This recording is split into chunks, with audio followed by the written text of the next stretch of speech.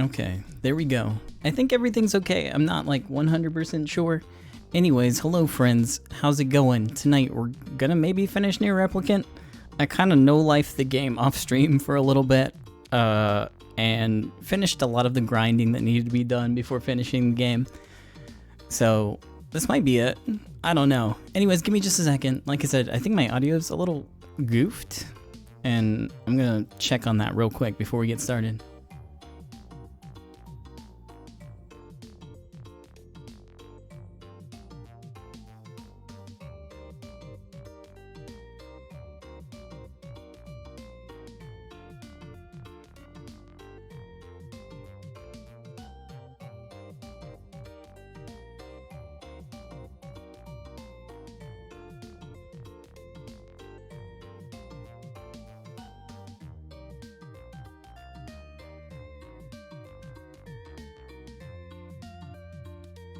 Alright, let's see how that is. Anyways, hi friends, let me know if anything sounds like really goofy and I'll see if I can figure out what's wrong. I'm not sure what happened. Hey, video games. Oh, thanks for the raid. Oh, Shadow Lord, I love you, Shadow Lord. Come over here and give Vice a big sloppy kiss, Shadow Lord. Now pull Oh, my your controller's not goddamn working. ass and start fucking helping us. Well, it works far enough to launch Special K. Oh, there we go. Cool. No. I guess I get to restart the game real quick. Hold on. What a great start to the stream. 1 second. Yeah, that was the first time I've launched the game and I actually got the intro.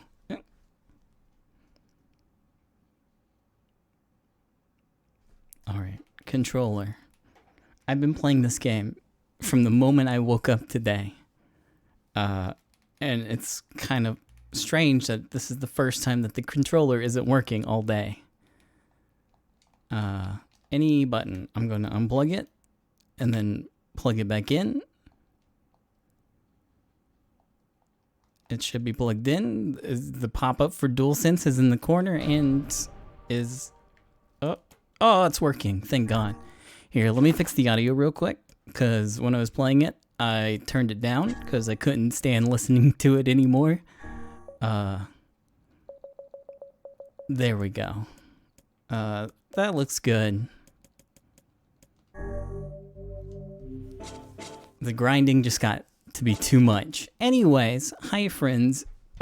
Since yesterday, I've finished a lot of stuff. I was at about 80% weapons yesterday, and I had to farm a bunch of things, and I didn't want to do that on stream, but I also didn't want to drag out the stream any more than it already has been. So I went out of my way, and I went back like to one of my older saves and did a bunch of grinding, and I'm done. There's no more weapon stuff that needs to be done. They're all finished. And I got the farming out of the way too.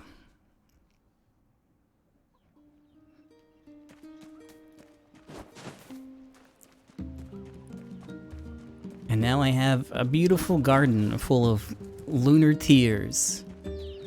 I thought it was going to be more complicated, but I got a white flower in like my first batch. I don't know if the rates have been adjusted, but it was pretty easy. So that's done. And I farmed that for a while, and I almost have 1,000,000 gold. And I think I'm gonna go sell these right now and finish that off.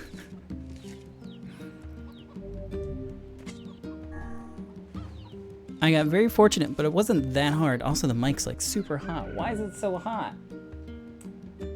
What has occurred? Oh well. Let me try that. Turn that down. There. And then turn that. No. Sorry, I'm still fucking with things. There we go. That's where it normally is.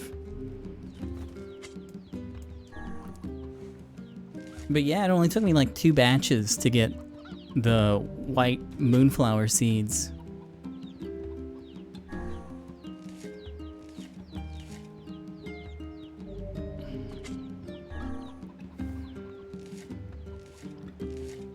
And all I did was just like replace the middle flower over and over again.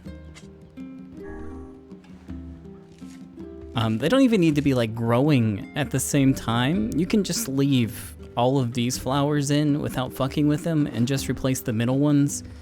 And that seems to work just fine. That's what I did. Everything will get a remake of Drakengard. God, I hope not.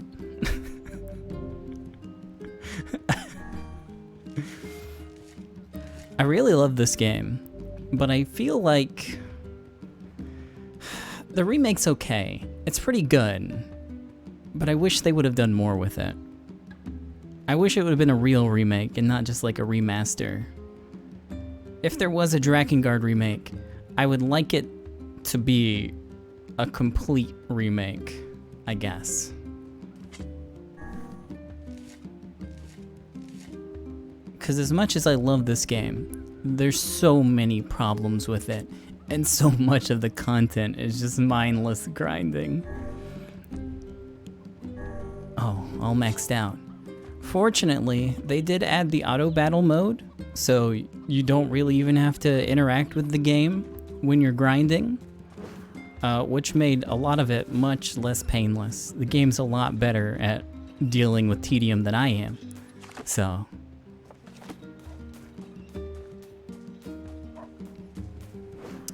But I wish they would have redone some of the side quests. They'd even like tweak the numbers on some of the stuff that you needed for this game.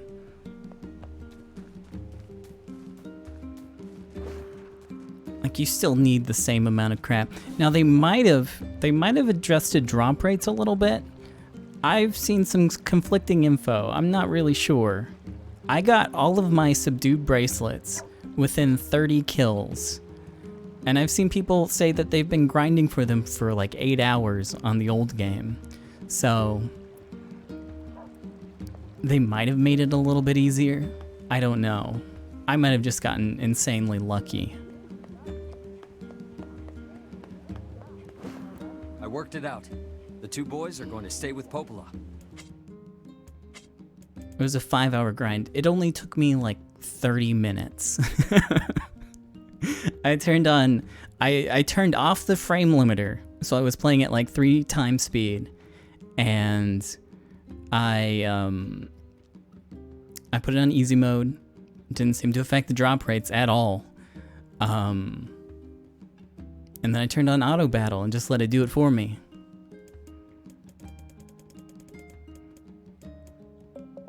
Anyways, goodbye, Lunar Tears.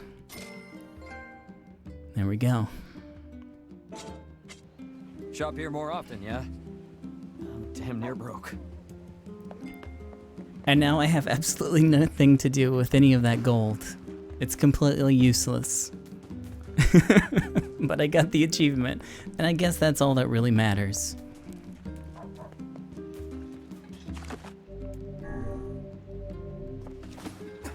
I do have a few other things I've got to do before we finish the game. Like I said, all my weapons are done. 100%. All level 4. We'll go through like the weapon stories later maybe.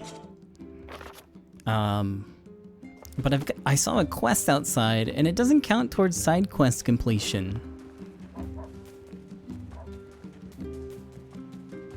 When I was out here grinding endlessly.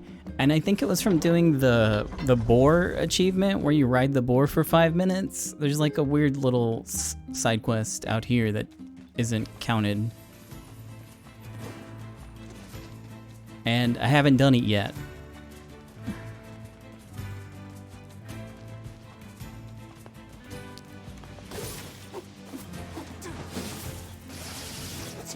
The only thing I did not want to do is I didn't get all the words. I stopped at 60%. I tried grinding them out for a while, and then I had to go back to a previous save, and I lost like 8%, and I was like, fuck it, I'm not gonna do it. There's not any achievements for it.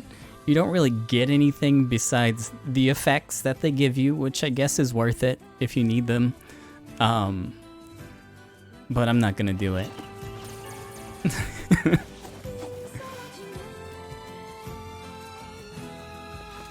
The reward is so minor. What's up?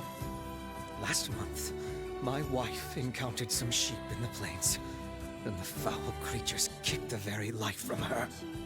I came here to enact my revenge, but the beasts are far too violent for me to take on.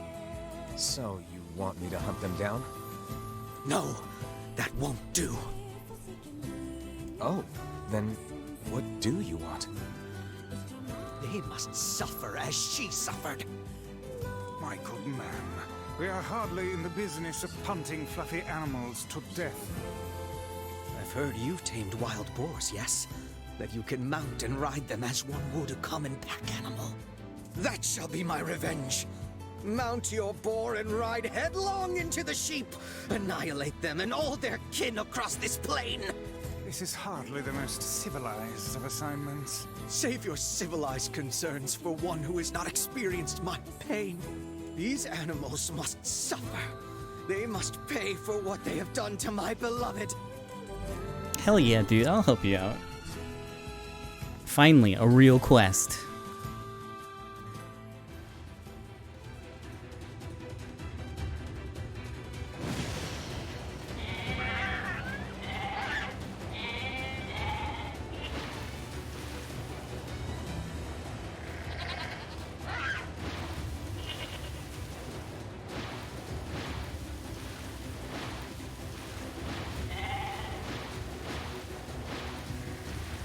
So there's also an achievement for killing 100 sheep.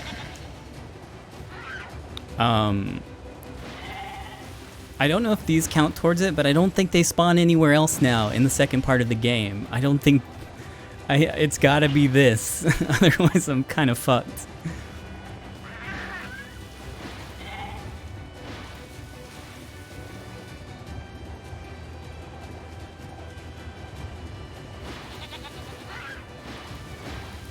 Yeah, like the only thing that spawns on the map anymore are boars and goats.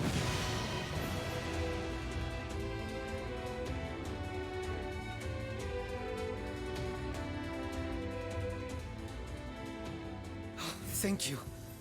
I'm sure my wife sleeps easier now. Here is your payment. 20. Well, if you wish to give it another go, I will be here. Oh, hell yeah, dude. Get me back in. I'm ready. Those beasts took all that was good in my life. And it's repeatable for infinite money. What a deal. Like 100 gold per kill.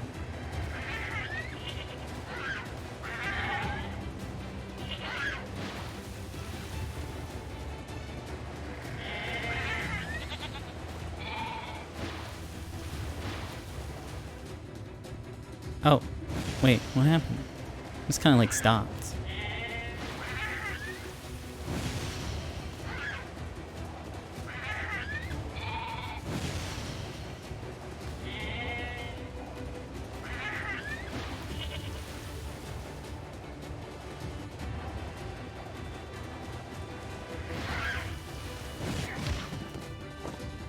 Uh-oh.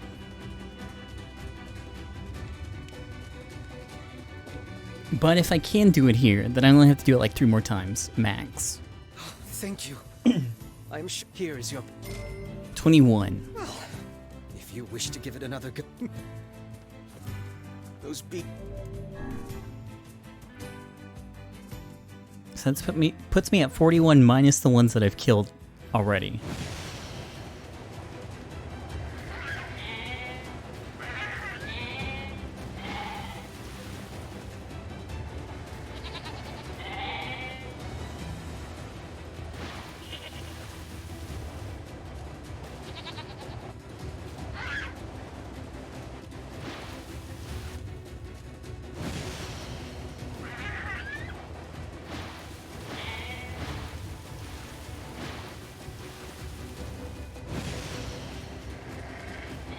Or I could suck ass and fall off.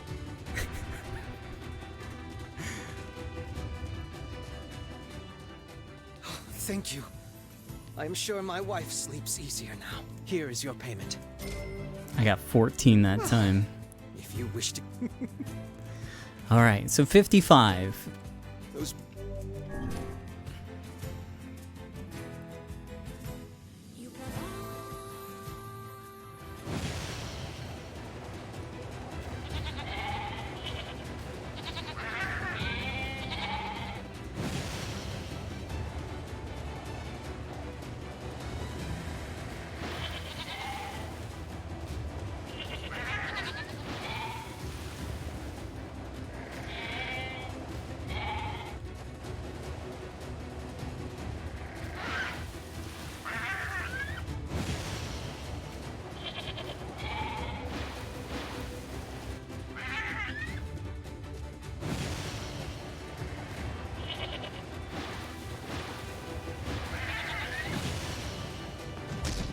Alright, that was pretty good.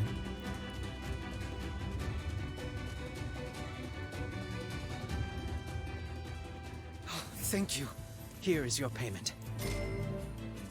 24. Alright, hold on. I can do this. 79. Well, if you wish to give it another go. Which has me a little worried. I feel like I've killed at least 21 normally, just farming for Make them wool. pay.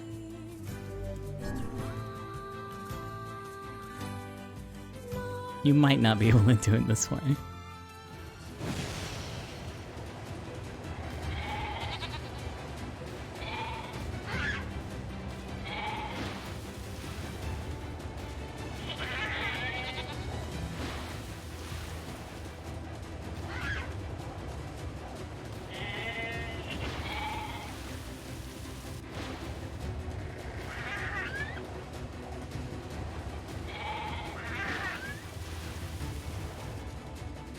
Oh, it's weird. It just keeps like randomly stopping. Oh, there's more up here too.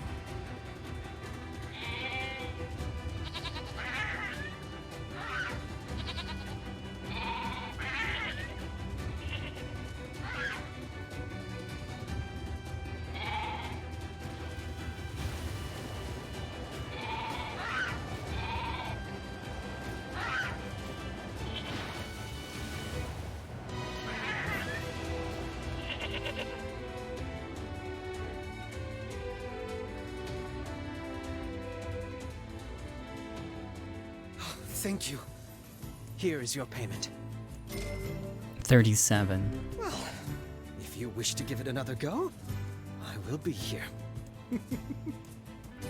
Fuck. I'll give it one more go. Those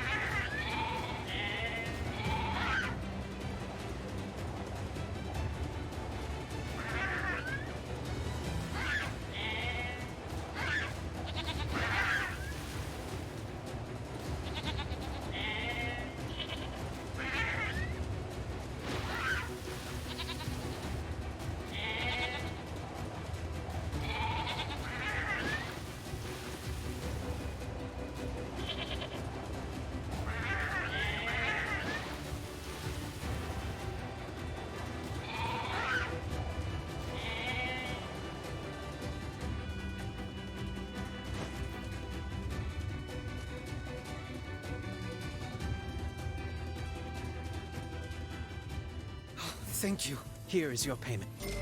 Disappointment. If you wish to give it another go, I will be here. God damn it. Here, let me look this up real quick to see if there's any info about this. NieR Replicant sheep achievement. Let's see. Kill in the first half of the game. Yep. Okay.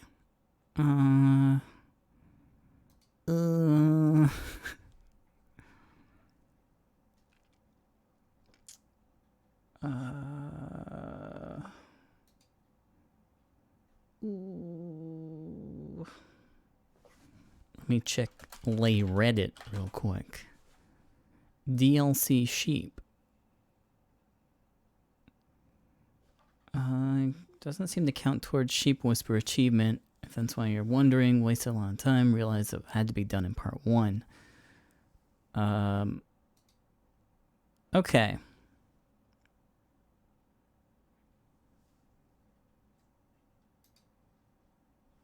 Let's see. Let me look one more time. Let's see. It's harder in part 2. If you need to buy the weapons at the shop, so get them in part 2. Can't be gotten in part 2. If you miss the faith weapon in part 1, you can buy it from the area. Alright, so yeah, the achievement can't be done in part 2. Well, then I'll just have to do it after. Oh well. One less thing to do right now, I guess.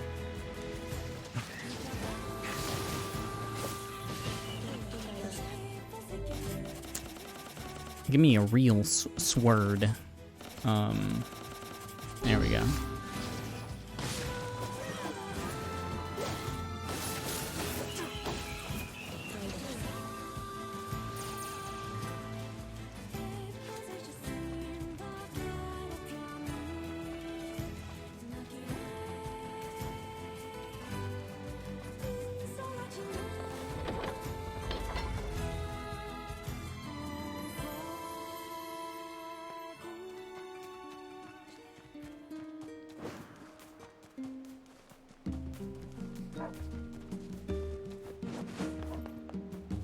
I don't even need this. Why am I picking this up? I have nothing to upgrade. Sorry. Old habits. Why am I the only one working? Well, now we just need to go back to the seafront. I think I'm right at the same spot I ended last time. Like I said, I had to go back to an old save to do any grinding without skipping a bunch of story for Route C. So that's what I did. And then I just kind of like speed ran all the way back.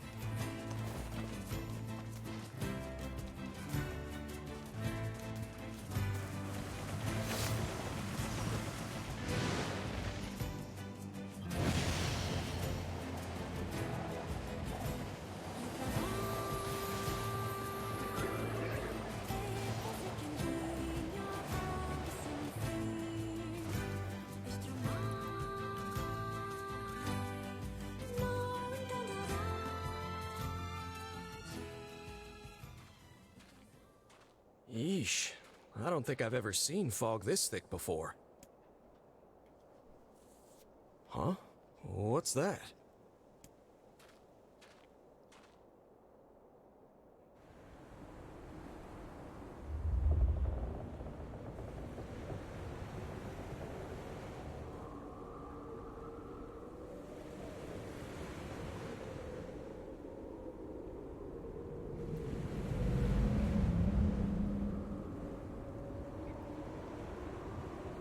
Oh, hold on.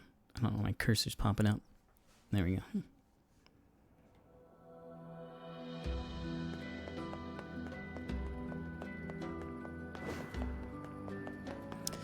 Also, I went back and I had to redo some of the side quests. They're all at 100% though, so no need to worry. Oh God, it's over. My life is over. What's wrong? Oh, hey, I remember you. You're the ones who helped us out way back when. Seeing as we've come all this way, I suppose we had best ask, what is the matter? I had a fight with my husband, and he ran away from home. Yes, yes. You may color me utterly flabbergasted. But it's all that idiot's fault. I was saving up a bunch of apples, and he went and ate 10 of them. That's actually sort of impressive. Well, sure, I may have lost my temper a little, but I can't believe he just up and left. He's been gone for a week now, and it's... All right. We'll help you find him. Really? Oh, thank you so much. And here we go again. Shall we begin by asking around at the tavern like before? Sorry, my... Now that I have money, let me waste it all real quick. Oh, I can't. Because the fucking mouse still won't work. Alright. Can I do this keyboard and mouse? Alright, cool. That's what I'll do then.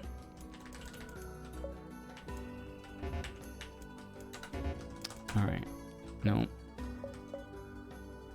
Bye. What a fucking hassle. See you soon.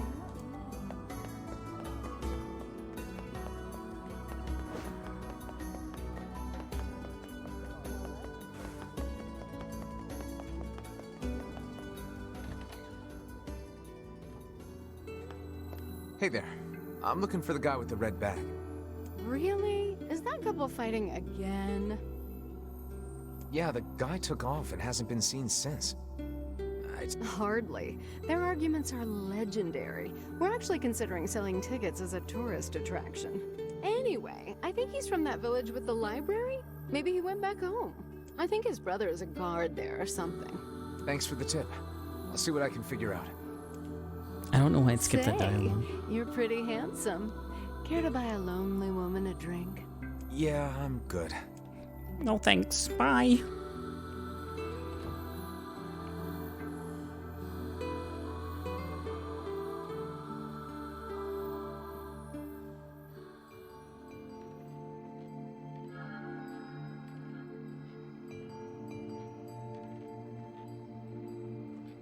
Hard to believe a ship of this size managed to run aground.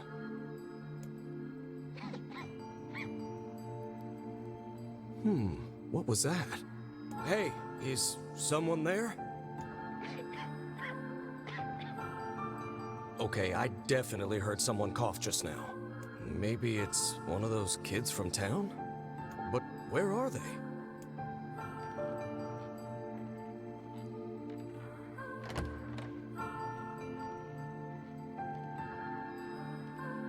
There you are. What are you doing here, kid?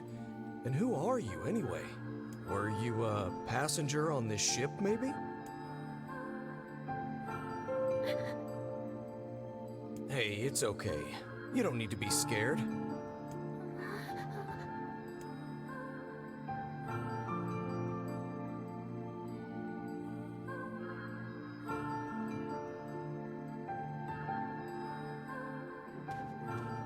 Whoa, nothing new. To think that couple's petty squabbles have become something of an attraction for the locals. Doesn't surprise me in the least. Seeing people like that puts a little spring in your step, you know? You humans truly are a maddening bunch. Such buffoonery does little more than wear this old tome out.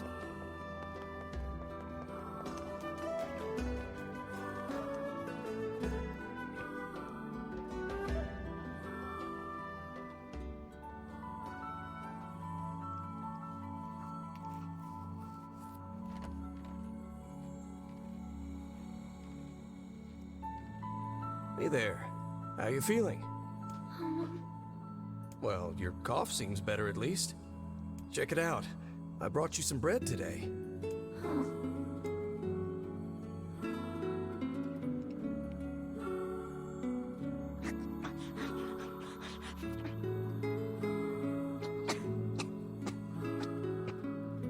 Whoa, easy there. Jeez, you must have been starving. Well, look, no one's gonna take this from you, so just take it easy so you don't choke on it, okay? So, what were you doing on this boat, kid? Actually, scratch that. First things first. I can't just keep calling you kid. You got a name?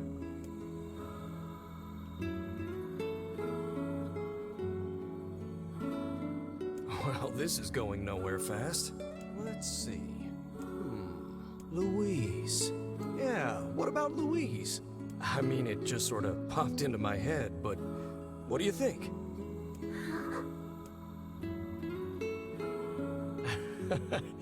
Guess you're okay with it. Well, it's nice to meet you, Louise.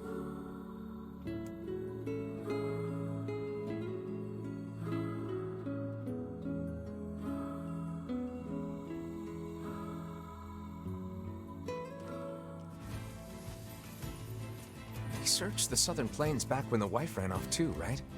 I believe we did, yes. Lots changed since then. So it's kind of nice when we find something that hasn't. The fact that couple is still arguing almost fills me with, I don't know, the hope, I guess. If you ask Sorry, me, dialogue. that particular couple could benefit from a little change. Oh wait, it's actually continuing? Can you change zones? No, never mind. Oh, hey, it's you. What's up? You're related to the ferryman who carries a red bag around, right? Yeah, he's my little brother. Haven't seen him in a while, though. A shame. Have you any idea where he may have absconded to? Not a clue. Like I said, I haven't seen him. Oh, that's unfortunate. Oh, but the last time I did see him, he said something about using his ferry to deliver letters. Maybe you should try talking to someone at the post office. I guess we could ask the postman over in Seafront. Just once, I would enjoy receiving a quest that can be solved in the general vicinity of the Asker.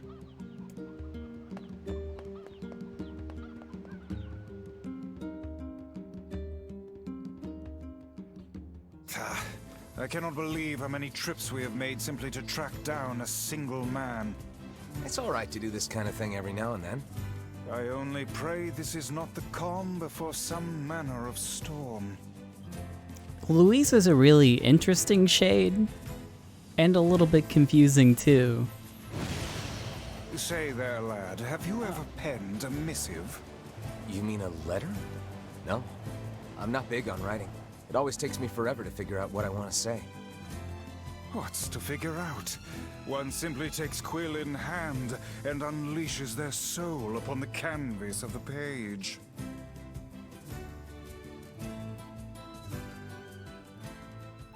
Oh, is this the scene? No, it's not. Never mind. It happened already. But Devlin Popola was talking about how she didn't have a receptacle. Or, I guess, a replicant. Hey there, Louise. Say, where'd you get that red bag? Found it on the ship, did you? You kids are so darn curious about everything. Anywho, it's good to see you. Afraid I don't have any bread today, but I did bring you something. Here, it's a ribbon. Let me tie it in your hair for you.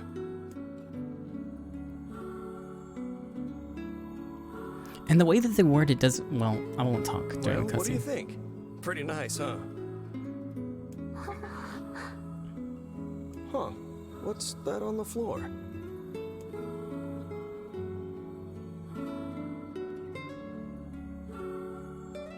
Oh, it's a mirror. Well, that's a stroke of luck. Let's go ahead and check out your new look. If you go over there where it's brighter, you'll be able to see yourself more clearly.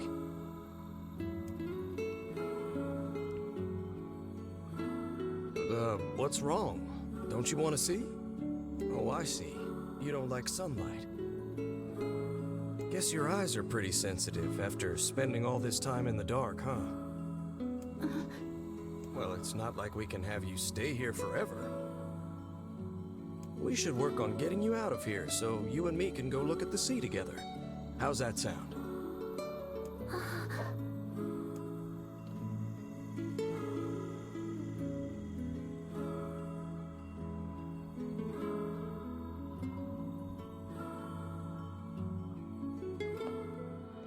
But the terminology at this point in the game gets a little fuzzy about when they talk about humans.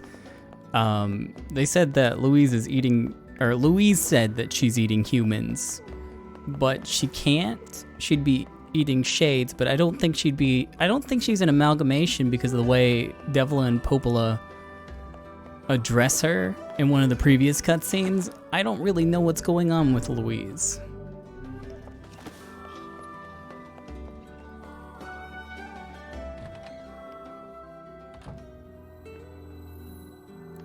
Hey, postman. Oh, sorry. You're not him. I'm sure as hell not. I just swung by to pick up a letter and wound up running the damn place. Anyway, you here for a package or something? No. There's this couple who's always fighting, and the husband took off. So I'm trying to track him down. Ring any bells? Sorry, pal. You're asking the wrong guy. Still, that's pretty weird. My buddy's daughter took off too. Maybe running away is the cool thing to do now. I find it exceedingly unlikely this pair of runaways is mere coincidence. Any idea where she might have went? That is the question, isn't it? Actually, you know what? I bet she went to check out the huge shipwreck that drifted into the inlet the other day. Not often something like that comes around. It's all the kids have been talking about.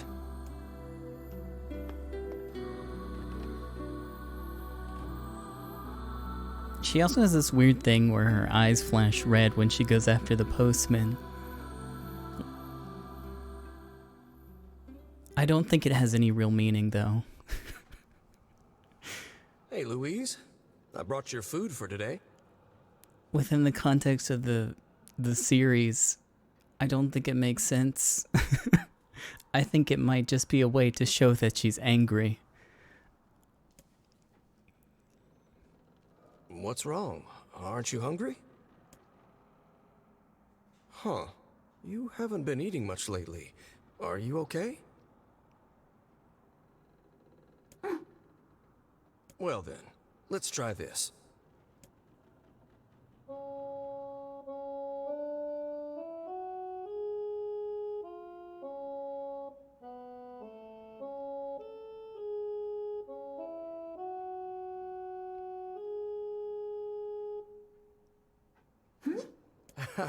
Yeah, sorry about that. It's called a song. Humming a jaunty tune is the best thing for putting a spring in your step. Songs are like a little bit of wisdom that makes the tough times easier. I love them personally. I mean, not that I'm any good at singing.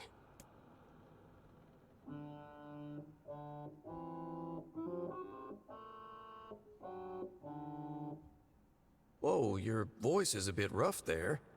But you're actually pretty good. You know, I knew someone who lived in the town lighthouse before she died. She used to hum this same song a lot. I heard it every time I stopped by to deliver something, and I guess it just kinda stuck. Of course, that was quite a while ago.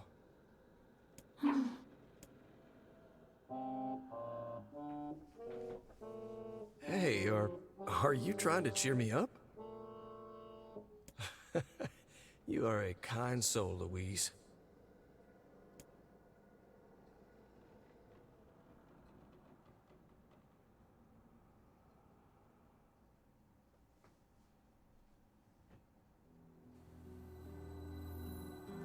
I'm sensing some really weird magic going on here, Sunshine. You feeling it too? Yeah. Is it a shade? Are you actually trying to think something through rather than just jumping in and killing? What's wrong, Kaine? Nothing. It's just... I'm sensing a presence from seafront. Something like a shade. A shade in the town? That's not good.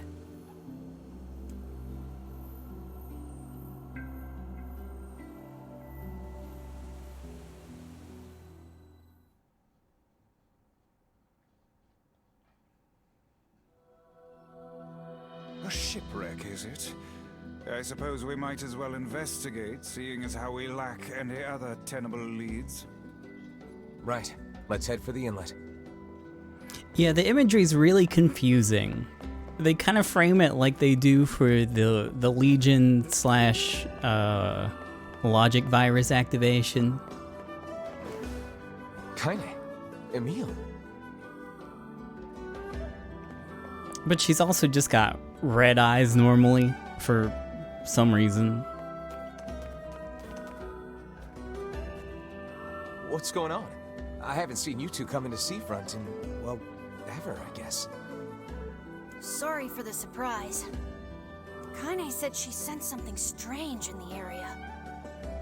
Strange how? Like a shade? Maybe? Not sure. There's some kind of sound or something coming from up ahead. What an incredibly specific piece of information the hussy has graced us with. What is it, Kaine? Nothing.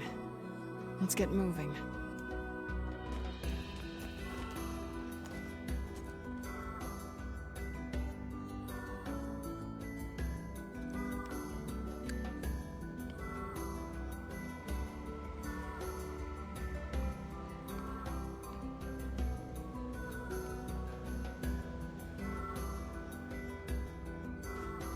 We're gonna need to figure out some way to get inside that thing.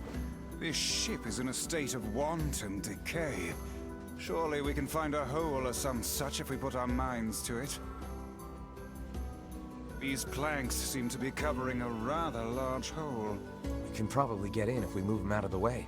I'm worried about whatever it is Kaine is sensing. We should make sure we're really prepared before going inside.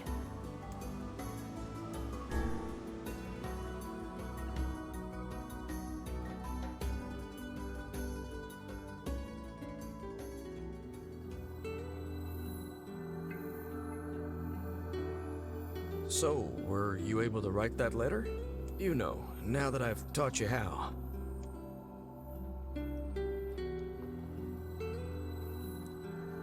Not yet, huh?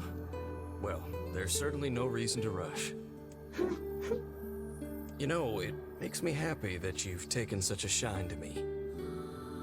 First time we met, I didn't have the foggiest idea what was going on in that head of yours. So, hey, I've been thinking. How about you come live with me? It might be kind of nice to have a daughter around.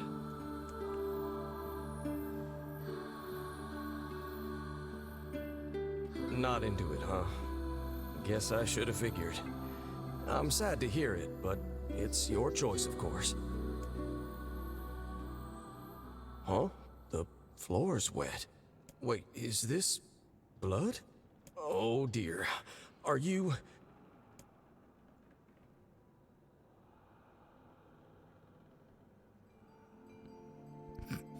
Yeah, she exploded with like a gallon of blood. Oh, baby, that is one hell of a smell. We got something real nasty nearby, eh, Sunshine? Come on, don't tell me you ain't picked up on it yet. You of all people gotta know what this smell means. This ship is in poor condition indeed. Do try not to thrash about and bring its timbers down around us, hussy. Whatever.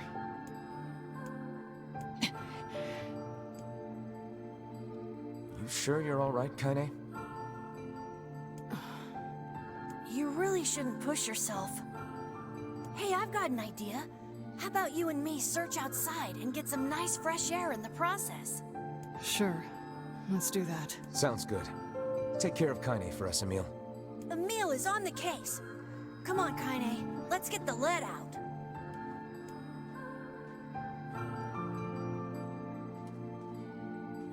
This place is pretty gloomy. I'm having a hard time imagining any townsfolk hanging around here. Well, as we've no other leads, let the search begin. Look there, on the floor. I believe we have found ourselves a lantern. And there's still some oil in it. Nice.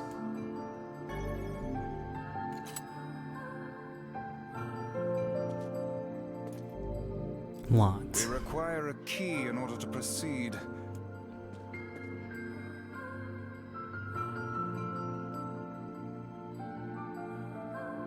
Wait, did you see that girl just now? I did indeed. How on earth did she manage to get behind us? Perhaps she is the runaway we heard tell of at the post office. Best track her down and take her back to town with us.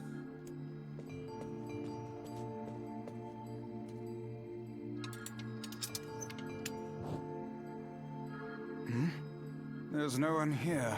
Weird. It's like we just saw a ghost. Oh, what foolishness. I am certain this room merely contains a secret passageway or the like. I don't want to like mash through this because I feel like this is the big plot point of Route C, but it doesn't look like there's anything new at all. Oh well. What is with this ship anyway? There may be clues somewhere that tell of how it ran aground.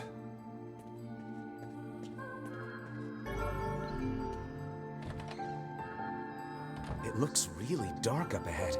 Then perhaps we ought to make use of that lantern we just found,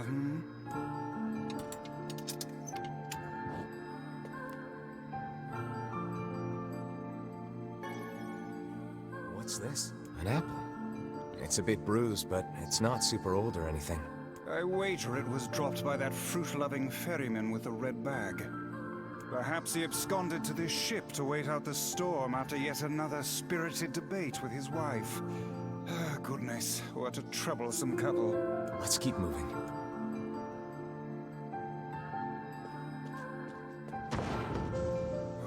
Oh, what was that sound just now? Sounds like it came from the floor above us.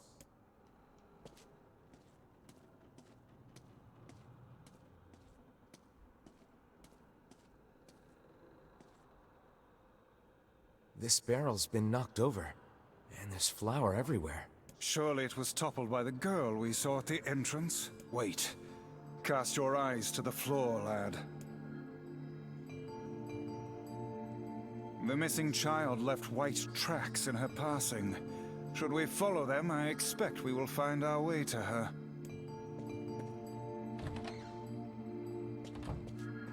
Man, this book's got some serious heft to it. Wonder what it's for. It would seem to be this ship's logbook. Let us avail ourselves of a gander.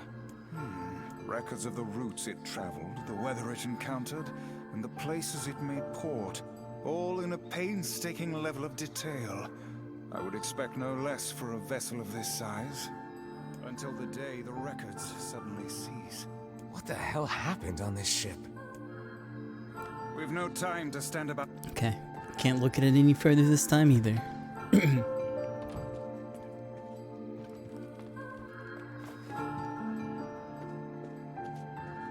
Did you see that light on the other side of the shelves? A shame we cannot investigate further with these blasted things in our way. I would like a word with the interior designer who thought to put them here. Hang on. I think I can move these.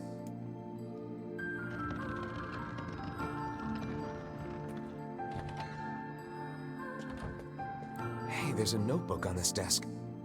Oh, wow, this thing is crammed full of information. A record of the cargo they carried, no doubt. Let me see. By my pages, this ship was used by slavers. How simply atrocious. Wait, you're telling me they sold people? And made out quite handsomely from the transactions, it would seem. How could they do something like that? I do not know, nor do I care to ponder it. Let it suffice to say there are monsters who trade coin for misery in all corners of this accursed world.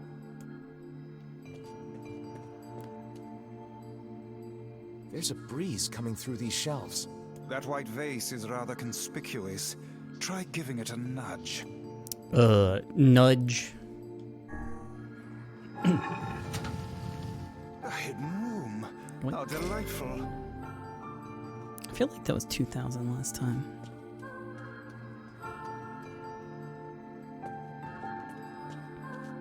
These chests are pretty huge. And what do they contain? Treasure, perhaps? I wish. Looks like a bunch of iron tools. Those are no mere tools, lad. They are instruments of torture. I shudder to think what evil transpired in this room.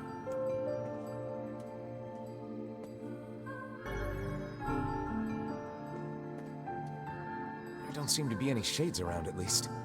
Fortunate for us. Now let no more time be wasted in our search for the townsfolk.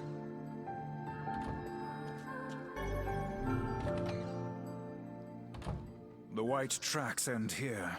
Wait, I hear something.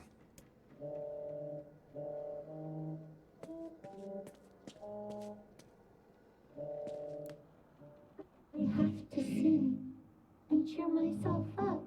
Where did he go?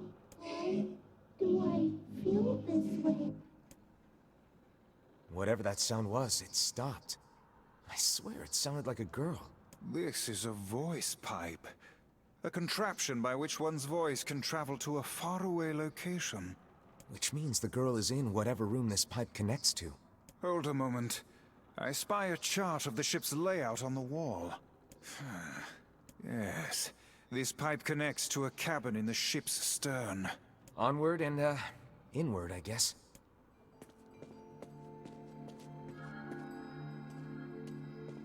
This little lantern has brought us quite far, hasn't it? Yeah. And the light it gives off makes me feel, I don't know, safe somehow. Looks like somebody's journal. Here, let me see. It says the ship was attacked by some kind of monster. Seems like the person who wrote this holed up in here, while the monster roamed around the ship, killing everyone. Do you think that actually happened? I cannot say. Though the term monster might well be referring to a shade. I don't remember if I read this last time. I feel like I just fell through the floor. Maybe that was a different area. Kitchen? Heavens, look at the size of this saucepan. This must have been where they prepared meals for the crew. There's a note stuck to the counter. Extra rice, hold the peppers. Looks like the crew had some say over how they ate. To be picky about one's food while at sea is a luxury indeed. Thinking back on it, the cuisine we were served during our visit to the bickering couple's home was quite particular in its choice of ingredients, was it not? Tell me about it. I feel like I've sampled every single recipe in the Apple Fanatics cookbook. Once we track down the ferryman, you should invite them to a meal at our place. A fine idea, lad.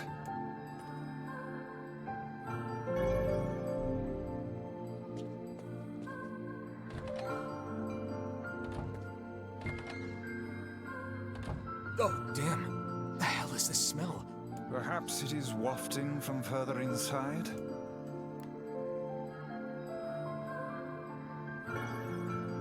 Another apple. Just how many apples does that quibbling husband keep on his person while he's out and about? Let's keep searching.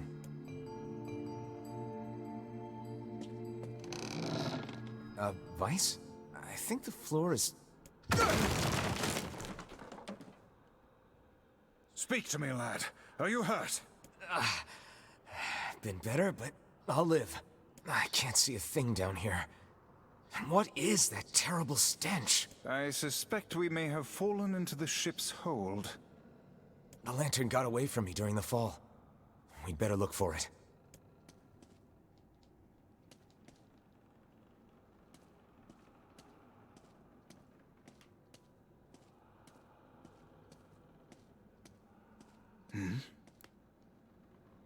Vice, that's it! We found the lantern. About time. Might I suggest you cease the celebratory fanfare and light the blasted thing already?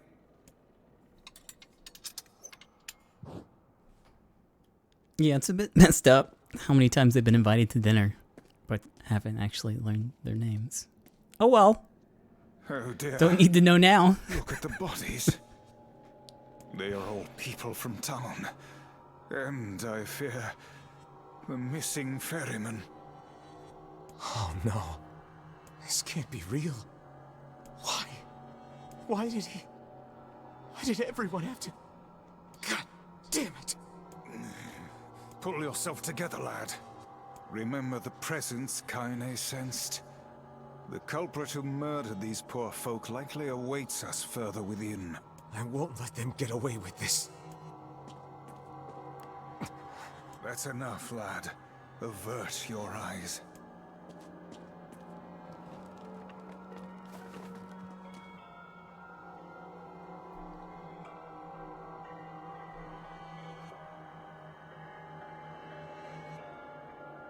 Why did things turn out like this? Did he leave because of his body? I just want to be able to talk with him. I don't want him to be afraid of me. I don't want him to hate me. I want to meet him in a human form. I want to look at the sun with my own eyes. I want to sing beautiful songs. So, if I can just eat more people, maybe then I can become a human.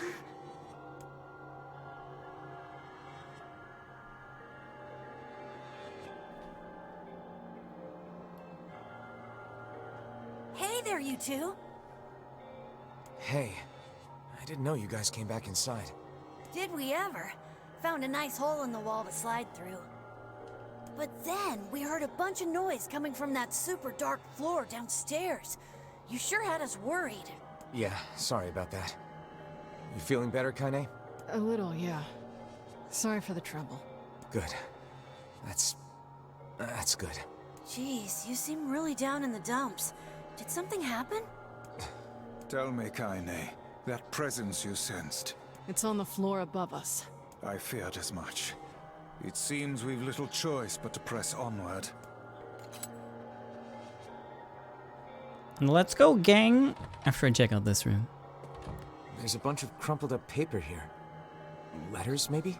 They all seem to have the same words written upon them, but the penmanship is so poor I cannot make heads nor tails of it.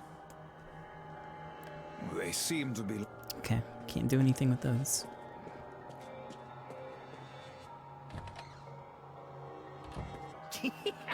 Oh man, that smell is getting ripe. How you feeling there, Sunshine? Not great. Can't you tell?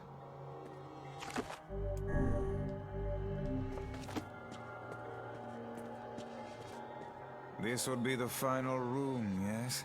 The culprit who murdered the townspeople may be behind this very door. Let us proceed with utmost caution.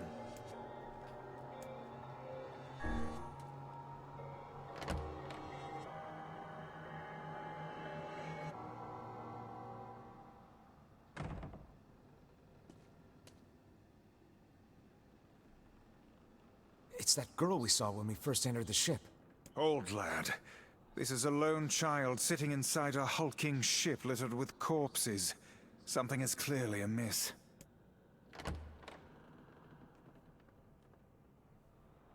There.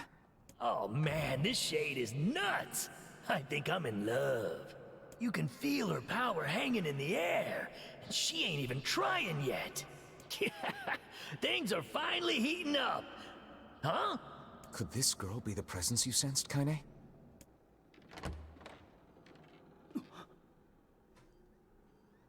Oh, hey, it's you. Been a while. Wait, you're the postman. What are... Oh, I've been coming here a lot lately. I think this girl was on the ship when it drifted in. I've been keeping an eye on her until she's well enough to leave. Hey, so this is kind of awkward, but... the girl is, you know, bleeding? I brought a bunch of bandages with me, but, well, how exactly does one deal with a woman's time of the month? Sorry. Clearly crossed a line there. Forget I said anything.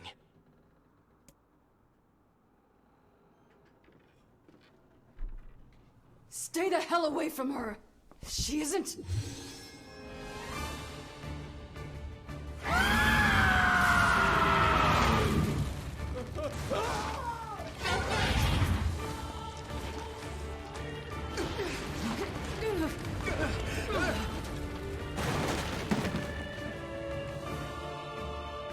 Kaine! Emil! We'll figure something out. You just find a way to get the hell out of here. The two of them will be fine, but you and I must withdraw. I guess I'll never see what's in that chest. The ship is collapsing. We must leave at once. Very much aware of that, thanks. Let's go. James! They're in the way! Honestly, I expected more people to be talking about it. I was like looking it up. It was like driving me crazy trying to figure out why it was like that in that scene, if there was like a real reason for it. No one mentioned it. So I think I might be the only asshole that really cares. Looks like we can get out through that hole up there. Oh well.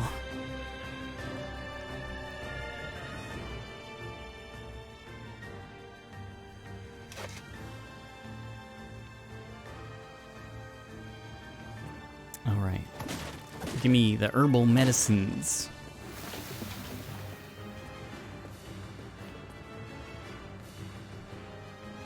Glad you two made it out in one piece.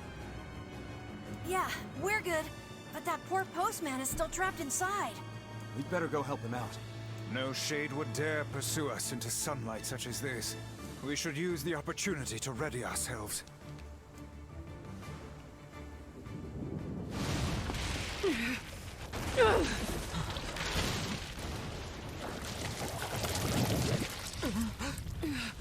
What on earth?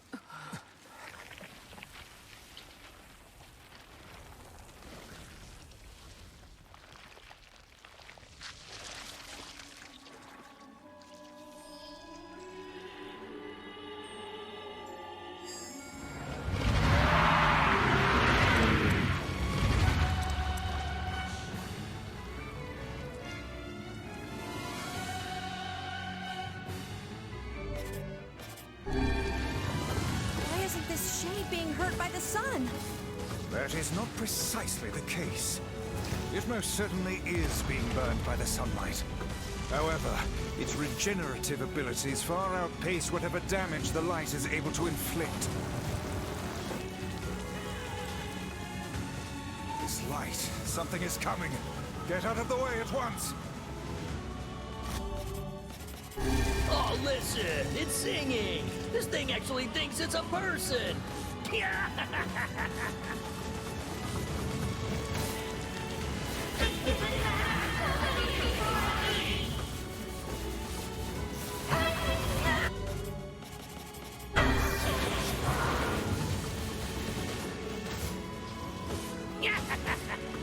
I don't know where the singing lessons came from, but I do know it's sure as hell trying to eat us. Don't stop now. Focus on the next one.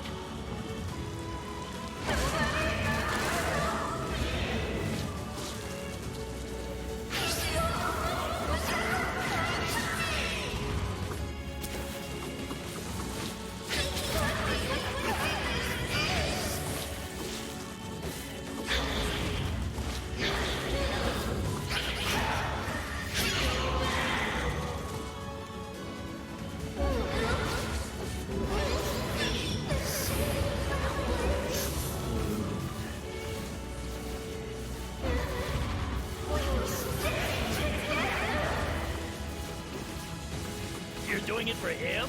How sad. How precious. Now is our chance. Attack with all that you have.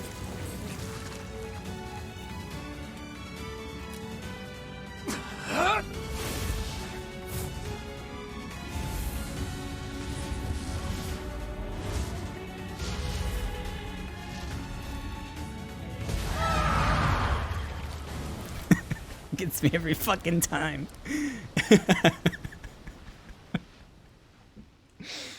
Did we get it?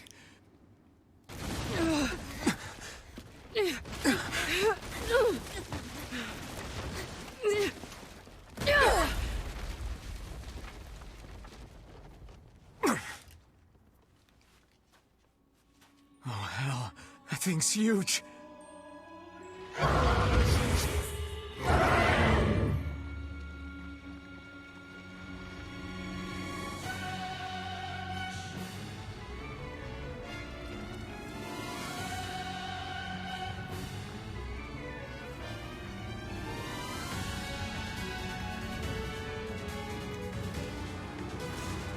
To think it could recover from such grievous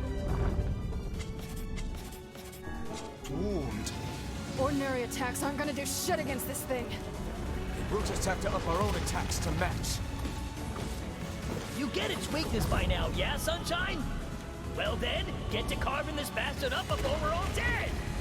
I know, damn it, I know. The core of this thing is in the mouth. We need to get up there. Wait, what? Are you serious?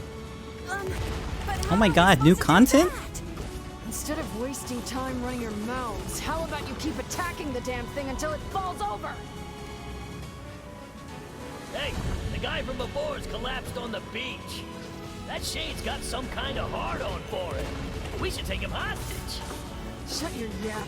I'm not in the business of using my blades on people. I think it's working.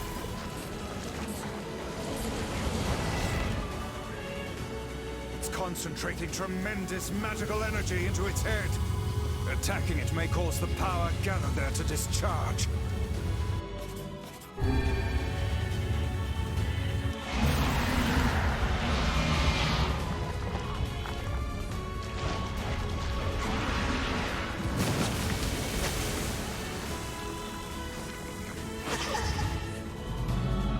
Oh shit. Now's your chance, run, lad! Attack the part of her that looks like a girl. I'll drown instead. Fuck. My controller like disconnected there too. The shade's core is inside its mouth. Hurry!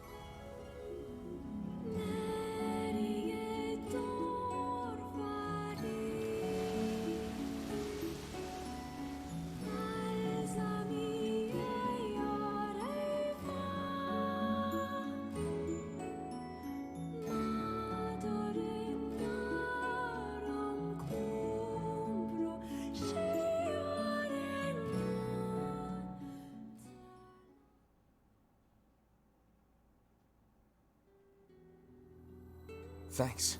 You really saved our bacon. You've all done so much for me. Offering a little refuge is the least I can do. I don't have the words to express how sorry I am. We all knew townspeople were out there being eaten by a shade. But I never imagined I was taking care of it this entire time. The fault lies with that foul creature alone, Postman. Not yourself. I hope I can believe that someday. All right, well, we'd better get going. There's someone else we need to break this news to. Fair enough. I hope to see you out there on the old letter trail again soon.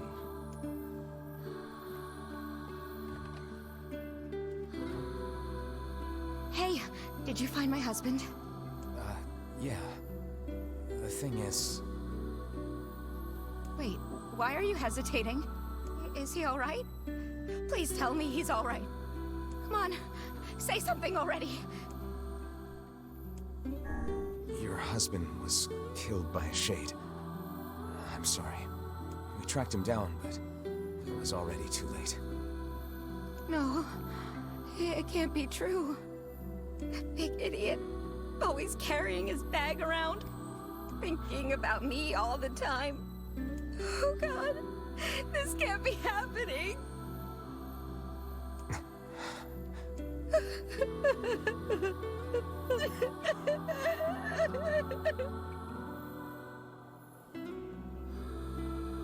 It saddens this old tone to think we'll never hear those two at each other's throats again. If only I'd gotten to him sooner. Damn it. Do not let it burden you so, lad. You did the best you were able. Well, that was a way cooler ending. But what about the letter? Also, I think this is like the first part in the story where it's diverged from the other timelines. So that's kind of cool.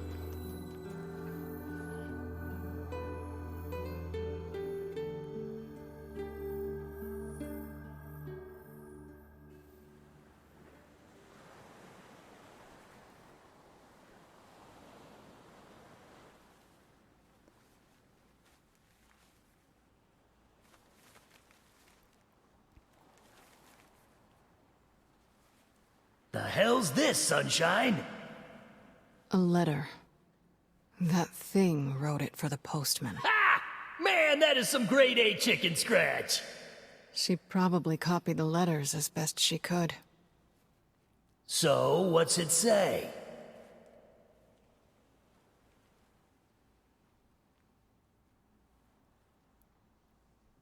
Oh.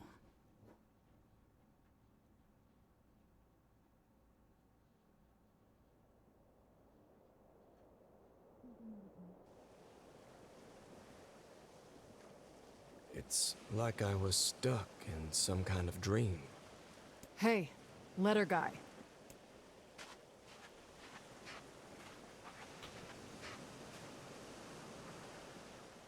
You're that...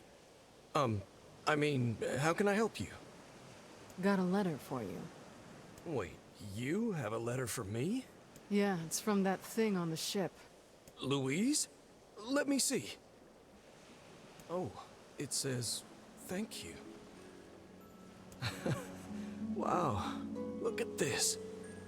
After all that time I spent trying to teach her to write, she actually managed to string together a few ugly little letters. Damn it. Why can't I stop seeing her smile? Or hearing that song she used to sing? I know she ate people. I know she was a monster.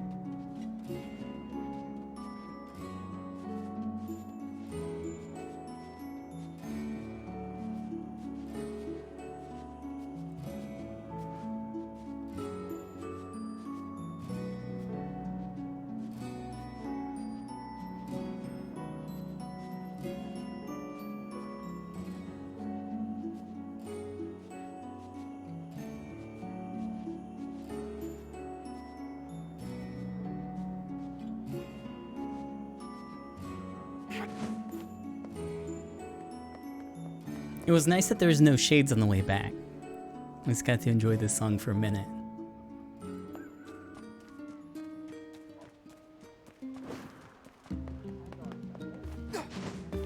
I think the last, in Route B, kinda just throws away the letter.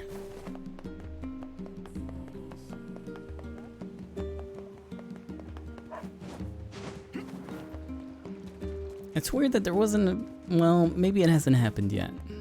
Never mind. I won't say anything. It'll probably happen as soon as I go see Pee Pee Poo.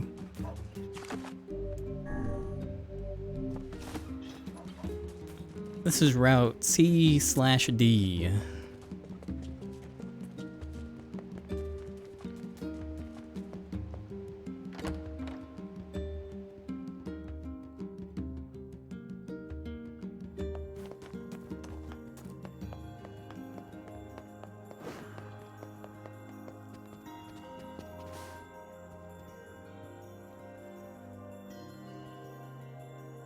Shades on the coast, the ferryman dead.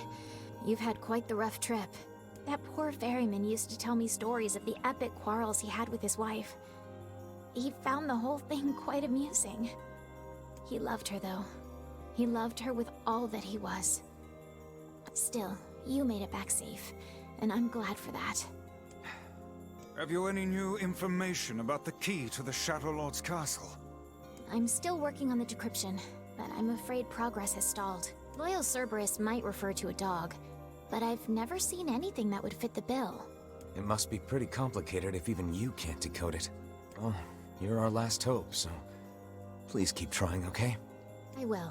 By the way, I was walking by your house earlier and I noticed you had some mail. You might want to check it out. Thanks. I'll do that. Oh, one last thing. Since the ferryman was missing work, I arranged for someone else to handle the job. I'll make sure they know to let you use the boat as before. Gotcha. Even without those we have lost, the world relentlessly continues to turn. Yeah, I wanted to hear the epic fairy guy funny moments stories too. Oh well. Maybe next route.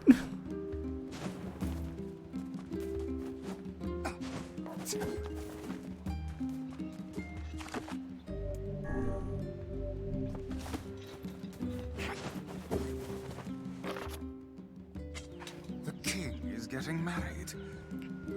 Does this old book good to see a boy become a man? Probably not a good idea to turn down a wedding invitation from a king. Let's go to Facade.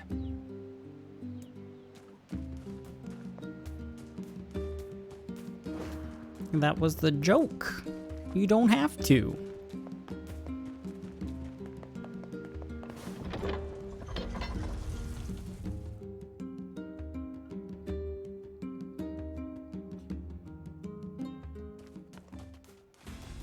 Whoa, so sunny.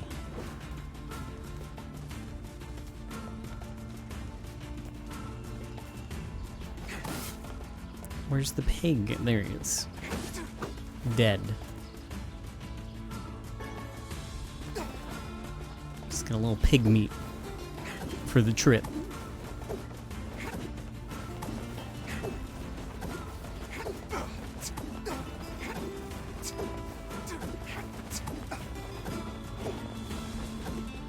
Oh, I can't wait to eviscerate this dog.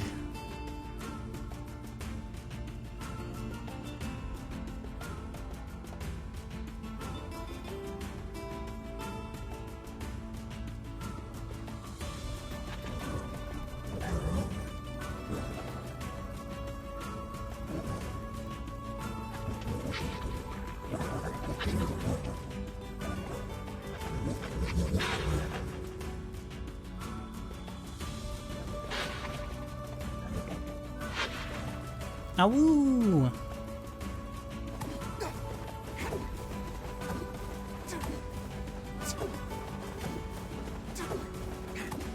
Yeah, I got the Phoenix Spear. I got them all. But this is the only one I use? A Does it not strike you as curious to find wolves in the desert? Should it? They Hold on, normally let me live turn this off. It's really annoying. I had this on earlier for grinding. in forests, yet Auto battle. Off.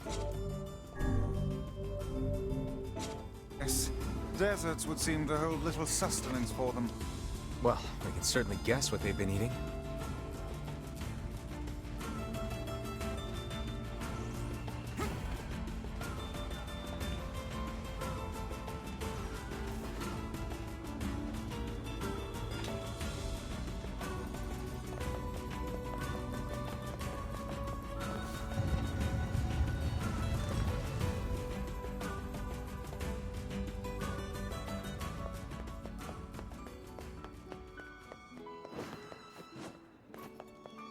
So nice coming in here and not seeing any side quests.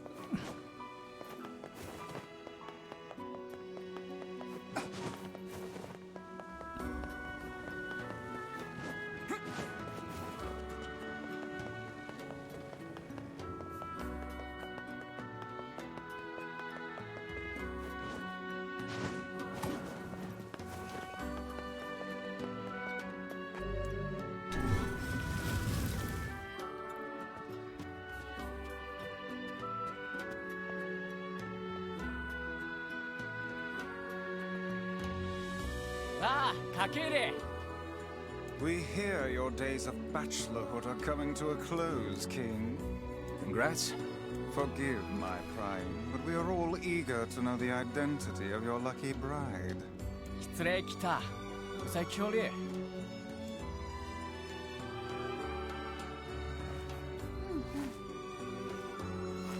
Hold on. Fira?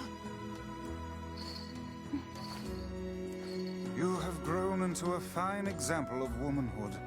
I'm sure you will make a splendid queen. Kaine's gonna want to see this.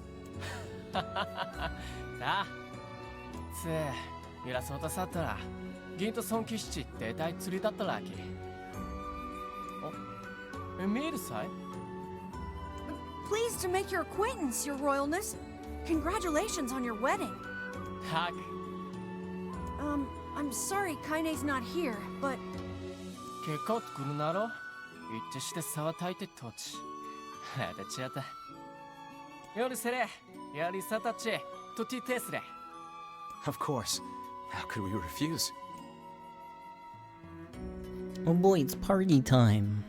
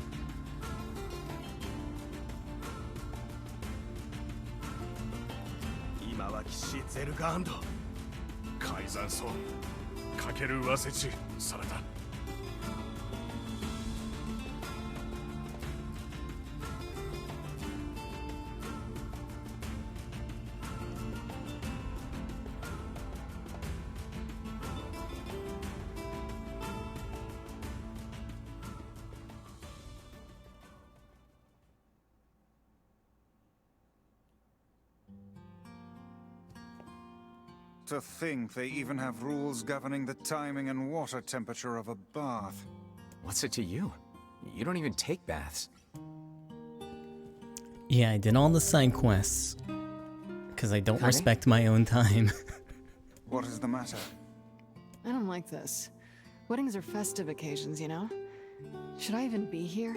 We were invited here by the king, remember? Sure, but what about everybody else? This city isn't like our villages. It's all about the rules here.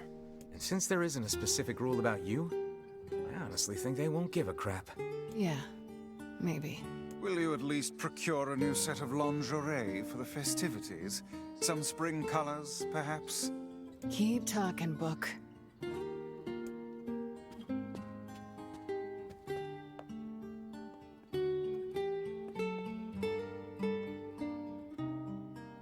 Oh, What's up? Just having trouble getting to sleep. Something bothering you? No, the opposite, in fact. I'm just so excited about the wedding that I can't settle down. I bet it's gonna have streamers and dancing and bears on unicycles and everything. I'm sorta jealous. I wish I was Fira. You'll find a nice bride someday, Emil. Huh? Oh, right. Bride. You must be tired indeed if you misunderstood that simple social nicety.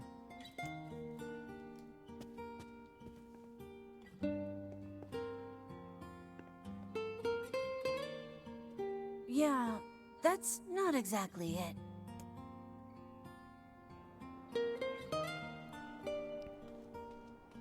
Liu Teitai, Ueta. ゼルガンと急絶し続いている。改ざんを解きて、と傷とやりつた。真实际，以为ずっと残さ、乱因だ。Everyone needs to blow off steam and celebrate once in a while. Indeed, your people have earned a moment of rest and respite. Kodeta. Plus, you want to make Fira happy, right? Anyway, life is better when you have someone to fight for. アルトゥルは自殺だった。対決ださ。I wonder why it skipped the dialogue. I didn't press anything. There's like some weird mysterious button presses happening that I'm not doing. Oh well.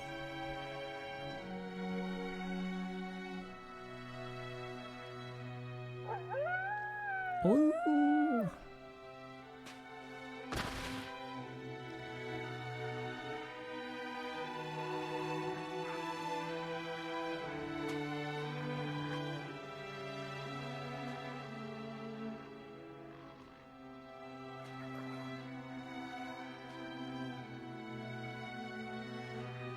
These dogs walking around look like they have some weird neurological disorder.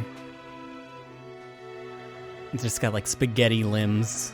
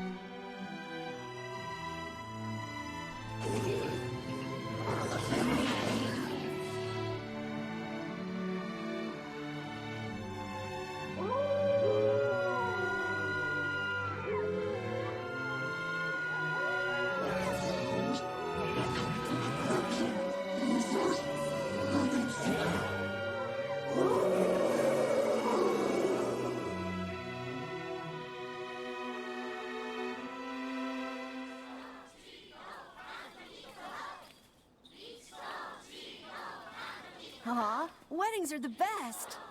There's flowers everywhere. Everyone's happy. It's just great. I'm kind of jealous. Aren't you jealous, Kaine? Oh, come on.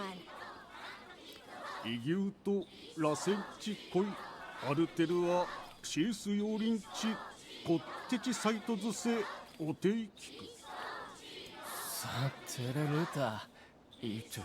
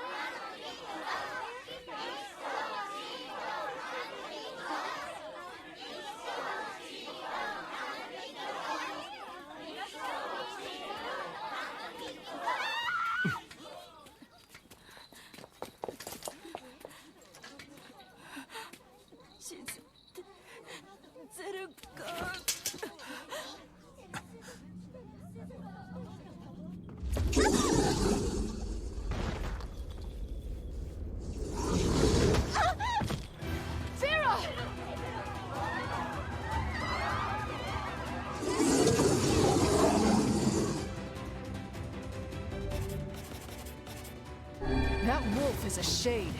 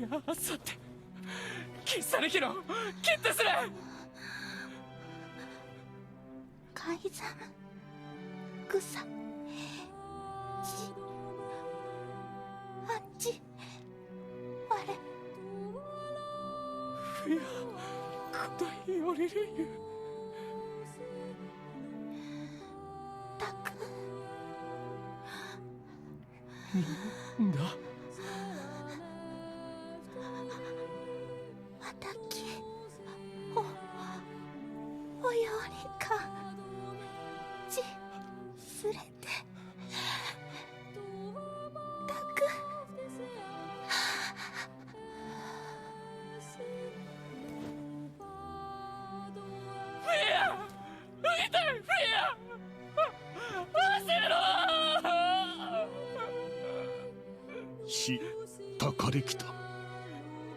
たさすぞりたできた。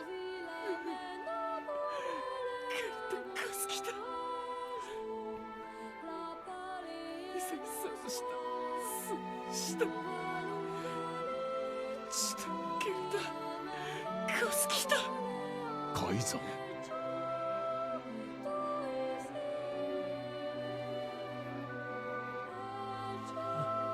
吉歌を打ってくっとより打ってやりすかすきた。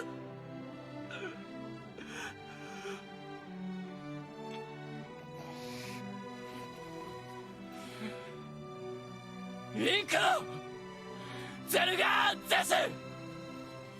I would rethink this course of action, King. Ahead lies a battle you cannot win. カイザム有利。アフェアルセヌンザルツザルツゼルガーザルツンとゾルキアレル。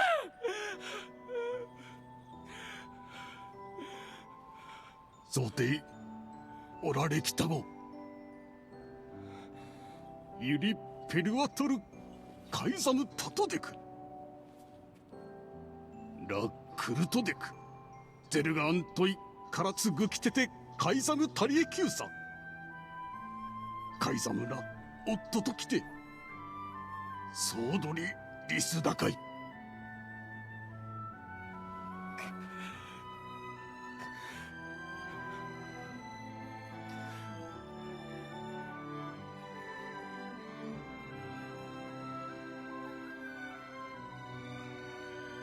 The king's grief is strong. I doubt he will stand down at this point. Yeah. I'm guessing he'll run off to take on the wolves any time now. Will we let him go by himself? Of course not. Hell, I hate the wolves too. Then we must prepare for the fight. It will not be an easy one. I know. Does that mean the reception's cancelled?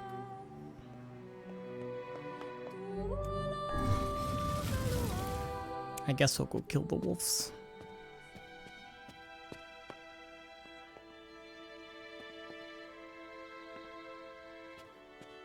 Are you ready for battle? Yeah. Time to avenge Fira. Maybe they'll let us take some home. The cake's gonna go to waste.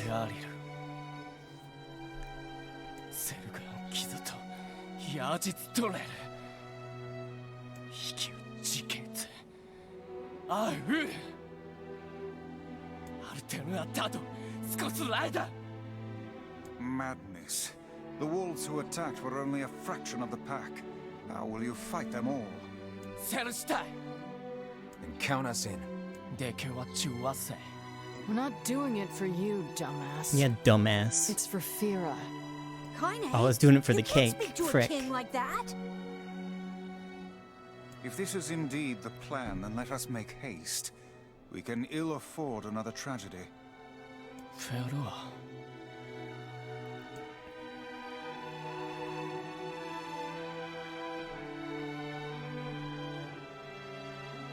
カイザム・アクラ。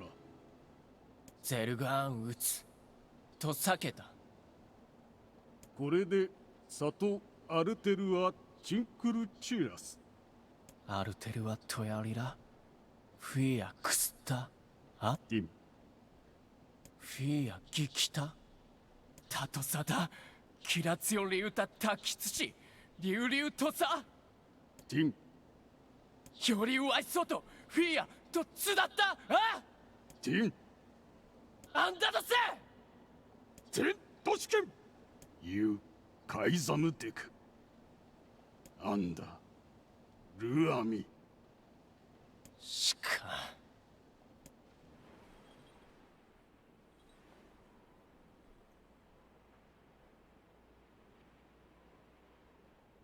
アンダいえフィアロテとやりかきそできたと食いてゲルだ。エラ・ラールヘルアとカイザムでカイザムとアイトフィアアイザムでフィアチュレセキタとトダゼルガンでアンダゼルガンヤーリツガシチクルト階段ゼスタルペラ老体リスラ関係かけてしたすわれアルムーキエルトチギサンってきたアルム浮きわせんクユリエ押してキルたちエククギリスアーガイえカイザムより生きおつじでくごユラカイザムチツストジーおわくれたしうりよこうだたちより歌い I like how NieR was ready to box him in that cutscene. Like, bitch, I grinded 34 different fucking weapons. You could use one of them.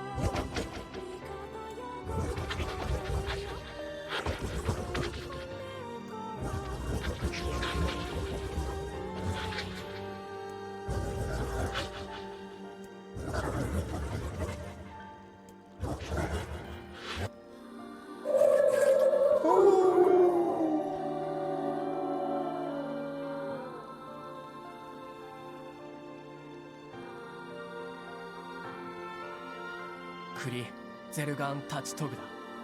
Lee, itte, kutai. Forget it. It's for Fira. Let's move.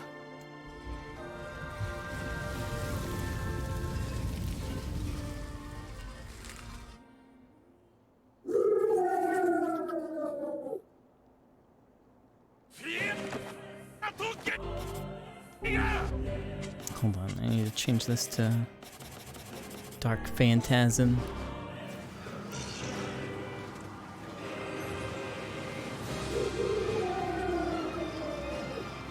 The wolves appear to be targeting the king. Oh my god, are you wolves even trying?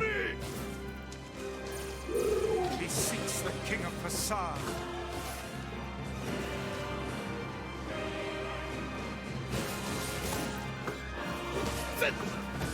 Such dogged, unwavering defiance. Why do these beasts hold so much rage?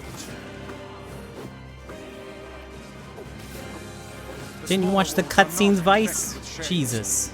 But as for the leader, If even one shade is here, Then I have to kill all of them.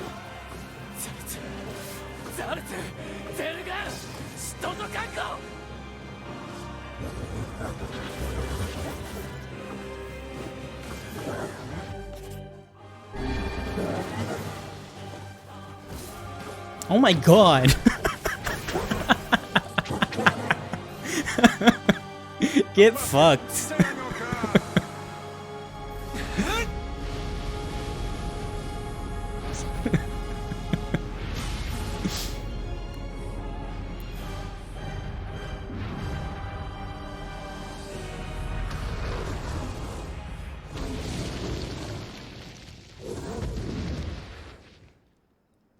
Fucking vaporized him.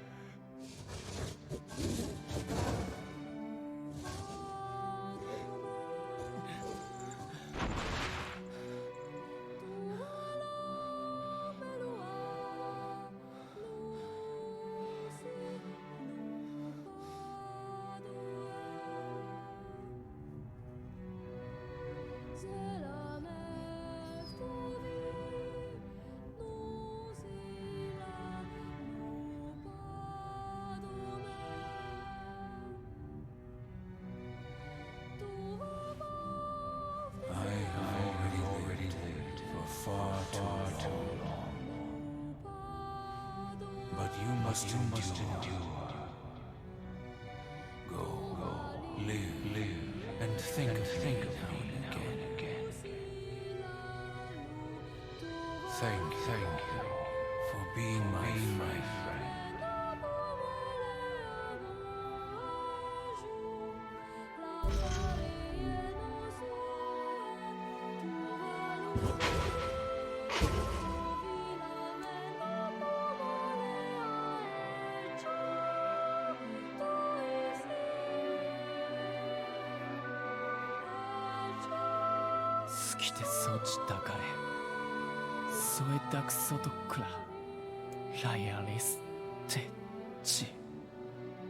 I believe that young Fira was perfectly content with the life she had. Of course. Does this not sound like what she would say to you? She was terribly proud of her king, and now you must do all you can to honor her memory. Data, Doris, Kyokutaitu, Richilair, Kaizam, Chitada, Kete Taisoto, Chi Taterunda. Is that another infernal rule?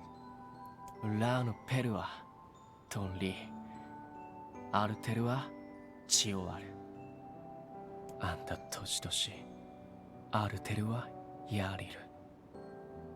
Lo, Fia.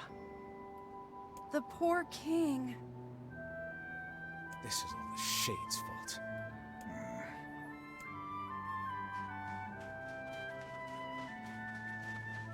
This is the last of them.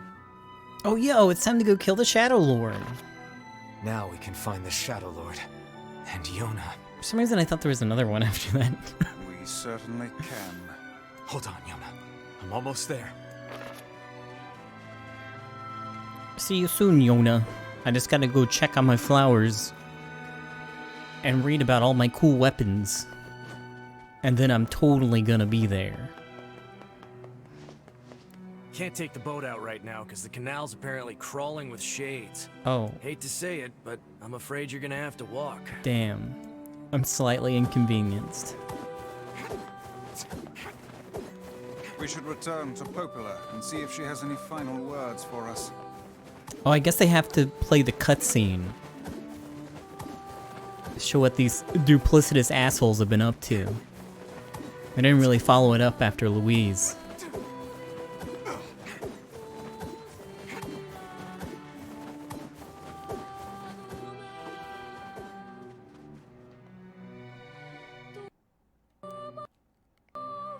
Don't know why the audio cut out. Is my controller working? Yeah. Oh well.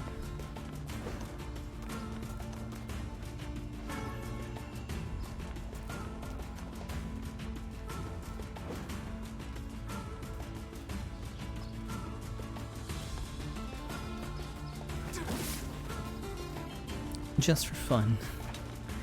I didn't play the cutscene. Oh, here we go. No, this is a different one. What is it? This is the old cutscene. So, you can finally save Yona now, huh? It would appear that way.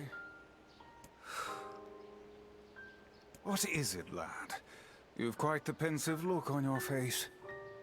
Listen, I need your advice. It's about Kaine and Emil. This upcoming fight with the Shadow Lord is gonna be rough. And while I'd do anything for Yona, I'm not sure it's fair to drag the two of them into this. Are you truly worried about such a thing now? After all our merry little band has been through? Hey, the fuck's this hot garbage you've been spewing? Damn. Someone's been eavesdropping, eh? Kaine, Emil, look, I just... Wanted to leave us behind? Why, so we'd be safe? Fuck that. Kaine's right. You accepted me. You told me we'd be together no matter what happens. Now it's time for us to return the favor.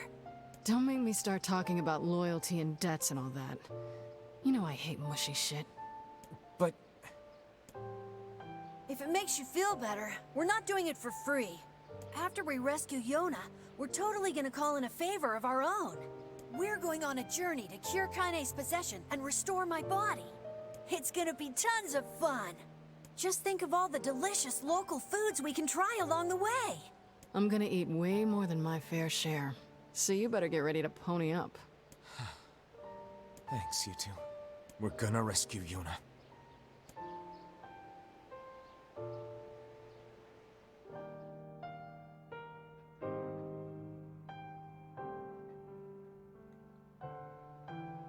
I can't wait to go on that fun road trip with Kaine and Emil and spend that 1 million gold I saved up. Marvel at how relatively simple a task this retrieval process proved to be.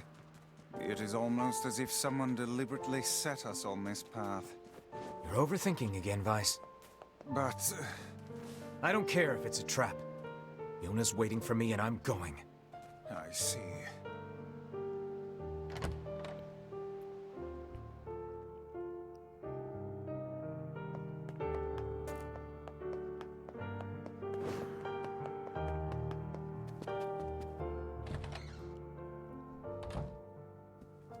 You're really gonna do it?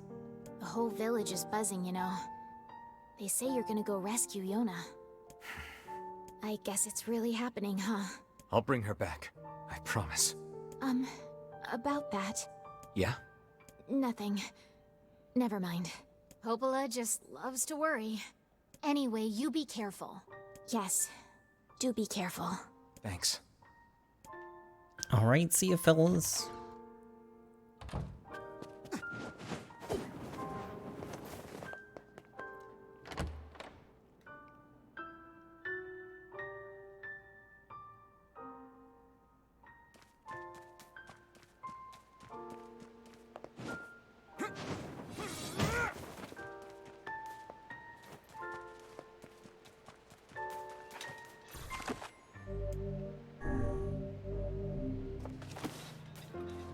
I'll wait until we get up to the new stuff.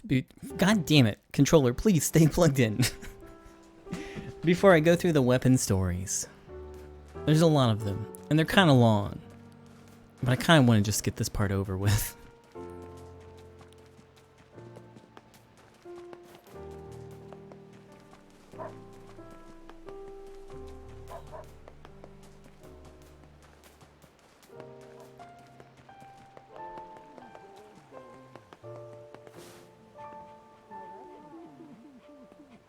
I worked it out. The two boys are going to stay with Popola.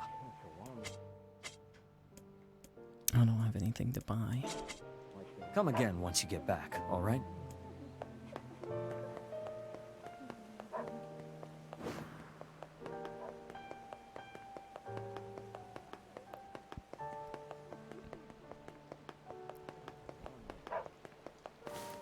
there.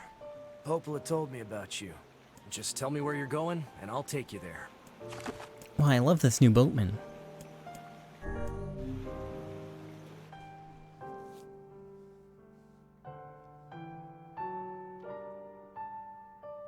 Welp, now they can finally enter the Shadow Lord's castle. Yes, but we can't relax just yet. If he kills the Shadow Lord, the entire plan will collapse. We'll need to restrain him before that can happen. Come on, you really think he'll listen to us? Maybe. It's just... I don't know. Lately, I've been thinking a lot about all the time we used to spend with him. Devila! I know. We can't afford that kind of thing. I get it. But I know you feel it too. Even if I did, we have no choice. We were designed to do this. It's funny, I'm even concerned about this. I mean, it's not like he has a soul.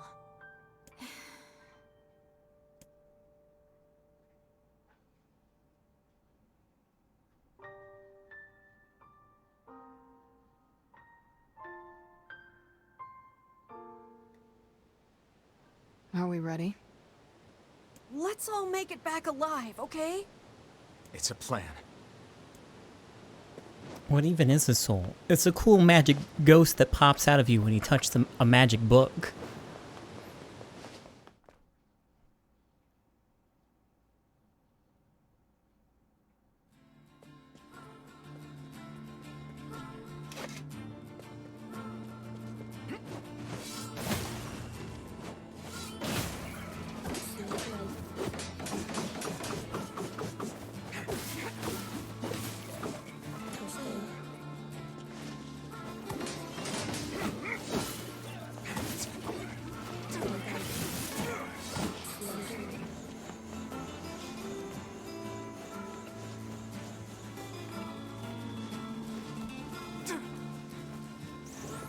That's okay, that was a nice cutscene.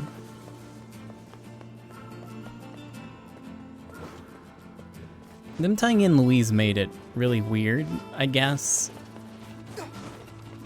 It's such a strange fit for the story.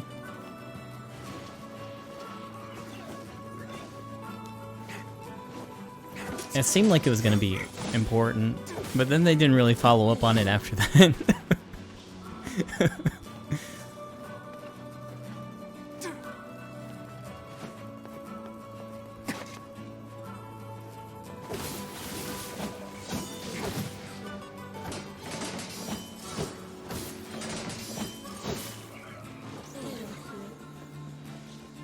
Kind of confused on what their actual goal with Louise was anyways.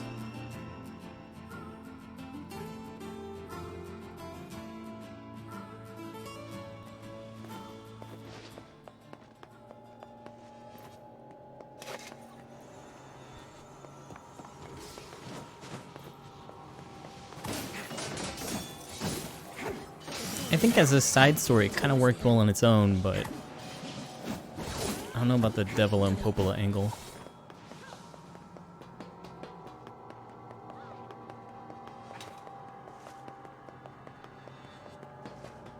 God, I hope there's a box puzzle to do.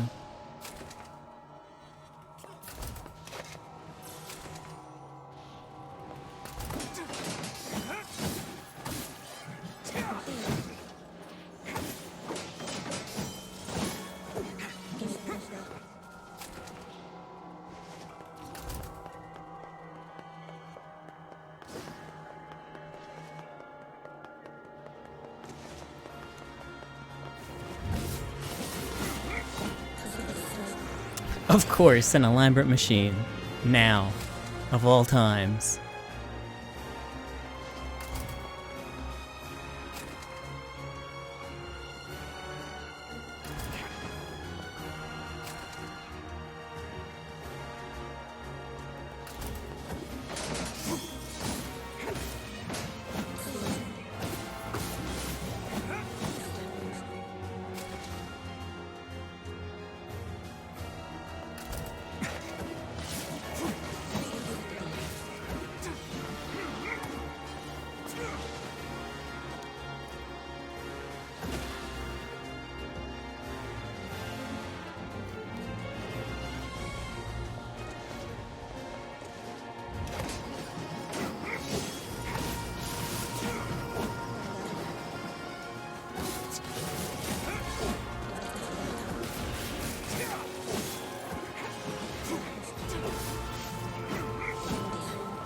Yeah, I guess they didn't elaborate it much. There was only like one cutscene where they really talked about it.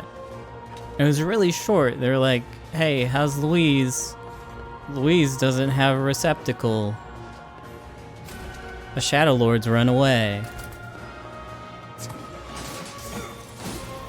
We have Louise to stop him. They didn't even really specify.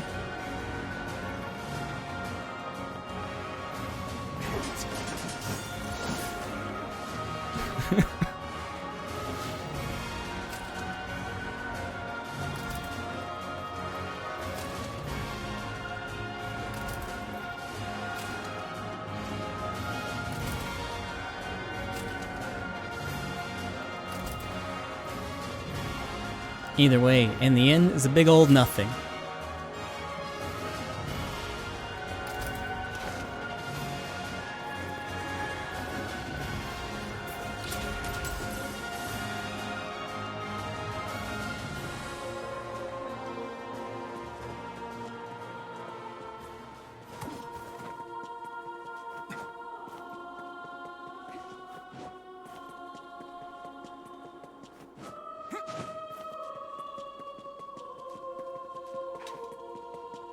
Hi, Kaine.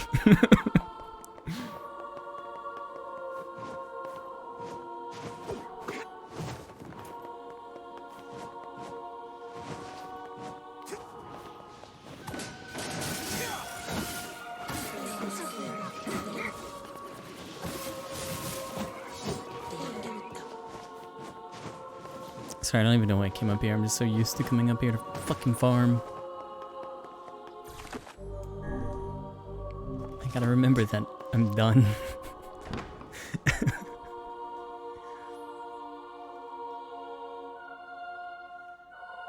Such an ominous sight. And yet I find it strangely nostalgic. Yeah. This is where Vice and I first met. And first fought together. Wow! This is where you used to live, Vice? Well, yes, I suppose. In a technical sense. Pretty nice digs for a floating magazine. At least it was free from annoying hussies like yourself. Okay. Since this is probably our last chance to save, if something horrible happens after I go through all of them, and, I don't know, the game crashes, I guess we'll take a look at them here. Let's see, weapons. So I've leveled every single weapon in the game. There's more than 34 now with all the DLC. There's like 40 of them. So I guess we'll get started. Nameless blade, smash, smash, smash, smash. Sweat rolls down the faces of hard-scrabbled men as they chip away at iron stone, their cheerful singing echoing through the mine. We are workers, workers in the mine, dirty from tip to toe. Again today we search for iron with all our might. Smash, smash, smash, smash. Foom, foom, foom, foom. The sound of women stomping on bellows in the mill. The sound of iron being gathered from the scorched sands. We are workers, workers in the mill, workers who send wind. Today we stomp the bellows again with all our might. Foom, foom, foom, foom. Clang, clang, clang. The sound of swordsmiths wielding hammers at their forges. The ringing of such transformative blows is stunning indeed. We are swordsmiths, swordsmiths who bring blades to life. Lords of steel. Clang, clang, clang. Clang.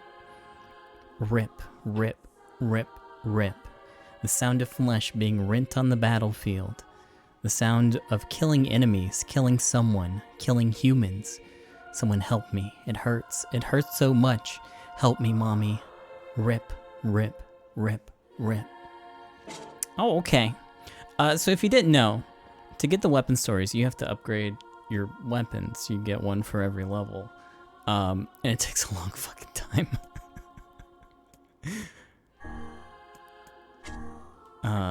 The Lily... Is this the first game that you think that... I really like the story of these games. I don't really like... I don't know, I don't do a lot of narrative-heavy games. Most of the time. just like this month. Lily Leaf Sword. I love him with all my heart, as he does me. When we cross paths outdoors, he sends signals with his eyes that only I can understand. He treasures my gifts so much, he keeps them locked away in a safe. Oh, I couldn't ask for a better lover. I can't believe this. My best friend deceived the love of my life and stole him from me. One moment he was there, and then the next he was gone. All that remains are some gifts, which are scattered across his empty room. Everything else of value has been sold at the village marketplace. This will not stand. He hasn't abandoned me. He's just tricked me by that. He was just tricked by that woman. I know he still has feelings for me. He must. I'm far more beautiful than she is, and he knows it. Oh yes, he knows. But I must make him see the truth, and quickly. I have to get away from him. Or her away from him. I have to kill her. Kill. Hurry up and kill. Consumed by madness, a woman slaughtered the young husband and wife, hacking them with such force that the blade of the sword warped.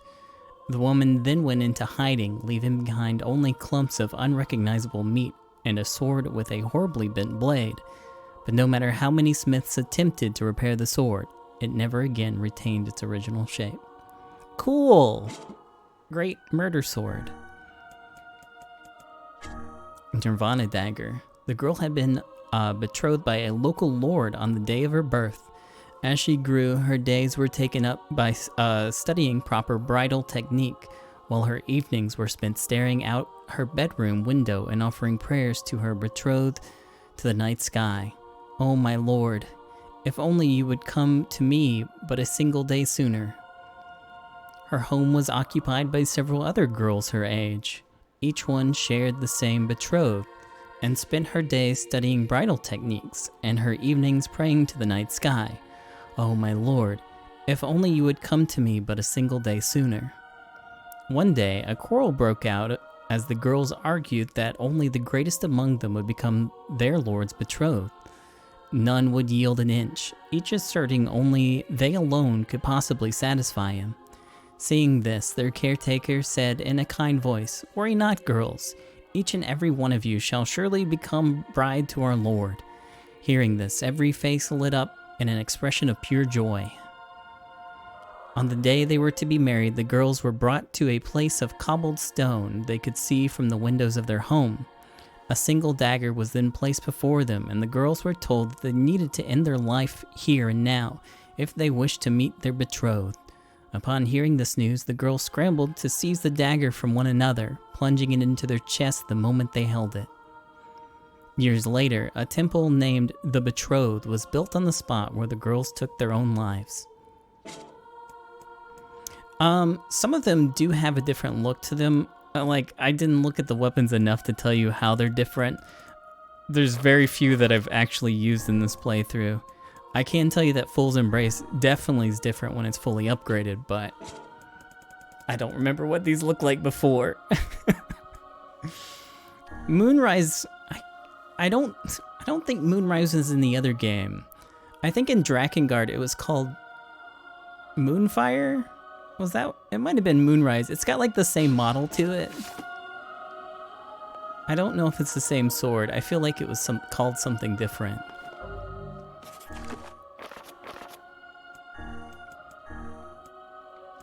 Read story. There is a legend of long ago that speaks of a nation threatened by a great inferno. This nation, however, was saved from eternal hellfire by a sword with the power to freeze anything. Around the sword stood thousands upon thousands of human ice sculptures. Whoa! Hey Polly, thank you. A man on a journey to seek out weapons eventually discovered the sword. He placed it in several layers of cloth and took it with him, placing it in a bag he carried upon his back. But before the man realized what was happening, the cloth, the sword, and his own body ended up frozen solid. A traveling shrine maiden eventually discovered the sword. She offered a prayer to her god and gripped the hilt, but cold instantly shot through her fingers and into her body, freezing her solid. In her final moments, the shrine maiden unleashed words of great blasphemy to the god who had failed her. An enslaved woman in a mine eventually discovered the sword. Desiring an easy death over the continuation of her daily suffering, she grasped the weapon firmly. And while the woman did not freeze, she was also unable to pierce her own flesh. Soon, moonlight shone upon the blade of the weapon, reflecting the sight of the woman being beaten and dragged away by her master. Great story! Alright, rebirth. That's right. This here's the weapon that'll be ending your life. Don't sweat it. There's nothing to worry about. It'll be a pain, the likes of which you've never felt before. In fact, you won't even feel pain at first. It'll be more like water sliding across your skin. Honestly, for most folks, it ain't the pain that makes them scream. It's the sight of their own blood flowing out of them. Yeah, it won't end so easy. See the part of the blade right here? This part hurts like a real son of a bitch. It's my favorite, which is why I always save it for last. I like to use it after people's voices get too hoarse and you can't tell what they're saying, which is a real fucking hell. Are you ever loud? Mind piping down there? You're gonna make my hand slip. I won't kill you right away, so don't worry about a thing there, champ. I'm gonna take my sweet time before you finally give up the ghost. Honestly, you'd be surprised how much it takes to kill a person. I mean, think about it. People got 2 eyes, most of them anyways, and 2 ears, 10 fingers, 10 toes, 20 nails across the lot, and don't even get me started on joints, cause folks got hundreds of those damn things. Yeah, we got plenty of ways to keep ourselves entertained. Huh? Why am I doing this? Now ain't that the question? Buddy, I'm just doing what you've been doing for a good long while now. Nabbing innocent citizens on fake charges, torturing them, and putting their severed heads on display. That ring any bells, buddy? It should, cause it was all you. Guess maybe you forgot about all that. Well, that's okay. I'll spend all the time it takes to make sure you remember every last thing you did to my wife and daughter. Hehehehehehe.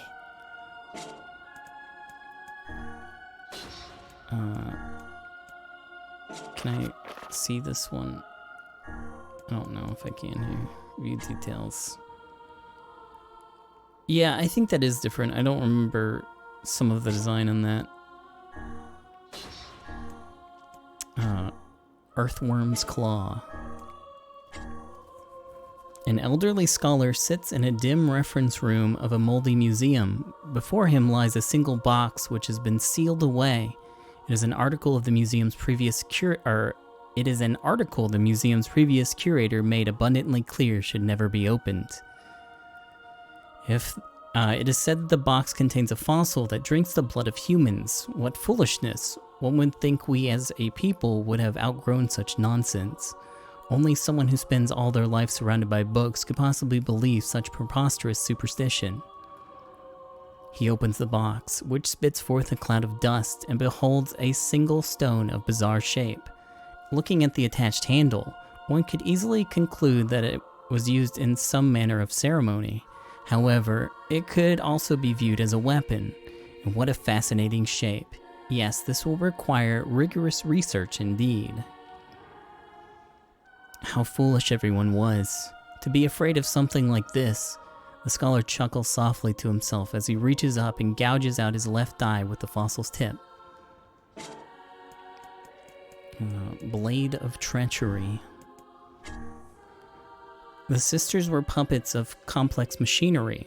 So fine was their construction that any who laid eyes upon them assumed they were human in every way. They were the embodiment of man's greatest technological achievements. They walked like humans, ate like humans, laughed like humans.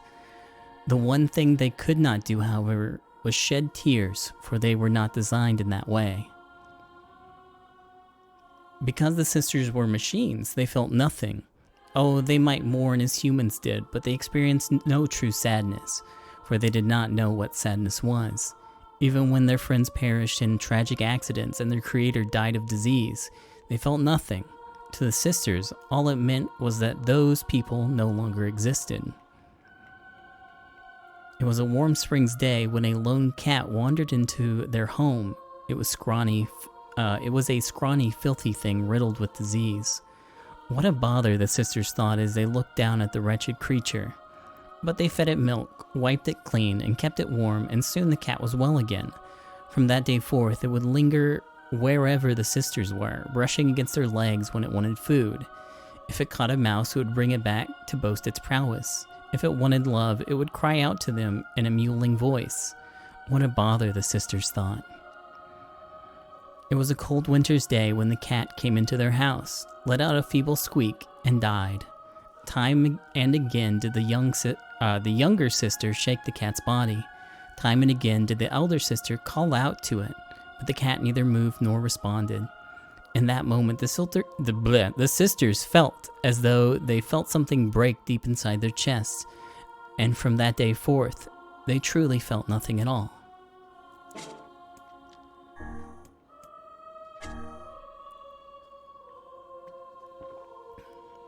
Beastbane.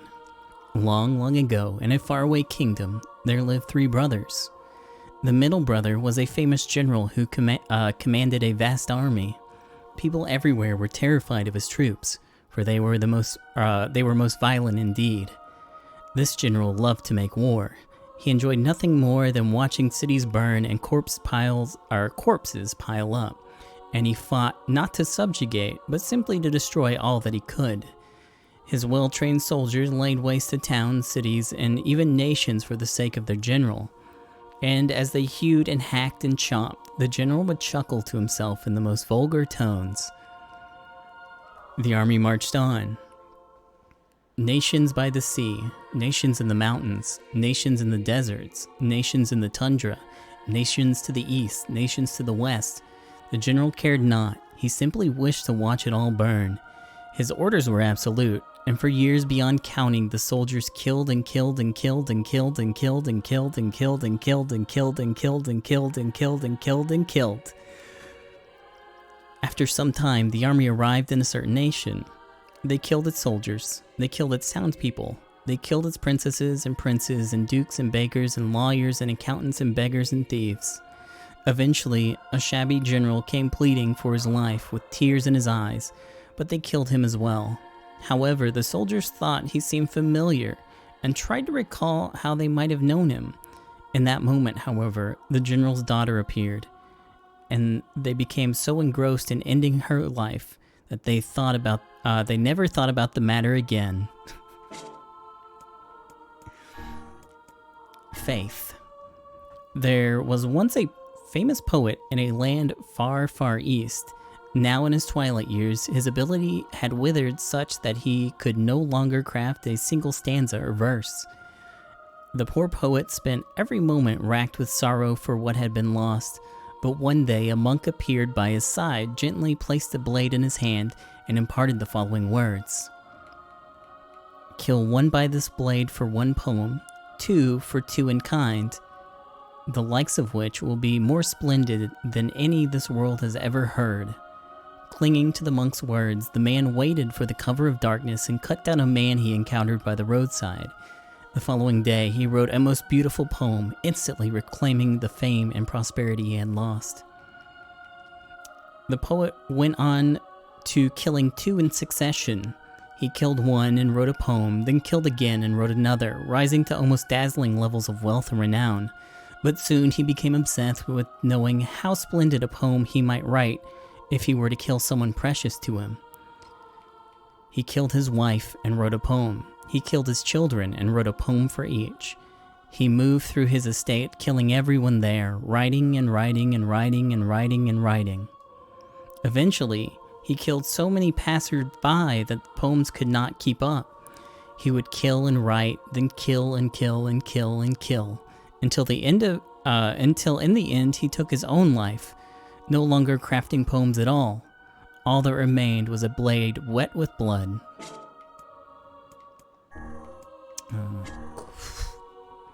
Ancient Overlord. There once was a royal sword passed down in a prodigious kingdom that had prospered for generations. It was said that the crystal embedded upon it contained the great magic, and should it ever absorb the blood of 10,000 people, it would glow bright red and grant its wielder immortality. However, the kingdom's final ruler, known to the world as the High King, valued the continued prosperity of the kingdom that he had inherited from his ancestors over any prospect of eternal life. One day, the queen, the king's dearest love, lost her life in a tragic accident. She was with child, and the tragedy occurred shortly before the babe was to be born. Distraught with grief upon hearing the news, the aged king found himself unable to accept the prospect of his royal bloodline dying with him. In an attempt to continue the king's legacy by attaining a body without death, the now mad High King used the sword to cut down any and all subordinates or citizens unlucky enough to cross his path. "If I am to be the final king," he was heard to cry, "then the kingdom survives so long as I live." He killed his subjects by dozens, the hundreds, the thousands, and with each life he stole, the crystal's light grew more radiant. When the crystal was nearly full, the king's ailing heart proved unable to bear the burden and burst, killing him on the spot. Alas, had he just slain the pregnant woman and unborn child that were before his very eyes, he would have taken exactly 10,000 lives. The Phoenix Dagger. There was once a woman who promised her hand to a man who was departing for the front. Devout by nature, she spent mornings, afternoons, and evenings in prayers for the safety of her beloved. Perhaps in response to her earnest pleas, one night a bird enveloped in light appeared to her in a dream and began to speak. "The man you love will surely return safely," said the bird in a beautiful voice. These words brought great comfort to the woman, and she began weeping tears of joy. "However," continued the bird, "his heart will surely not." Soon the man returned as the bird had foretold, his body covered in scars beyond counting.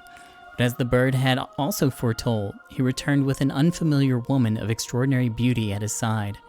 Despite this, the pious woman could not contain her love for the man and ran out to meet him as he approached. Surprised, the man embraced her, then collapsed to the ground. The pious woman stood over him, a bloody dagger in one hand and the ripe crimson fruit of his heart in the other. "His heart will stray no longer," she whispered. Amidst the gathering pool of blood, her face awash with pure ecstasy, she placed a tender kiss on her beloved's heart and offered a prayer of gratitude.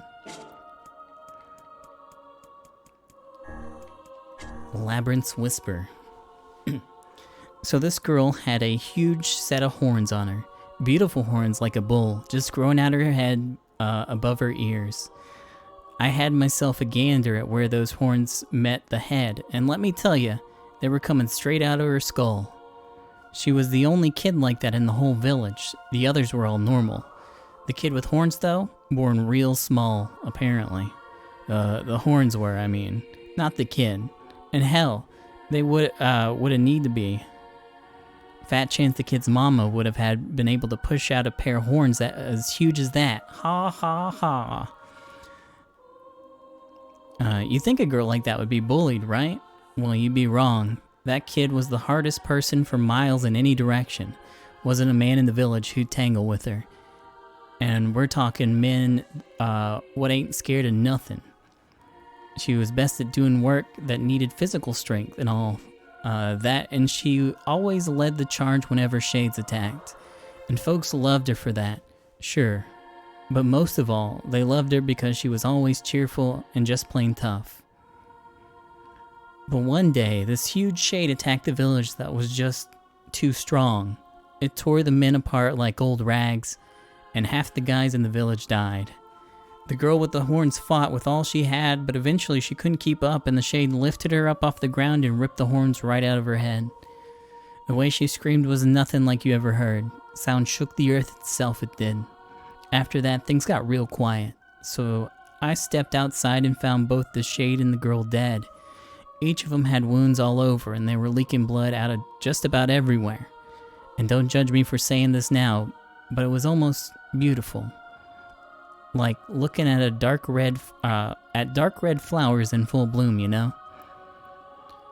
Hope that answers your question about why folks in this village can't hear nothing. But you should know, none of us think badly of the girl for making us this way. Being deaf is a hell of a sight better than being dead.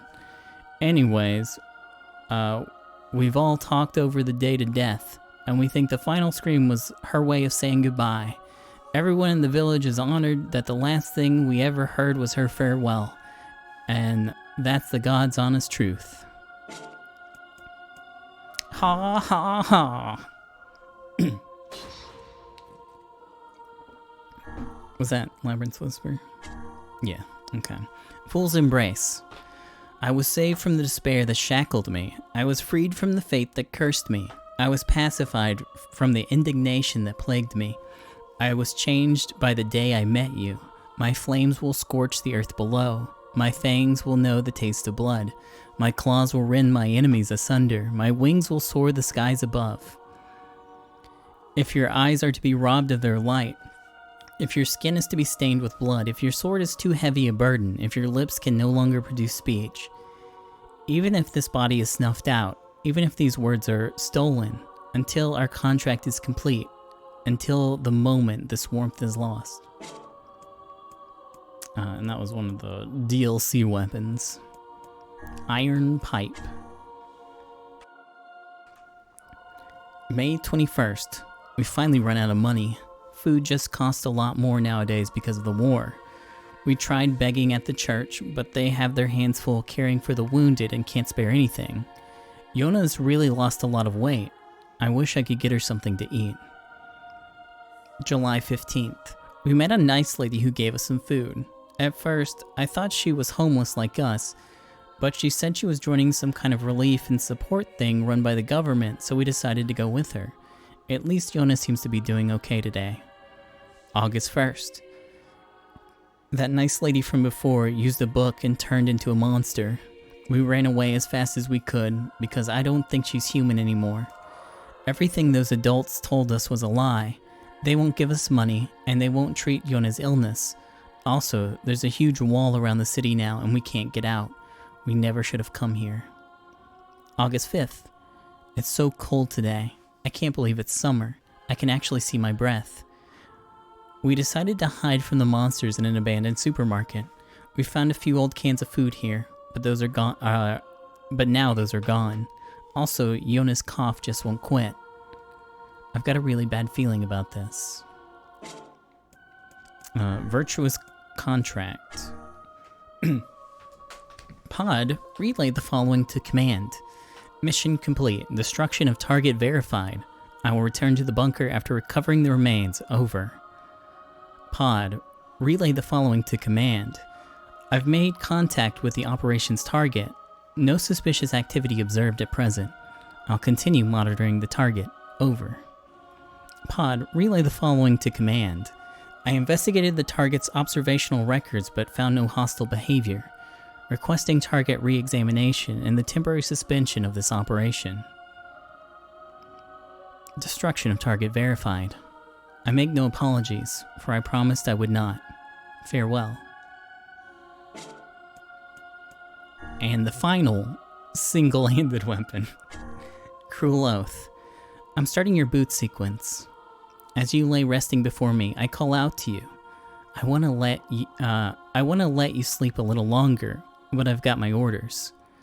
Let's start by getting the brightness set. I was the first thing you saw after you woke up. I hope my hair looks alright. Let's check your voice recognition settings. Can you hear me? Mine was the first voice you heard after you woke up. I have to try and keep my voice nice and deep. I don't want to sound too excited. Okay, settings should be good to go. Good morning. And so we peacefully boot up to face yet another day of killing our machine enemies. We got a few big swords to go through too. Kusanagi. The shield left hanging on the wall was covered in dust. The blade left in its scabbard had rusted over. The techniques I hadn't used were forgotten. The body I was to train was left to grow soft. I had lost the will to practice discipline. I thought things would end without a single word said. I pretended not to see violence inflicted by others. I had given up, assuming things would never change. I believed there was no way to oppose such a great power. I sneered at hearts that tried to believe anyways. I laughed, thinking them brainless fools. Those were the thoughts I had taken refuge in. I had given up, believing nothing was possible in the end. I lamented the foolishness and ugliness of it all. My life had lost all meaning. I had lost sight of those who were precious to me. I could not believe in their kindness. I was unable to save them from the grief that tore at their hearts. I had forgotten the courage it takes to protect the smallest of joys. I believed my words would never reach you. Acts of beheading. There once was a ritual gathering of spirits held on the night of the 10th full moon of the year.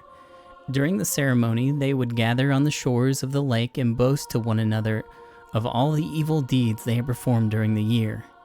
The first spirit took great joy in telling of the unfathomably cruel ways she had killed some of the finest soldiers in the land. Over the years, she had transformed her shape into a lady of the night and called out to various men, then tore off every last piece of their body when they came to her bed. The soldiers, ashamed their skills could not save them, shed bitter tears as they died, and the spirit claimed that they were the most delicious thing she'd ever tasted. Let's see. The next spirit regaled the others with the story of cunning and guile. One night, she threw a small boy into a bog. When his older sister came to rescue him, she too sank in the murk. These two were followed by their parents, then other siblings, then extended relatives, until finally every member of the village was sleeping at the bottom of the bog.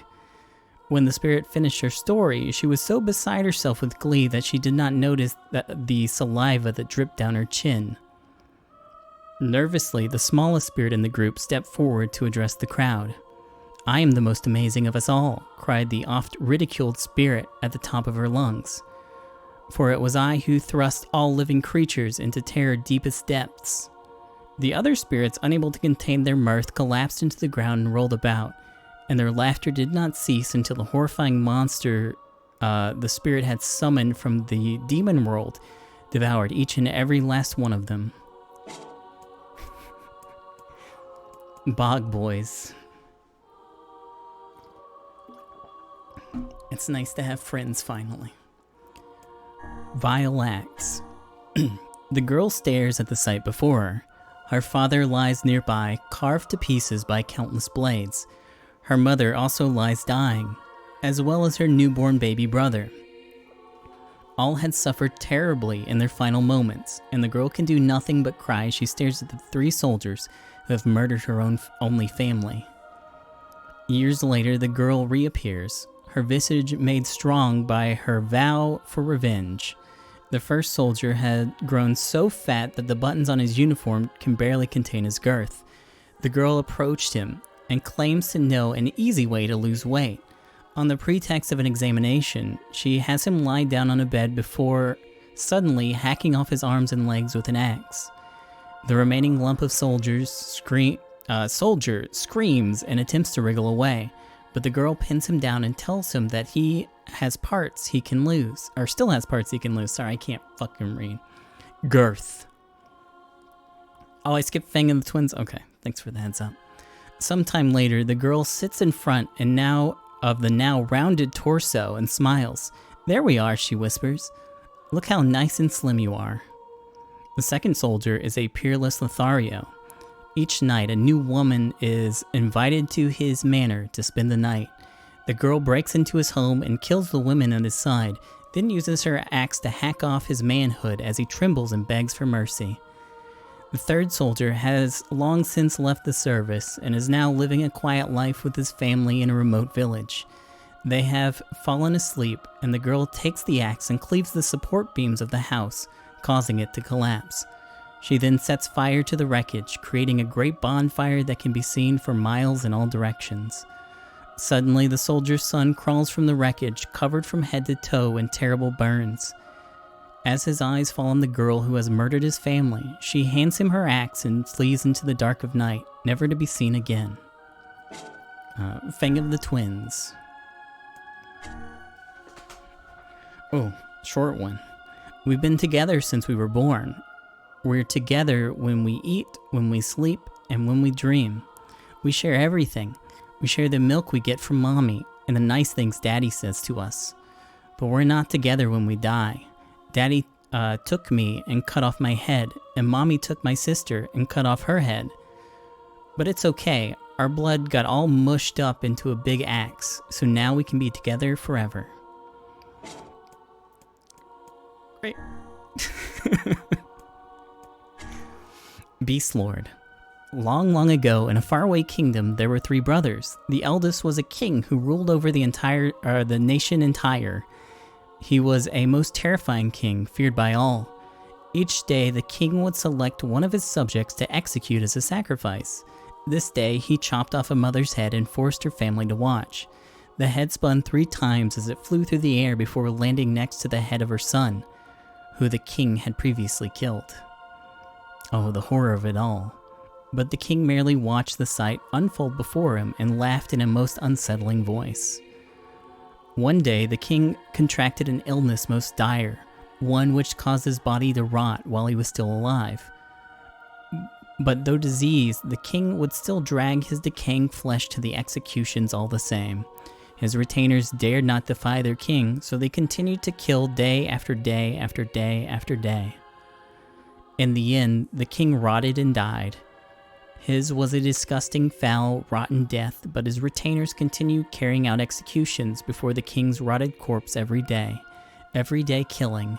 Every day, the rotted king and the rotted retainers and the rotted citizens and the rotted you.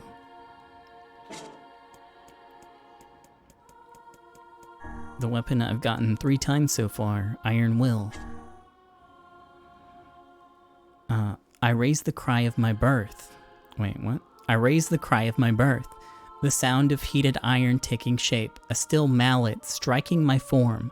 Born to deliver karmic justice, I enter the world under the careful watch of spark and flame that give light to the gloom. I am a blade born of deafening roar. I am a weapon. I am Iron Will. I grant death. I transform the dread and screams of my foes to elation. I festoon my iron skin with their viscera. When I rob them of life, I am filled with dark joy. When I crush them beneath me, I find meaning in my birth. And I continue to kill, that I might share this delight with all. I kill and kill and kill and kill. I'm a weapon. I'm Iron Will. I am shattered. At battle and blood's end, my body is torn asunder by malice and hate. Today, I again engage the red dragon in battle, and magical forces meet leaping iron fangs to create a bloodstorm. My steel cursed, I sink into the lumbering black. I'm a weapon. I'm Iron Will. I dream. It is a dream of a small butterfly. In it, the butterfly is caught in a light rain, struggling against it with all its might.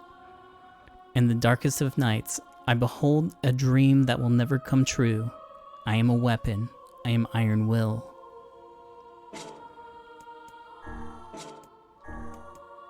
And then the Phoenix Sword. This is a story of a long, long ago. There was once a beautiful bird with resplendent feathers that lived a quiet life deep in the forest. One day, a lost child wandered into the woods. He came from a place of famine, and he had been abandoned in the forest as a way to reduce the number of mouths to feed. Taking pity on the feeble, starving child, the beautiful bird plucked one of its own feathers and gave it to him. When he returned home, his family was overjoyed by the feather and permitted him to live with them once more. Hearing the child's story, one person after another descended on the forest to tell the beautiful bird how poor and unfortunate they were. Each time the bird would pluck a feather and give it away. Pluck a feather, give it away, until it had no more to give, and its once beautiful visage had become shabby beyond recognition. But the shabby bird had no regrets.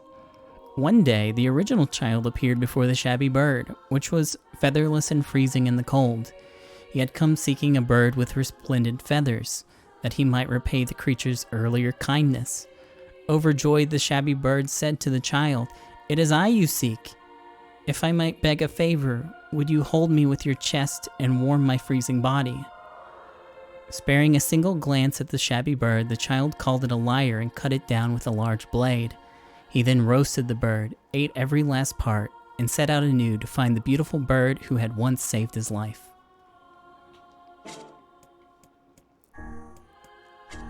Labyrinth Song.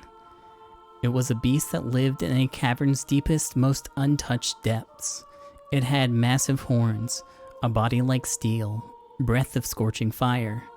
The peace-loving villagers hated this monstrous beast with the head of a bull and the body of a human. They feared it, and soon the beast came to be known as the Minotaur of the Labyrinth. Contrary to its terrifying appearance, the Minotaur was exceptionally kind. Not only did it refrain from harming other creatures, it took great care not to trample flowers beneath its oafish feet as it walked. Indeed, the reason it lived so deep inside the cavern was to help avoid frightening the villagers.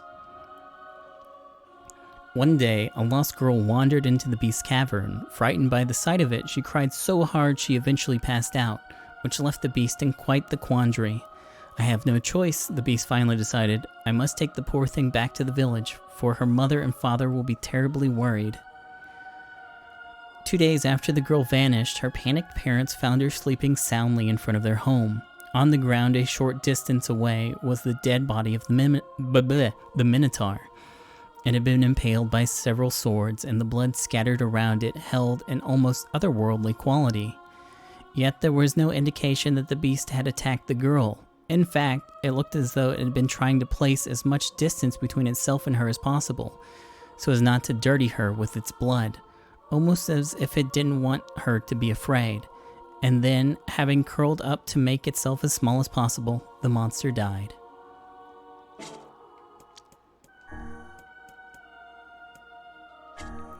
Fool's Lament.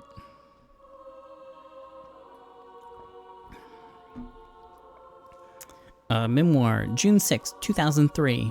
A massive white humanoid, initially called the Weapon, but since renamed the Giant, falls from the sky above Tokyo's Shinjuku ward, inflicting tremendous damage. At the same time, a large red creature, henceforth referred to as the Dragon, appeared and engaged the Giant in combat, though both the nature of its attacks and its utility remain unclear. As the self-defense force contemplates methods by which they might attack the target, the government establishes a Bureau of Emergency Countermeasures.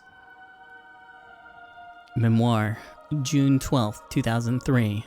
The Giant, which was locked in combat with the Dragon, suddenly begins to collapse for reasons unknown. The Dragon is then shot down by the 6th Division, 303rd Squadron of the Air Self-Defense Force. No official record exists of who issued the order to attack the Dragon. Work has begun to retrieve the remains of both the Giant and the Dragon, but no official verification has ever been made regarding which organization performed the retrieval. Memoir, December 2003.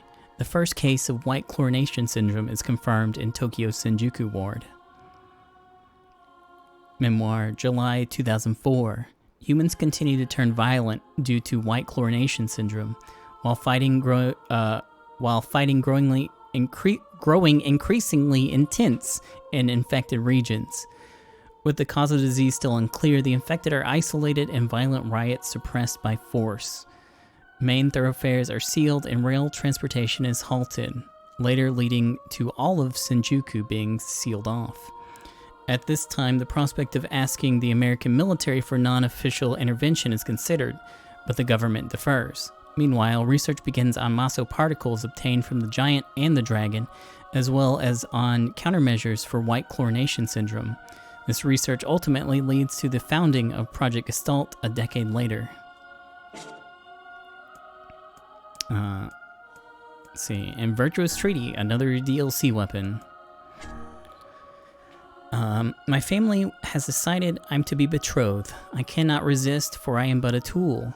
The man who became my husband possessed terribly cold eyes, but he too is a mere tool to be used so his family might prosper.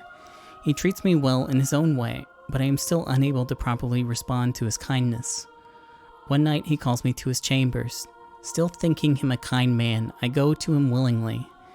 As he greets me, I stare at the beautiful white katana he holds in his hands. Oh. More cool murder weapons. Alright, and then we're finally on our last section, spears. There's not a lot of them. Transients. They were a frighteningly diligent people. They would clear forests and hunt animals even when they had no need. They developed techniques to preserve food they were unable to eat and earn more money than they could ever be spent. Yet there was not a single one among them who did not accept these practices, for none knew of any other customs. They were a frighteningly studious people. Their grasp of calculations and science exceeded any pretense of practicality, and they were repeatedly engaged in spirited debates regarding predictions of the future. They invented an increasingly difficult language and created an infinite series of complex machines which they would immediately discard. But there was not a single one among them who looked back, for none knew of any reason for concern. They were a frighteningly obedient people. Without ever being told, they would greet the morning sun at the same time, in the same clothes, while toiling away in the same cramped rooms.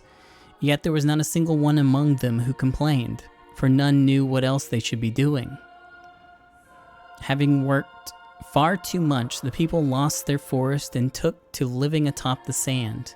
Having grown far too intelligent, the people conversed in a language that no other peoples could comprehend. Having grown far too well behaved, the people were unable to defy the laws that would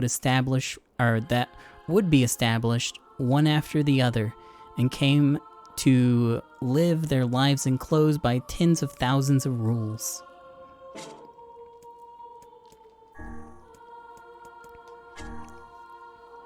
Spear of the Usurper. In a far-off land, there was a man who acted as a double for the nation's prince, performing duties in his stead as was required. One day, having finished his work, he returned to the prince's chamber to find the princess lying naked in his bed. As the double stood in place, dumbfounded, the man who shared his face sneered and invited him to join them. The double loved the prince's sister, and he felt that the princess, who admired him as her brother, loved him as well. Indeed, she was the only thing that kept him going in an otherwise miserable job, for the prince was a most despicable man indeed. Hold on. Okay, just making sure. Eventually, it came to pass that a war was to be waged under the prince's command. The night before it was to begin, the prince took his double aside and promised him a night with his sister if he could bring him the head of an enemy general. And as the prince chuckled with delight, the double took the tip of his spear and thrust it through the prince's gaping mouth. The war over, the prince made a queen of his sister and would inflict wounds upon his own face and throat, an act which would occur every time she called out to him using her brother's name. Before long, the prince was found dead, his face burned, and a spear thrust through his open mouth. A man's face, hideously burned, was the very picture of serenity. And then the Devil Queen. This story takes place in a small country at around the same latitude as the northernmost member of the nation of city-states that are part of a region with a village that is attempting to establish a trade agreement with another village on a tiny island in the ocean, south of a country that used to have an alliance with a republic next to a kingdom where a queen resided. It was asked by the owner of a shop frequented by a wet nurse who looked after the child born of an adulterous relationship by the wife of the master of a foolish servant who fell in love with a beautiful queen who appeared in the poems of a minstrel who was loved by the country's king's wife's little brother's cousin's big brother's son-in-law's foster child. Where does one store the throne that was supposed to be adorned with decorations crafted from the materials of the handle of the lid of a pot that is the same weight as tableware, that is the same color as a weather vane on a neighboring house that can be seen from the peephole of a door in the reflection of a mirror with an ornamental frame decorated with silver carvings engraved with a fragment that was made when creating the whetstone used to polish the kitchen knife?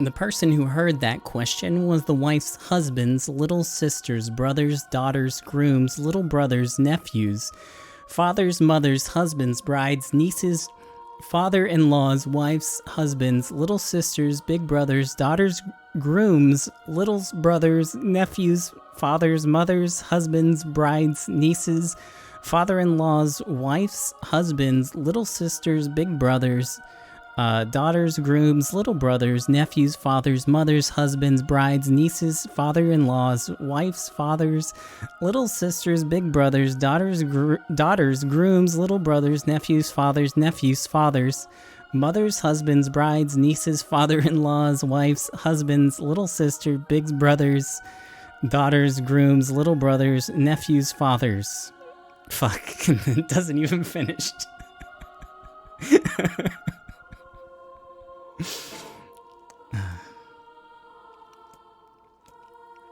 Sunrise.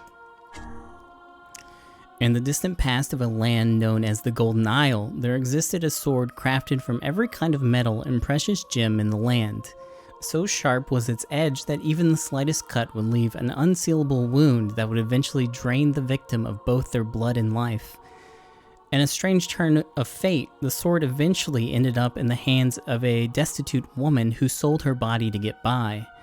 The sword was as long as she was tall, and she could not wield it effectively, so she instead slid it between her sheets as a surprise for the men who used her. The sword was so sharp, they felt no pain when cut, and soon died without even knowing it was happening. The woman would then help herself to their coin, causing her own purse to swell. Making use of her gains, the woman dressed most beautifully, and soon had acquired every kind of metal and precious gem in the land, but it was not enough for her, so she decided to melt down the sword and obtain the gems contained within, a desire made manifest by the sword's beauty. Thus decided, the woman heaved the sword to her shoulders and made for the blacksmith.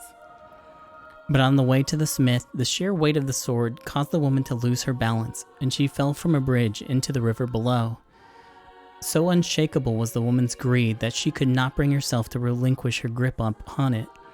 The woman's pale, bloodless corpse was found washed up on the riverside the following day. Alright, I guess. Hey, it's time for another wacky brother. Long, long ago in a faraway kingdom, there lived 3 brothers.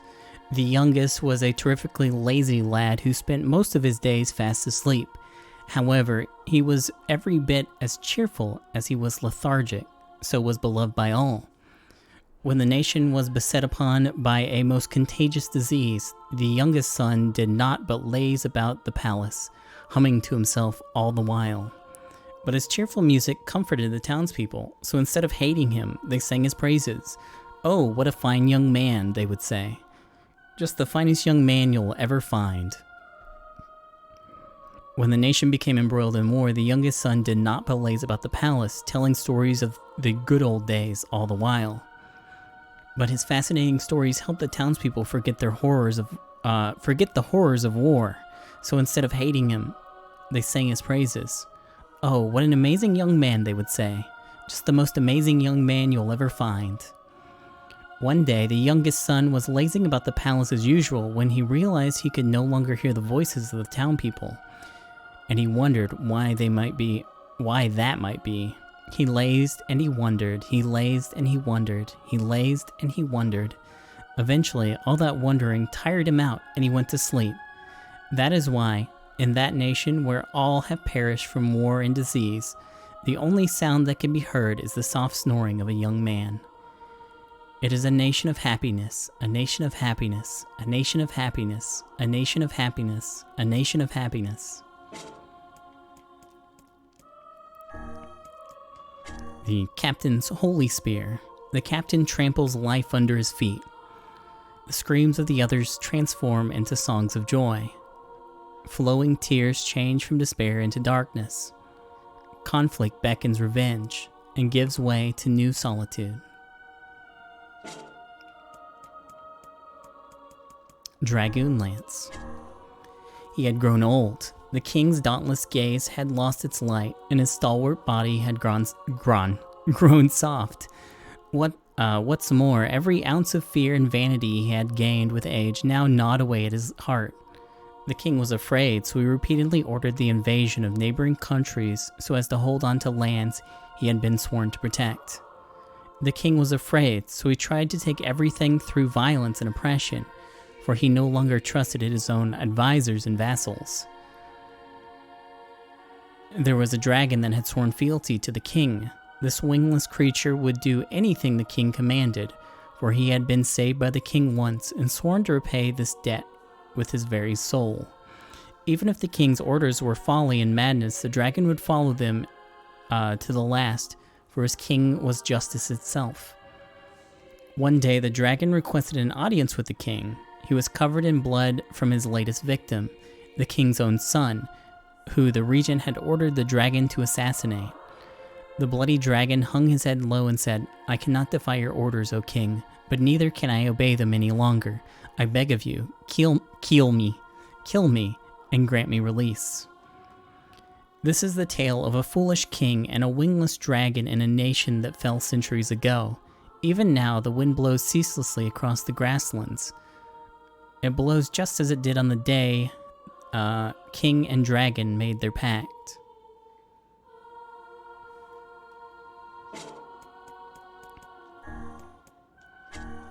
Phoenix Spear. There was once a warrior in a frontier nation who feared not death. He was so brawny and powerful, arrows were said to bounce harmlessly off his flesh. For this reason, the warrior always threw himself into the thick of any battle.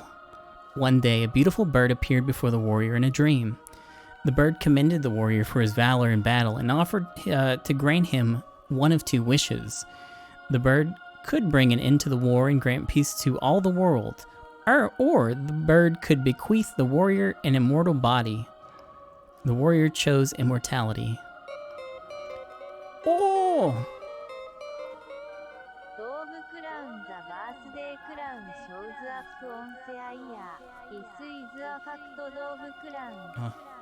I can't wait for the birthday clown. Thank you so much. From that day forth, the warrior's exploits were nothing short of astonishing. He mowed down foes in uncountable numbers. No amount of arrows or swords or axes could slow his march. The king showered him with titles and gifts, and for a time it seemed that the warrior's days of stunning glory would continue until the end of time. But conflict did not cease. Eventually, the warrior's frontier nation was invaded so often that the flames of war left the entire country in ruins. Crops withered, people perished, and before long, there were none left who even knew the warrior's name. The shattered warrior was tortured day and night by endless starvation, but his body refused to let him die. So he sought out the bird again and pleaded for it to grant him release. "Ah, but you cannot die," chirped the bird in response.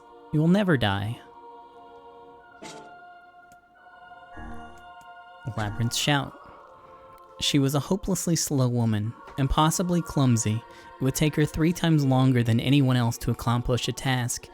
She walked slowly, talked slowly, even blinked slowly. So slow was the woman that she could not even draw water to anyone's satisfaction. The children began to call her the cow, and laughing when she passed by, but she would only chuckle in response. She was a hopelessly dull woman. When she fell and drew blood, she would carry on as though in a daze. Though coins often dropped from her purse, she would never manage to retrieve one, and if someone spoke ill of her to her face, it would take hours of her to realize the insult. When the children saw her, they would hurl rocks with glee. She was a hopelessly foolish woman. One summer, when the village was suffering a most terrible drought, the woman vanished. The children all starved to death. The villagers spent no time worrying about the woman who ran away. 2 days later, rain fell and the village was saved, but the woman did not return. On the 20th day, a shaman arrived at the village. The shaman held a spear with a pair of horns that was oiled and sticky to the touch. So heavy was the spear that no one could wield it effectively, although even if they managed to lift it, the weapon was incapable of piercing through anything at all. The shaman forced it on the people and left it with them, but none dared approach it. And to this day, it quietly slumbers in a forgotten corner of the village. Okay.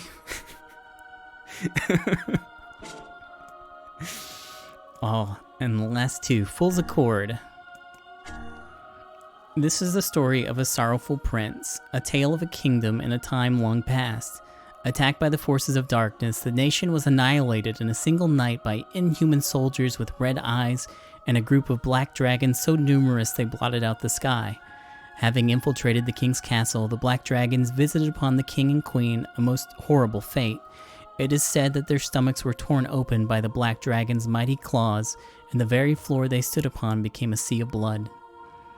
The prince and princess, though racked with sorrow, escaped to live another day. The prince, spurred by the shock of witnessing his parents' tragic end, became consumed by desire to exact revenge. This is the story of a terrifying prince, a history of conflict in a long ago. Obsessed with laying low his enemies, his hated enemies, the prince indulges in his vengeance day after day after day. Even when faced with foes who take heel, he chases them down and tears them apart from groin to gullet. The carnage is so horrific, his fellow soldiers whisper tales of how they saw him mutilating bodies that are already long dead. Perhaps because no commander can control him, the prince is sent to an even harsher battle. This is a story of a fooled prince, the whereabouts of fate in the long ago. The prince's next battleground is a castle that guards a goddess. He lays waste to all before him, hacking arms, cleaving legs, rending stomachs, gouging eyes, separating heads from shoulders. But soon the injured prince can no longer tell difference between the blood that rains down and that which comes from his own wounds, and he collapses in a heap. As he writhes in pain, coughing up gouts of hot blood, he lifts his gaze and sees a hated dragon standing before him. This is the story of a mad prince, a meeting with a dragon in the long ago. An injured red dragon stands before the prince, and though it is a different color than the beast that killed his parents, he feels the need to avenge himself upon it regardless. But as he raises his sword, the dragon says, "In exchange for both our souls, human, I will save your life and grant you power." After some thought, the prince makes the pact. It matters not to him what he might lose in the deal, or that it involves a dragon. All that he cares about is that he can continue swinging his blade. So he swings and swings and swings, and with each blow, his heart fills with a desire as black as the deepest night. And then finally, virtuous dignity. There once existed a cursed spear whose holder would inevitably meet a violent end. Eventually, the weapon found its way to a mechanical automaton that possessed no soul. And though it was a mere machine, the spear delivered countless deaths upon it all the same. The automaton warred against mechanical weapons much like itself. It was crushed to death, burned to death, and thrown to its death from great heights. Yet each time the automaton was born, or was reborn, and thrown into battle anew. The war became fiercer and more complicated. There were self-detonating suicide attacks, false operations, and betrayals by companions. Indeed, it seemed like the soulless automaton that was inhabiting a kind of indefinite cyclical hell, or cyclical. Finally, the automaton died a final time in order to save its trusted companions, an act that precluded the possibility of ever returning to life again. But as pangs of agony spread through its body, the automaton found its final rest. And that's all the weapon stories, and now you don't have to get them. Or you could read a fucking wiki entry and not have to grind all the stupid fucking parts for this. Either way.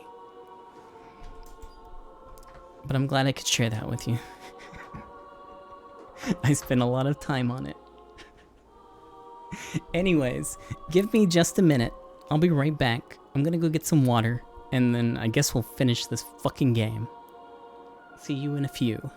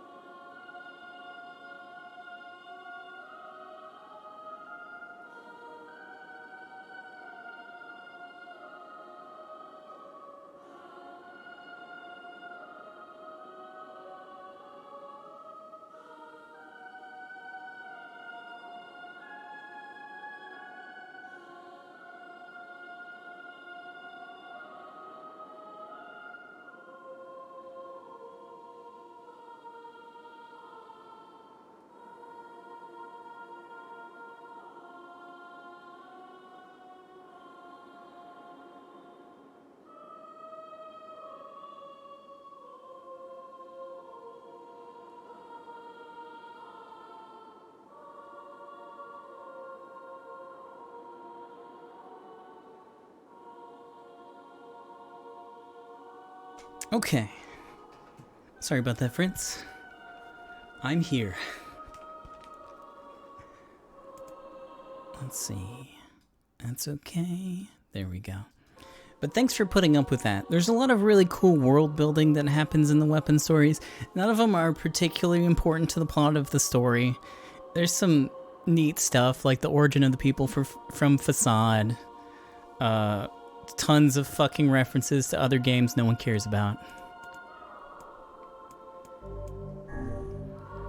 I'll save real quick, and then we'll go stop the Shadow Lord once again.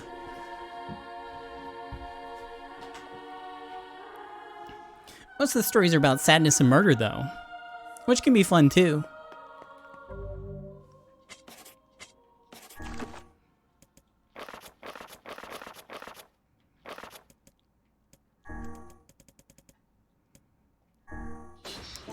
Let me put on a wheel weapon. And now the path is open.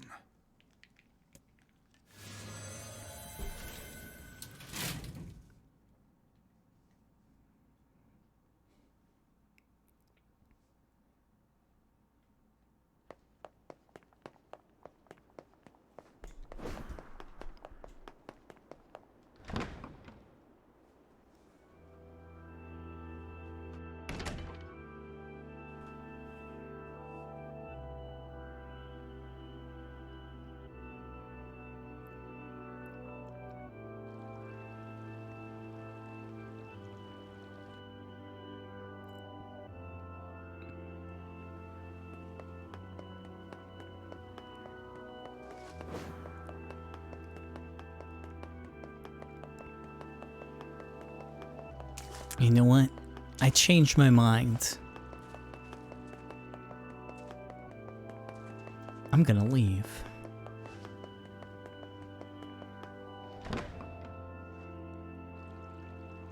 Oh. I don't remember this hallway. Hold on. Try again.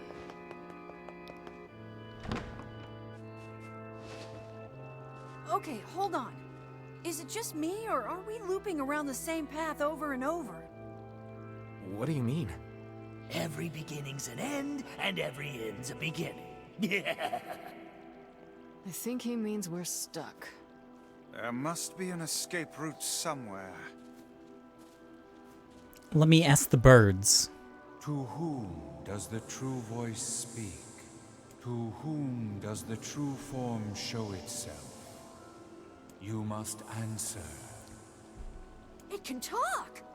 I ask, why did humans disappear from the world? The hell is this? I believe this is some manner of password. Password? Yes. The correct answer should grant us access to the castle. I feel confident I've heard this somewhere before. To whom does the true voice speak? To whom does the true form show itself? I ask, why did humans disappear from the world? You must answer. I answer because of a black disease. I ask, how can humans extend their lives? I answer by separating body from soul. I ask, what is the destination of souls? I answer, they are placed in their corresponding shells. Very well. You are acknowledged as master. You may enter. Well then, it seems the way is open. Well, birds say funny words.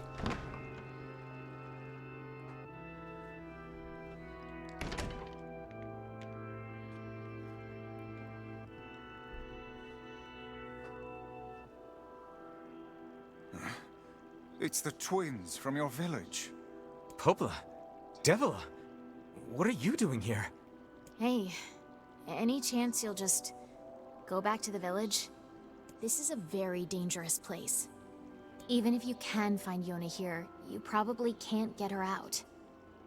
How did you get here? We're asking the questions right now. They're right. Let's go back to the village. They're right. Let's go back to the village. Do you truly wish to go back? Nah, just fucking with you. No. Yona's so close.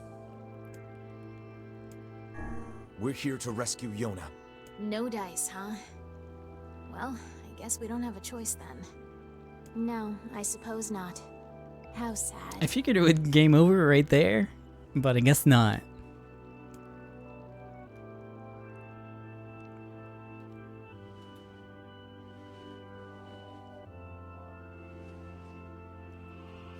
We didn't want to fight you. We really didn't want to.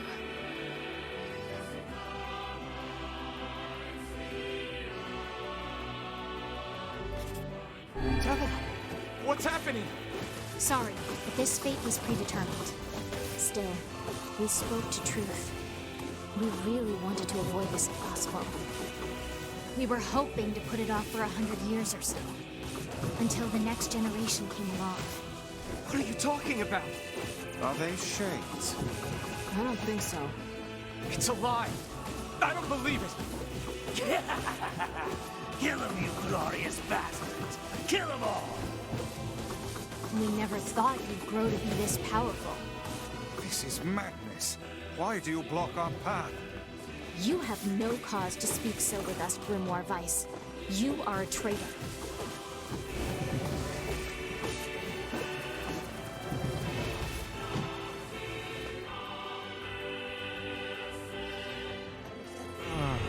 What now?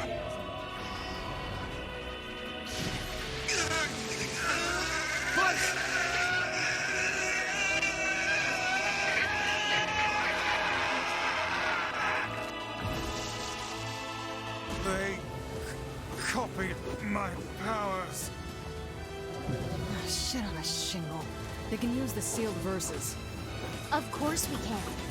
The power came from us in the first place. You were simply loaned a small portion of it. Vice, are you all right? Tevela, Popola, why are you guys doing this? What? What? Why? The answer to every riddle lies within the heart of the Shadow Lord. Shadow Lord? So you've been on his side this whole time? You must search for that answer yourself. You've got to face your own truth now. Please, enter the Shadow Lord's castle.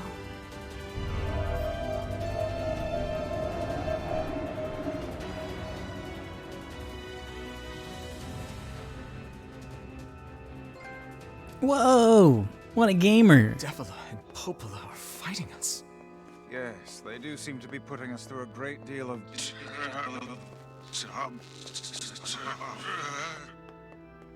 You okay, Vice? How odd. For long years, my mind and tongue have been my greatest assets. But now the latter seems to be... Hell. Vice? Do not look at me like that. I am Grimoire Vice. I am perfectly... Oh.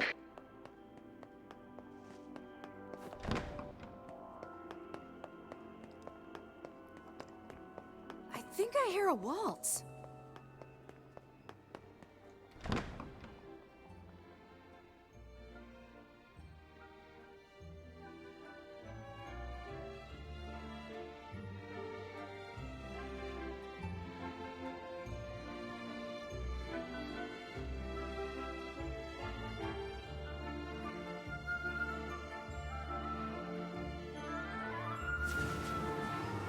It certainly is a grand affair. Bunch of dancing bastards. They're all shades. Okay. Yeah, I don't want to use my magic anyways.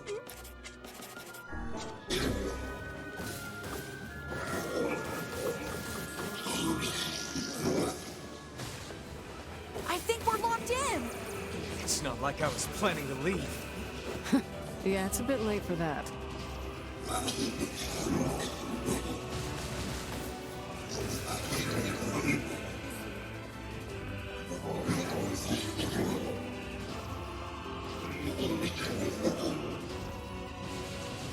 Okay. I felt like the cursor was on one of them, but maybe it wasn't.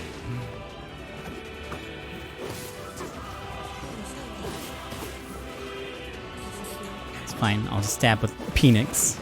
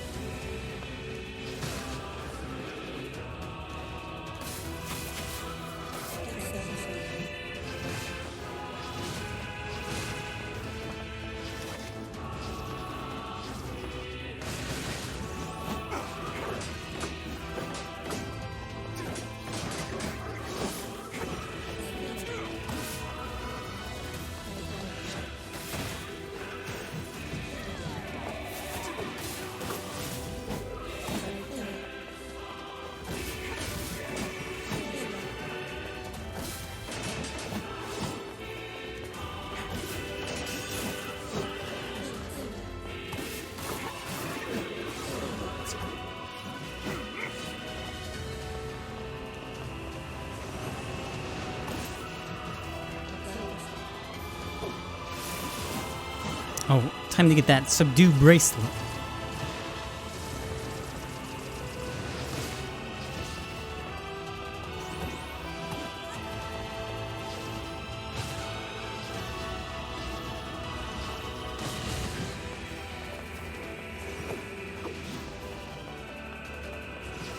Damn it! It won't stop coming! I'll open the next door. Cover me. Oh, how I do love a good time. Twice! Hmm? Oh, right. Protect the hussy, yes? Good plan. Let's go.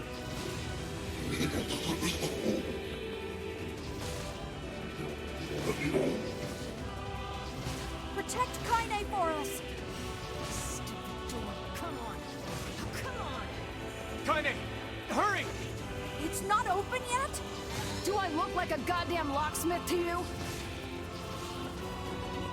No, you idiots. What are you doing? Oh, yo, I actually got a item. I'll just break it down. Seems weird for how many I just killed, that only one thing dropped. Oh. Goddamn no good bullshit bastard! Open the fuck up already! Ugh! Got it. Kaine, look out! We have to help Kaine. Oh man, it's killing time.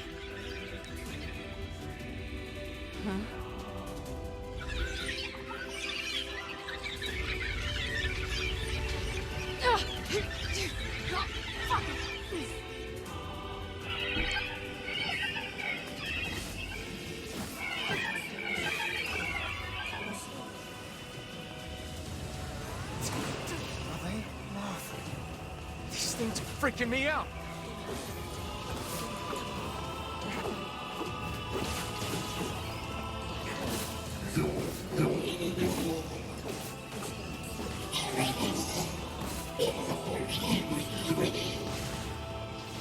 Kaine, what's wrong?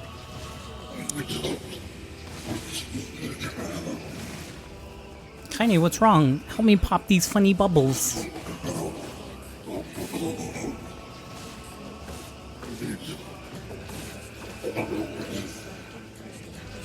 We need to help Kaine! Oh no, we need to help Kaine.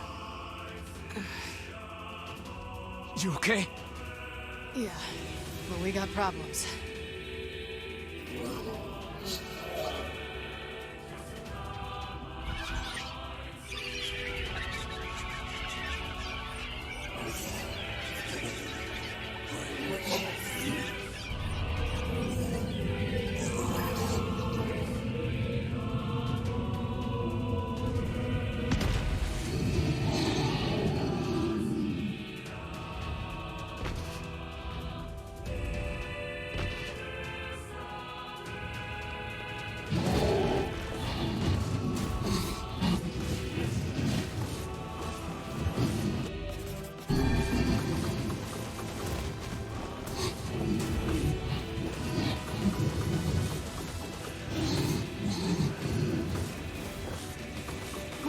forgiveness, asshole.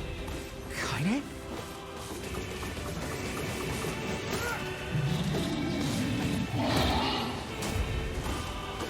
Wait a second. Wait a second. Your heart is different. It ain't hatred, and it ain't sadness.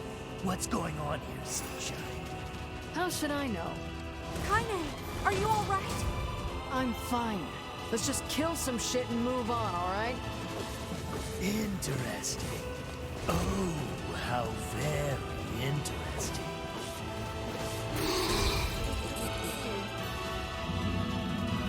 Damn shit. Oh dear.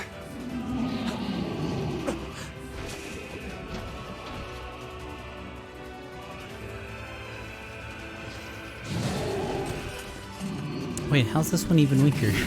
Oh my god.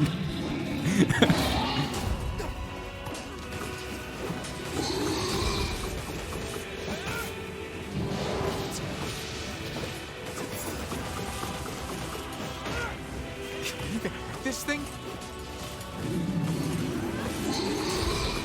Fuck! Oh no! We can't stop now. Damn it.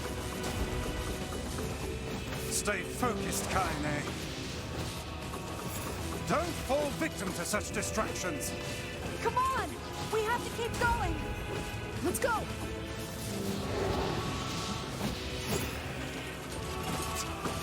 Got the door open? No? Okay. This way! Move!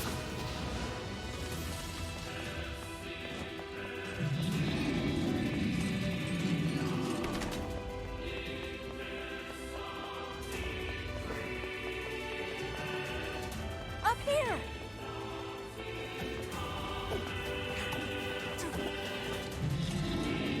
How can we deal with this thing?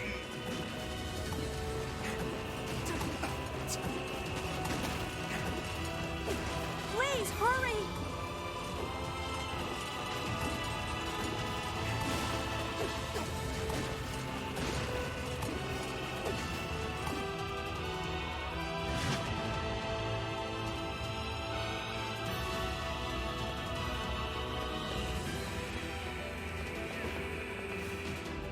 Damn it, I can't get it open! Attack incoming! The entrance is locked too! It seems we are in a bit of a predicament.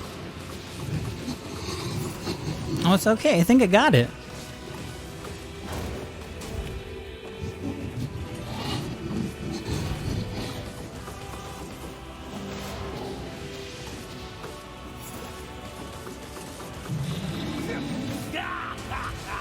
Oh, you pissed her off now! Maybe you shouldn't have killed her friends. Look at her, so full of scorn and hate. She's just like you, Sunshine. Like you're any different. Huh? Hate is just another crutch for you. Hey now. You're in pain, you're lonely, no one likes you. So you try to hide. Is this your timed violence almost and like hate. every single fight in this game is? I'm not To some degree. It's okay. It is. Look, I'm the same way. But just realizing that isn't going to help. It's too late for us now.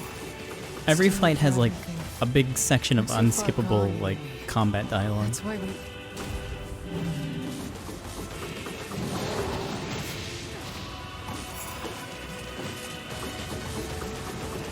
I don't know, maybe they should have picked something to be besides a pig. Ooh,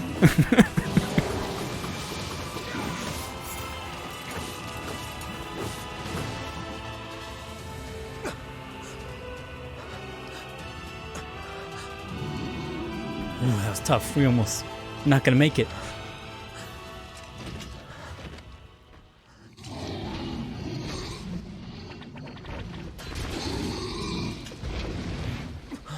A goose would be cool, yeah. Or like a gun.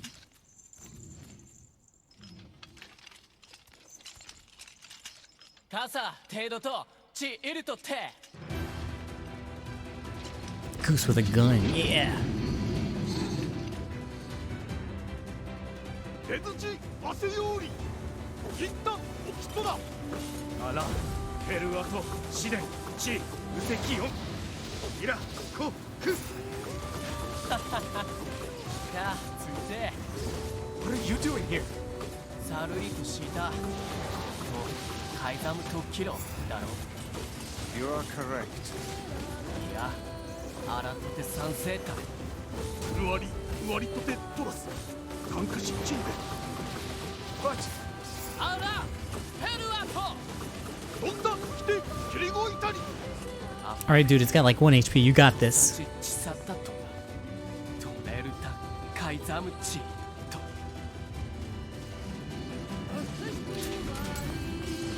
They definitely can't lose that fight, right? Hey! Stop! Let me go! Stop it! Damn it! King, no! ギ後でアリクラーサアコ No! Open the door! You can't fight that thing on your own! ゆくくおたおきアルタイエトクルトこちいるかてケタルイトエチケロアルテリアだせギュージー各石技師真鍮カレルタカイザムテラスあんだあらたてウラーヌペルアトチウラーヌカイザムトチ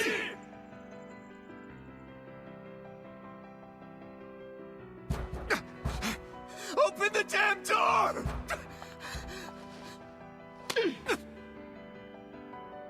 Knock it off already. Let's go. Kaine. He's fighting for you. And for Fira. Don't let him die for nothing. She give me the slappy. Oh.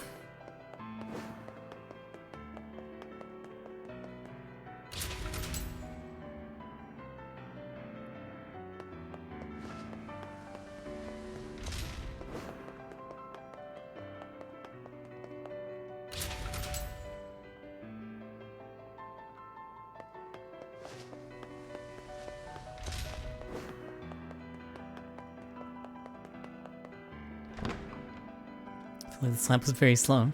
She had to slow it down. It would have been too powerful. I would have died.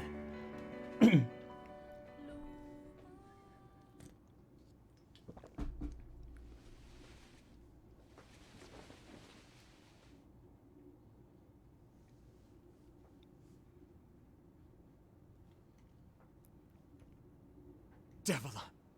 Popola! Oh, look. You made it. We've been waiting for so long.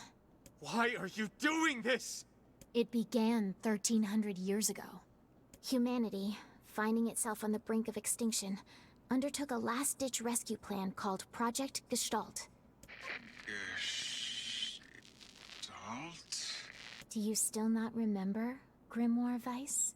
Then let's give you a refresher.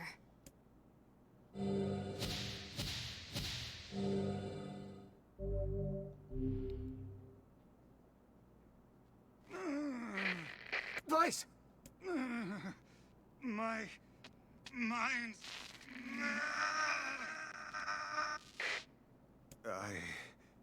I remember. Devila. Popola. You are not human. In fact. Oh no. Yeah, sometimes the truth can be a real bitch. What did it say? You You missed that it? thought for him, sister? It's okay. I wasn't even paying attention. All of us. It's probably Every dumb. person standing in this room are mere shells created by the true humans. What are you saying? You still don't get it? So then humans, I mean, the true humans, are extinct? No. They still live on. You know them as shades.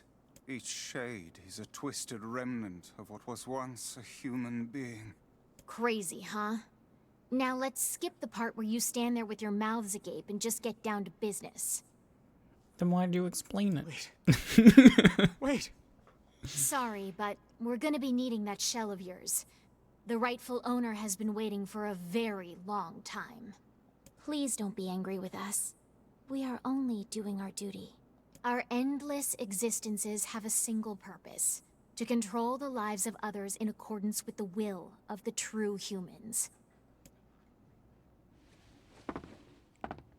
You have your own motives, your own desires. And we have ours. I fear it really is just that simple. Don't speak such foolishness. Sorry.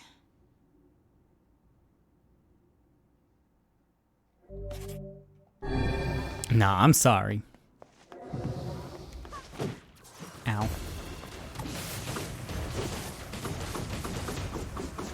You and us, we're the same.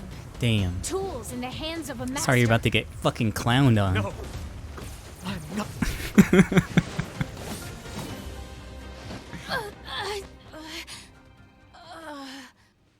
Devila? Devila?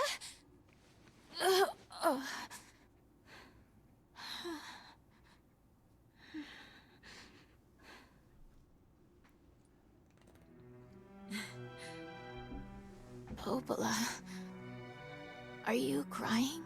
No! Don't die! You know, Popola, I understand now why we're twins. It's because we were born without souls. Devila, I can't stop the bleeding. Oh God, I can't stop it. This world is too lonely for one without a soul. There's too much emptiness.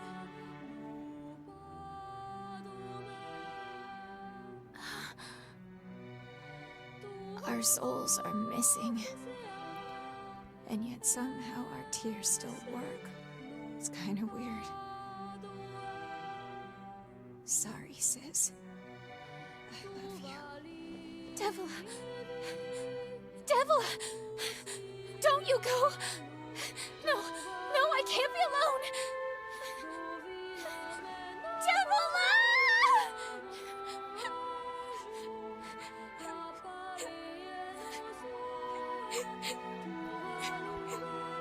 Popola. Let's stop this now. Stop? Stop? Now you want to stop? You think you have the luxury to stop? You cut down my sister like a goddamn animal and now you want to stop? Popola, wait! It doesn't have to— No one stops! It's way too late to stop! No one stops! Yeah, it's weird that you can see the tears now. They like went out of their way to make it obvious, but she still doesn't have any blood. I guess their clothes are blood colored, so you wouldn't be able to see it anyways, right? Don't do this, Popola! You and Devila were like parents to me! Those two have watched the world wither for time immemorial. The coolness of such fate is difficult to imagine. I don't want to do this! I don't want to fight her! Stop bitching and start fighting! It's the only way!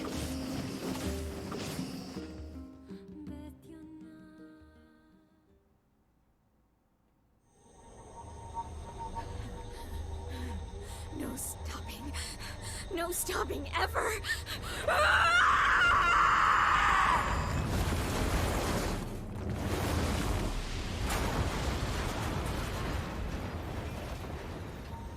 The bridge! Blast! We're trapped! I've got an idea!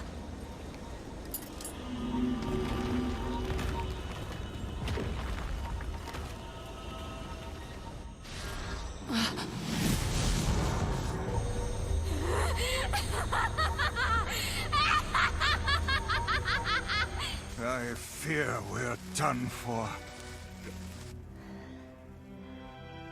It'll be all right. Huh? You know, when I was young, I hated my eyes. And now that I'm older, I hate what my body has become. But there's something else there now. Something like pride, you know? I mean, without all this, I couldn't have become your friend. Goodbye, my friends. Thank you for everything. Emil! For so long, all I could do was destroy. But now, I have a chance to save something. No! Now get going, okay? Emil! Don't worry about me. I'm gonna be fine.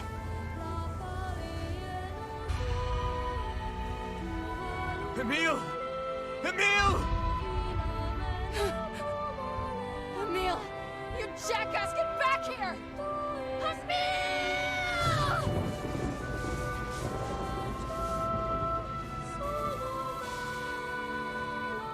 Oh dear.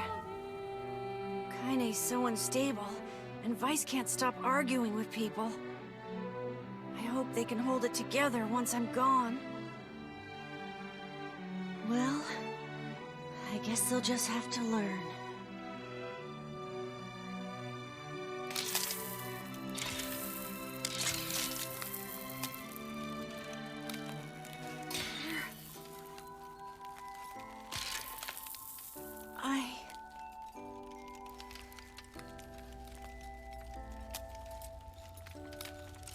I want to see you again. I want to see all of you again. Just one more time.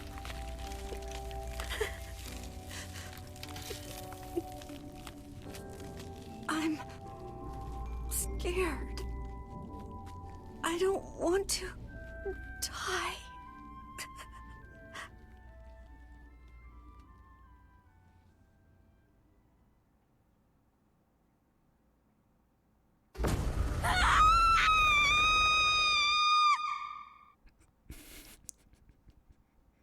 Sorry. No way, you're skipping it, you piece of shit! No! God damn it! This fucking game! I hate this port so bad. Holy shit, it's so awful.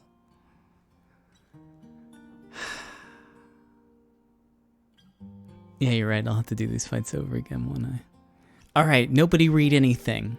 Why did it skip? I don't know. Like, sometimes there's a weird interaction with the keyboard and mouse, where it'll like flicker back and forth between the controller and the keyboard, and even if you're not pressing anything on either of them, it'll just like auto skip through the dialogue.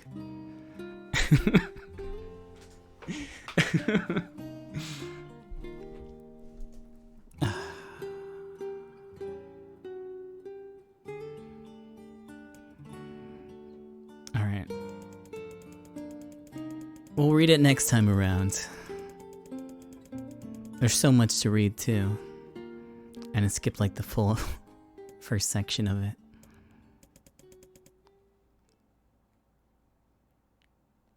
It's so frustrating. Wake up. Wake up. Please, wake up. Come on, I'm just here to get to outside.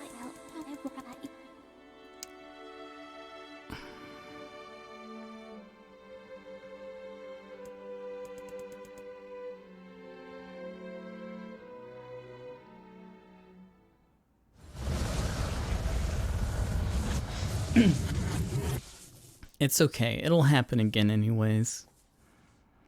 It also might skip the dialogue again anyway.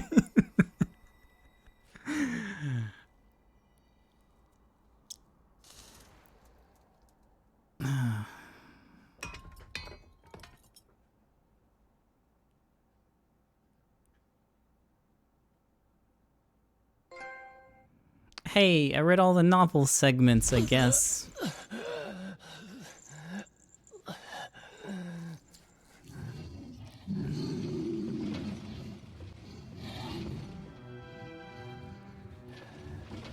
But it's happened like 3 times now.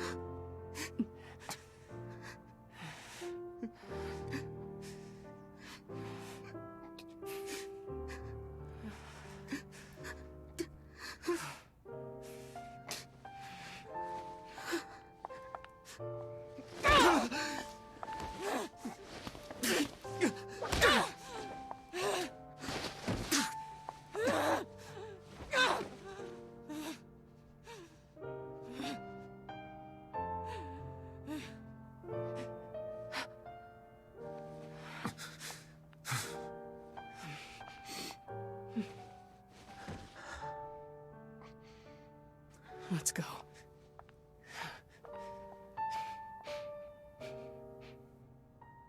Yeah.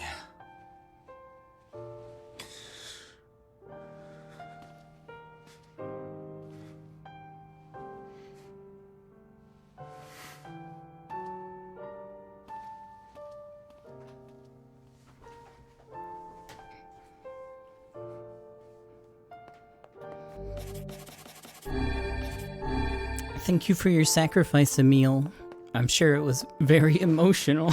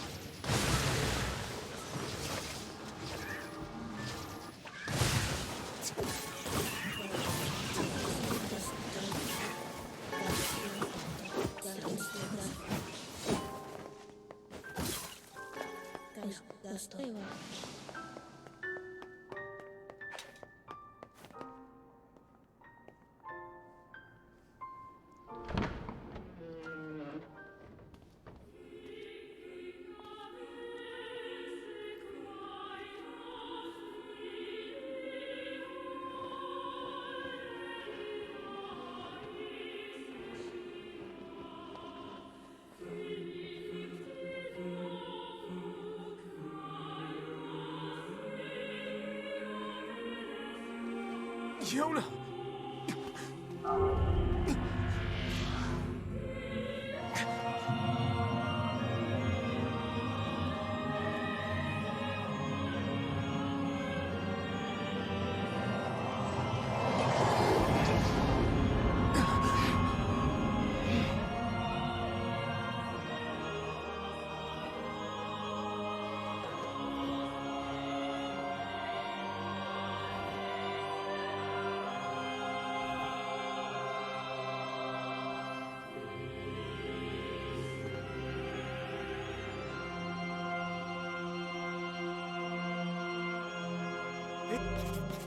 This ends here. Strike hard. Hold nothing back.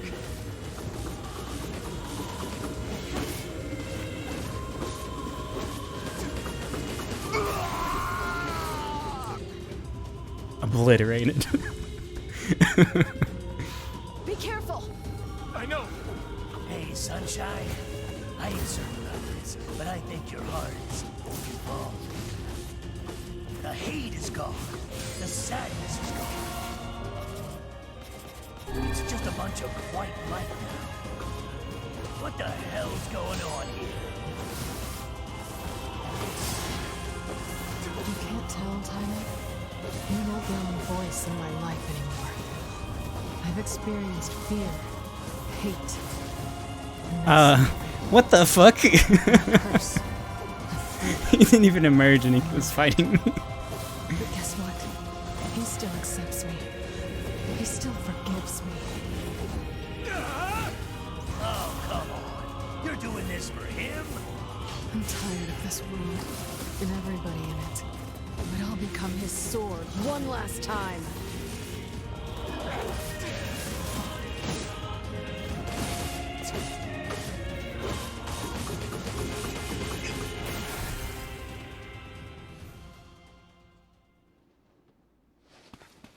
Wait.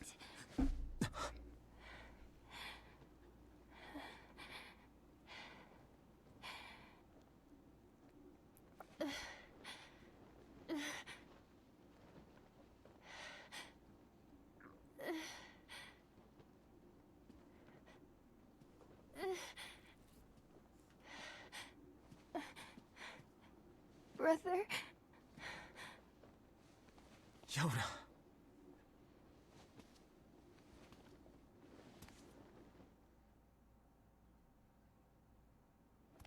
Huh?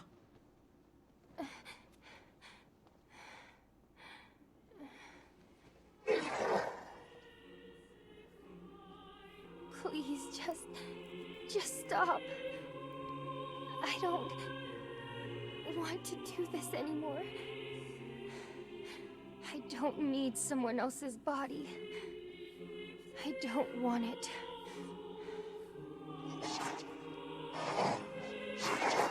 There's another girl inside this body. I can hear her. She won't stop crying. She says she wants to see her brother. Yona's been possessed? This girl loves her brother too, just as much as I do. It's not right, you know? It's not right that she can't see him.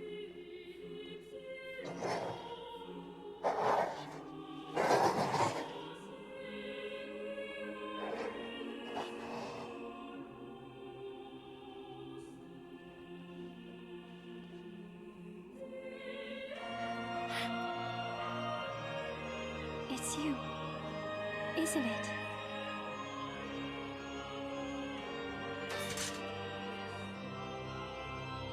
Yes, it's me. Let's go home.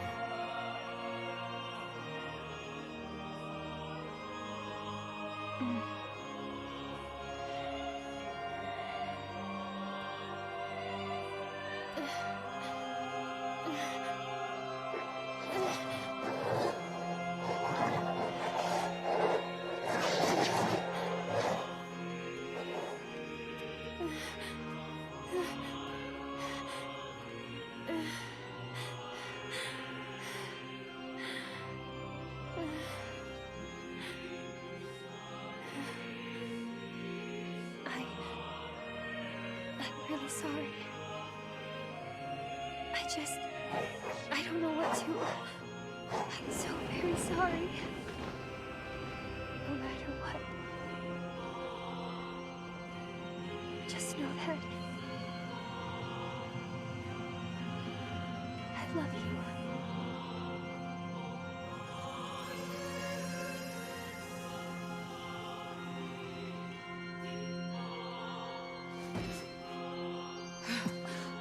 Hurry. The shade that possessed her is gone.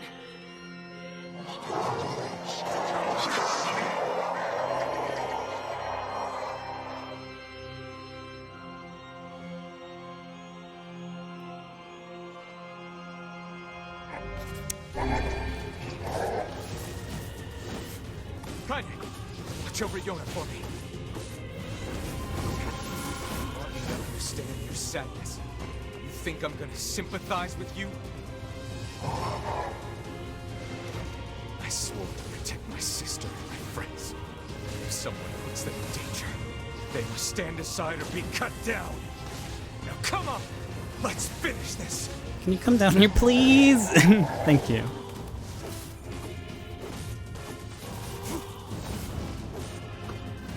No, stop. Weiss, what's wrong?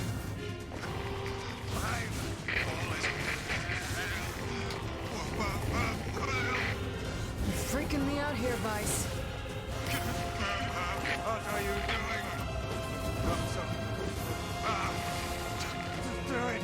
Strike the killing blow.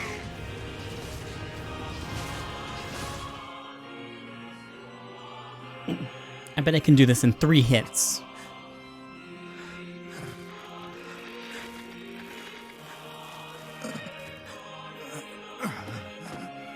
No bother.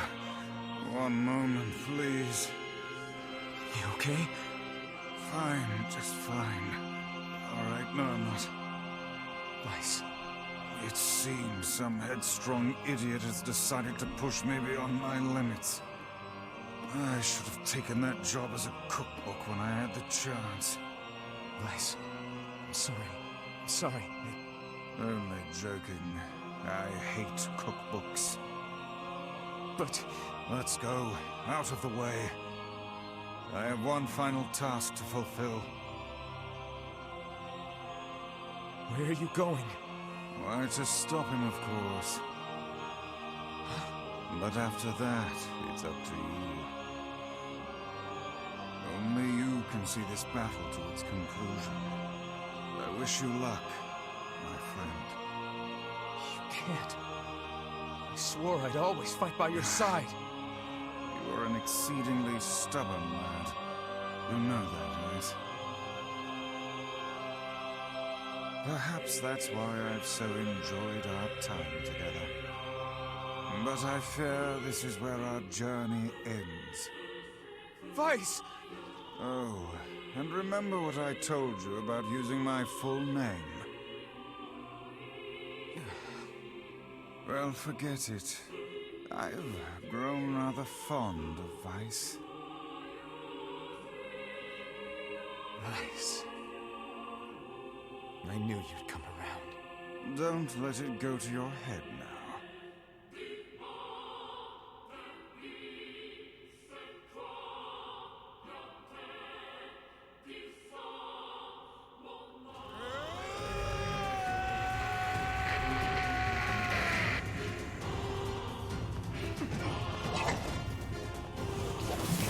One.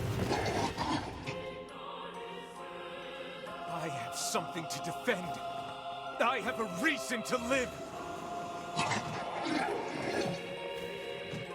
Hold on, I'll get there. 2.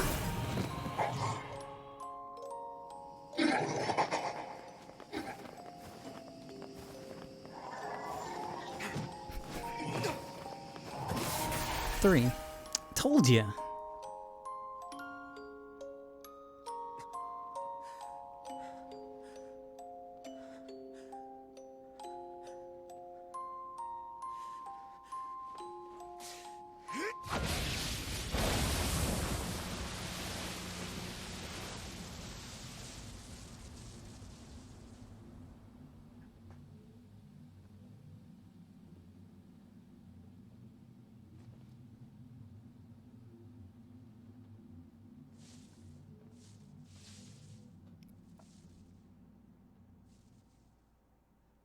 We did it. We saved the day.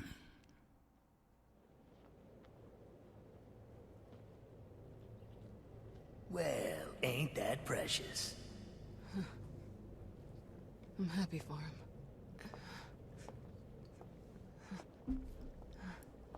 You know, Sunshine, that black scrawl has almost completely taken you over. Yeah, I know. But goddamn, we had fun, huh? Killing and killing and more killing. What a rush. Yeah.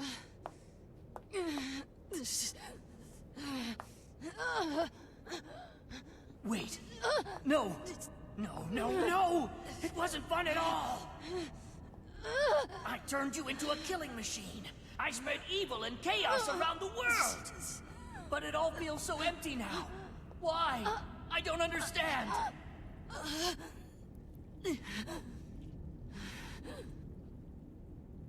Sorry. Looks like you stayed inside me for a little too long.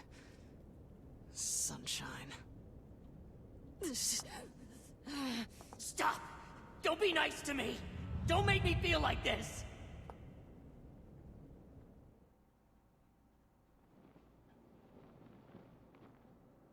I'm gonna swallow you up, Sunshine. Gonna swallow you whole. You okay, Kaine? Kaine? What is it? Listen to me. The shade inside me is growing, and I can't stop it. Soon, real soon, I'm gonna go berserk. I can't hold it back anymore. Kaine, you have to fight. You have to... Just shut up and listen to me.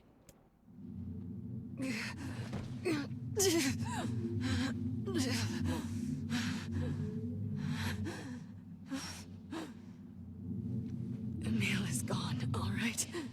So there's no way anyone can stop me. Please. Before it comes to that, I want you to kill me. Consider it enough of a request.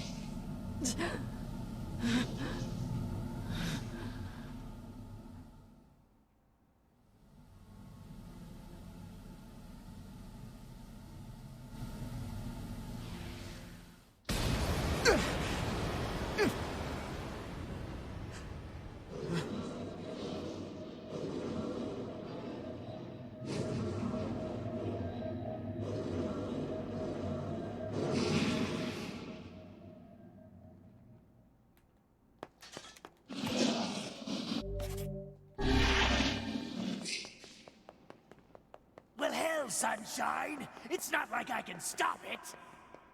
When Gestalts go out of control, they lose their minds. Both of our memories will be completely overwritten. Kaine!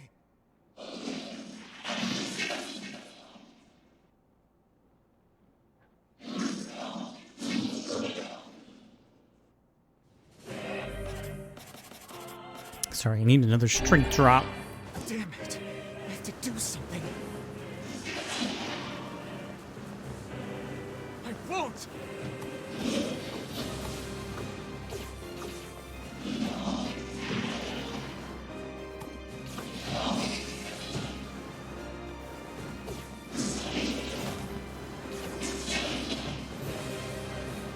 We made it this far because you were with us, Kaine. I'm who I am today because of you. I'm not going to give up on you. I'm not going to abandon someone I love. I'm going to save you. Try to get pummeled by all these balls.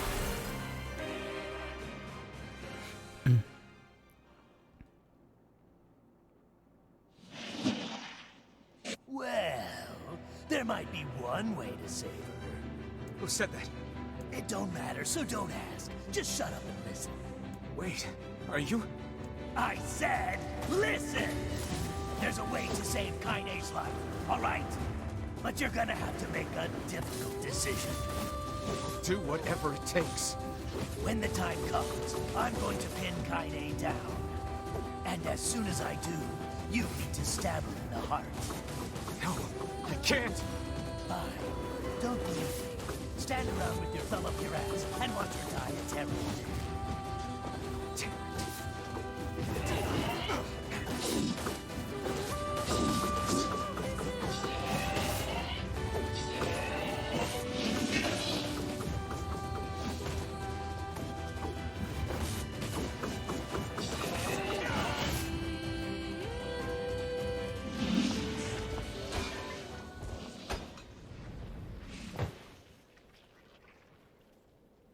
Very nice.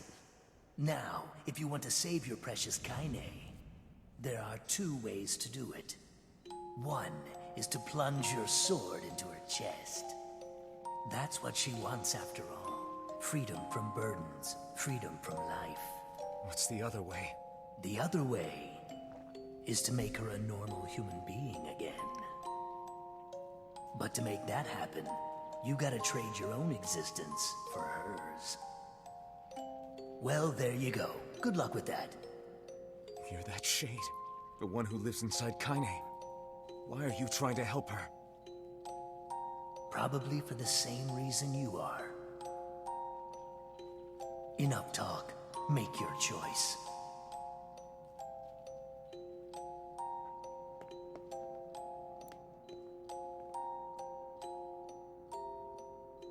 Bye.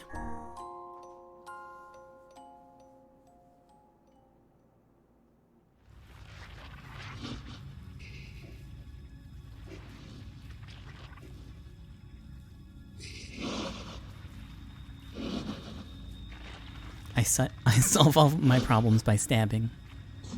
It's just another one.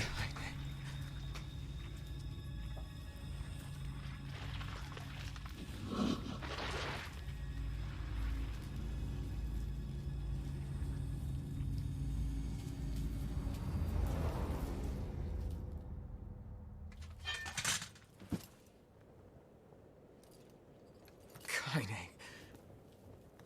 Let's go home. Can you hear me? I spent years inside Kaine's body, tormenting her from within. I felt her pain, her emotions, as if they were my own. And there was so much pain. So when I say she's free now, I want you to believe me. Thanks to you, Kaine has been forgiven and saved. Oh, wait. She had a final message for you. Thank you. Kaine.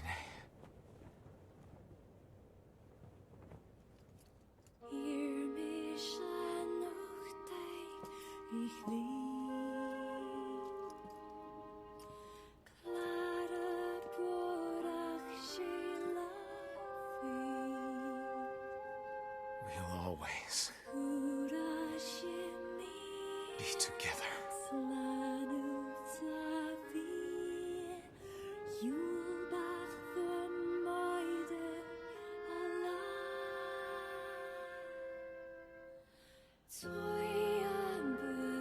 Where's Yonette? She's after the credits. Duh. Well, there it is. That's the end of Route C. And guess what? We get to do it all over again.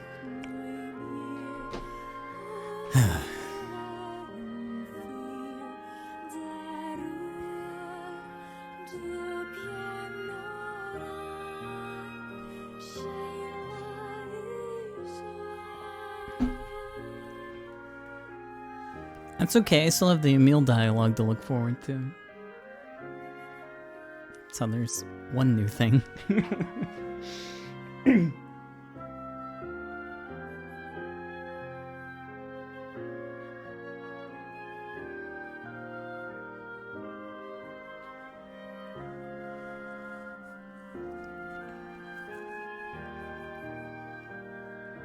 They made a joke saying that if the game sells 2.5 million copies, they'll add NieR Dad So, just buy 2.5 million copies and maybe you'll get it.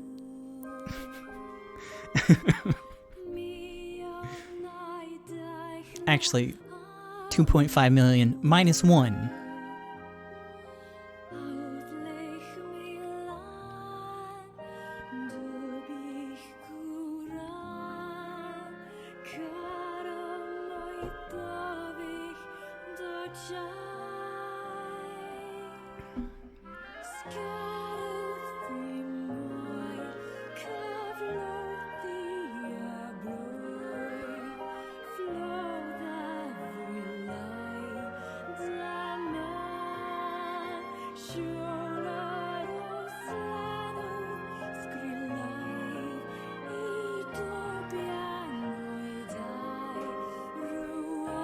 Honestly, with his modeling game, you probably mod him in pretty easy.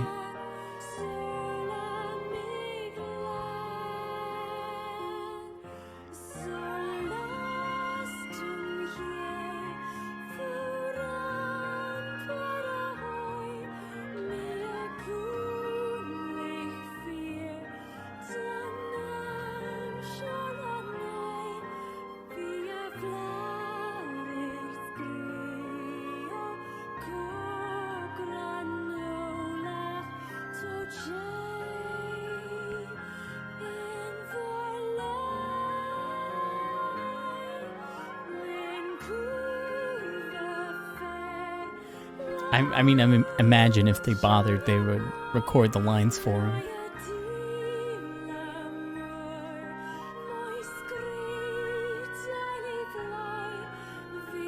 Hey, Soup! You made it just in time. I finished the game.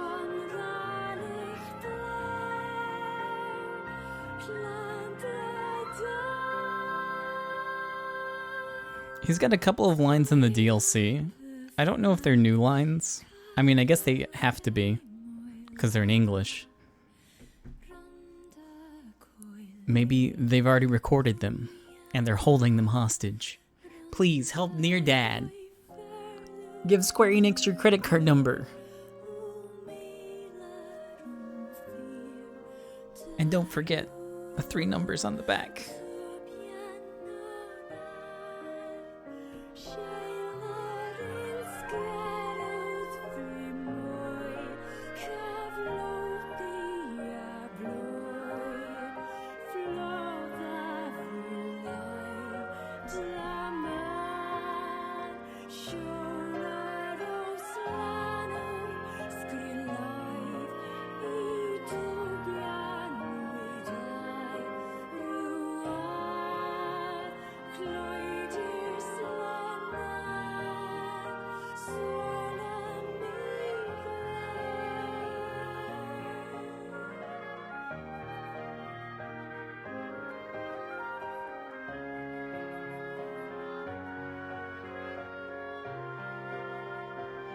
Am I gonna skip through most of the cutscenes? The game decided not to respect my time, so I certainly will.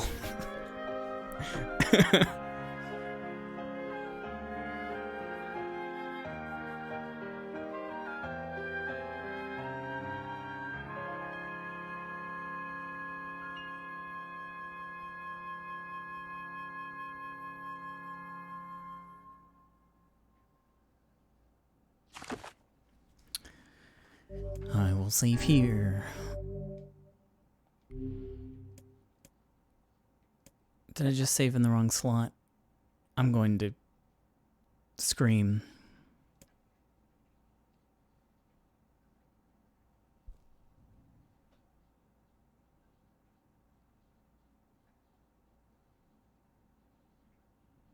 Well, I guess that's the end of tonight's stream.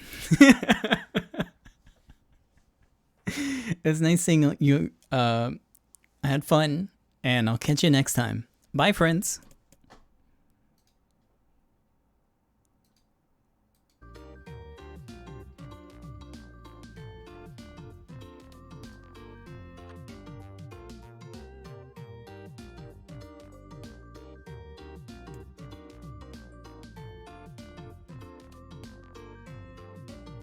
I'm really playing on easy. Bitch, I played through this whole game on hard. You can eat my ass. But hey, let's get back and play some video games.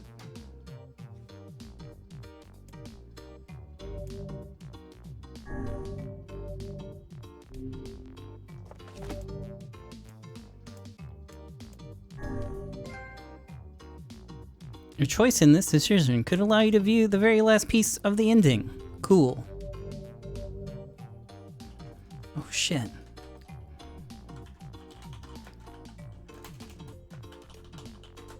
Uh-oh.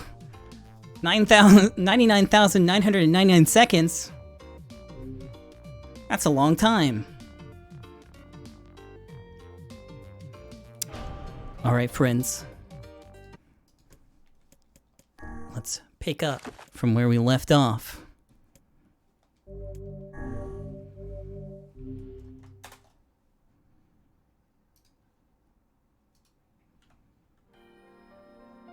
Whenever I interacted with Kaine, Nah.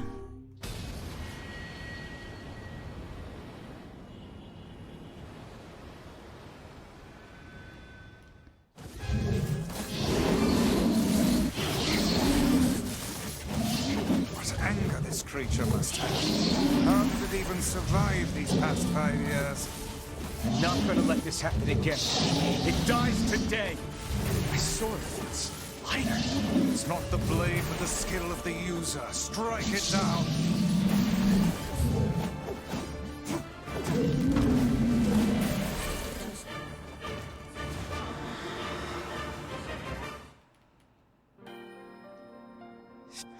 But it's...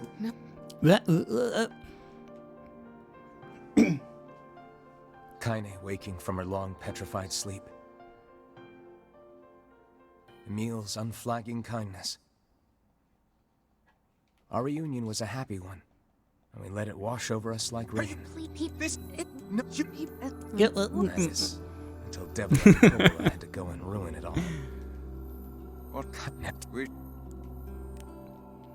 So I guess I forgot that you have to keep a separate I didn't save. get much sleep that night. Oh well. For the first time in my life, I hated Devila. Can't skip For these. the first time in my life, I doubted Coppola.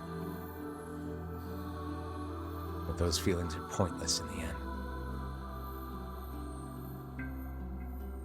They said and did what they did for the sake of the village. To protect it from the horror of the Shades. What's one more time? It's actually not much. I ran through this game pretty quickly earlier when I had to go back and grind, so it's not really a big deal. But what? I'm so happy. Wait. Hey, I'm not come. This might no. Oh,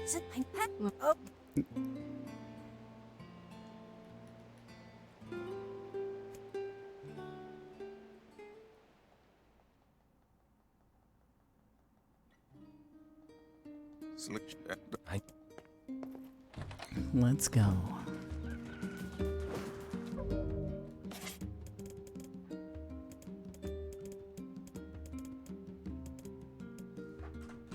Controller, please. Just let me have this. Okay, now it's time to really game. I fear the next card. Hey. Ready? Oh, so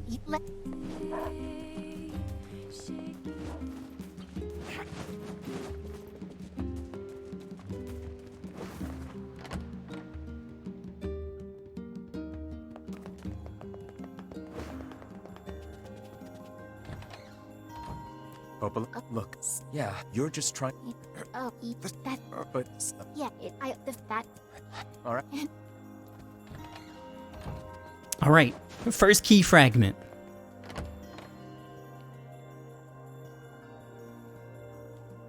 The path above. How excellent to know the canal is finished.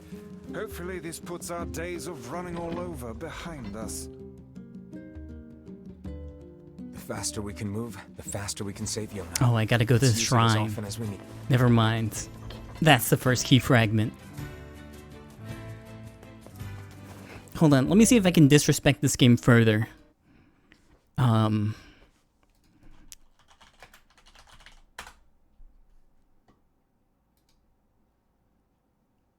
Oh yeah. I can. Hold on, give me a second. About to go Ultra Instinct.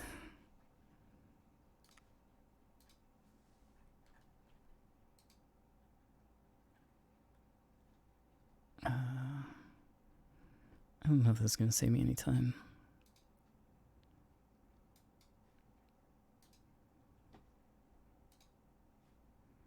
All right.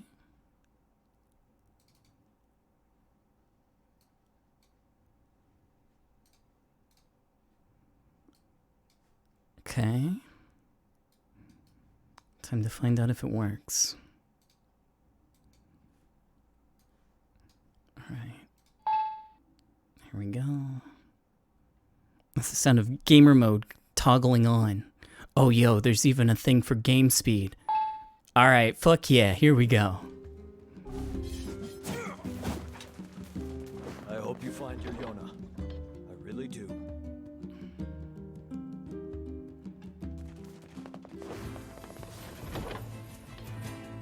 All right, to the shrine.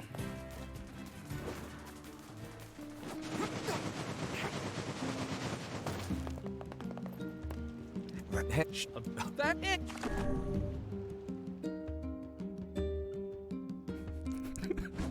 Well, a little off target. Oh, there.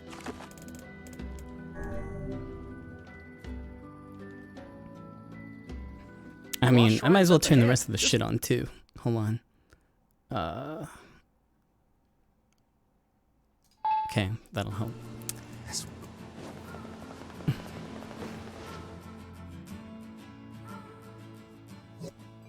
Yeah, you could probably jump over the river there, because there's not an invisible wall on it.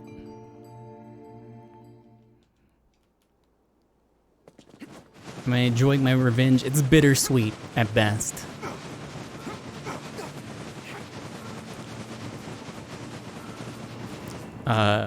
Lighting's broken.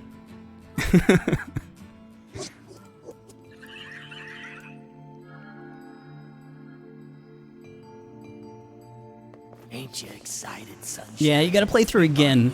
You don't have to do C and D. I want to kill so bad I can barely stand it. Yeah. Where'd that come from?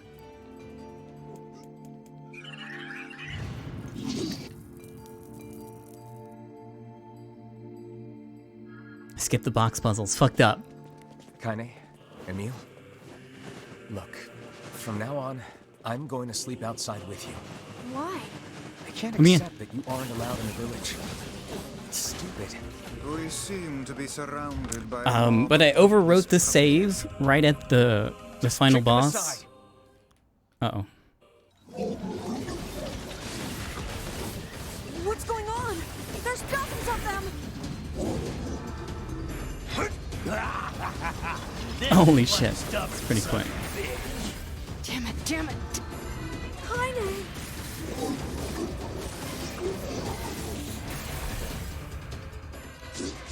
It's Kaine's shade! With no other choice, we must strike it down. Kaine! Come back! Kaine! Oh dear. I just went on Google and found like a trainer for the game. Where, if you, I'm, you're,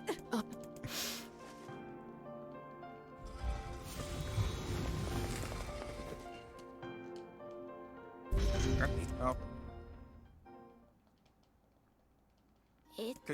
I did give it there the and but Yeah. but oh Okay. Let's go.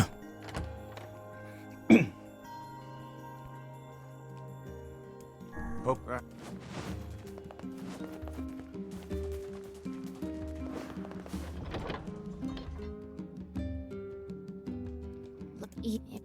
I work make you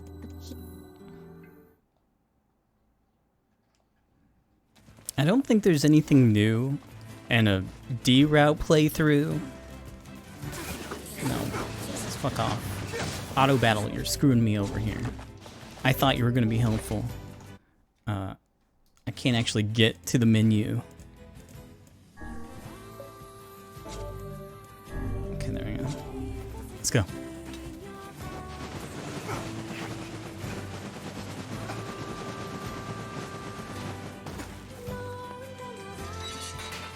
Bro, let me just go straight to the Shadow Lord. I don't even need the key anymore.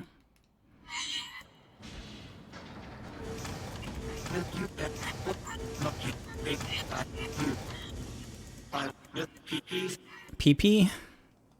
That's all I heard. These cutscenes are freaking the fuck out though. I'm only getting like 10 frames per second. The Junkie. Perhaps we should speak to the brothers. Oh, what? No. Yeah,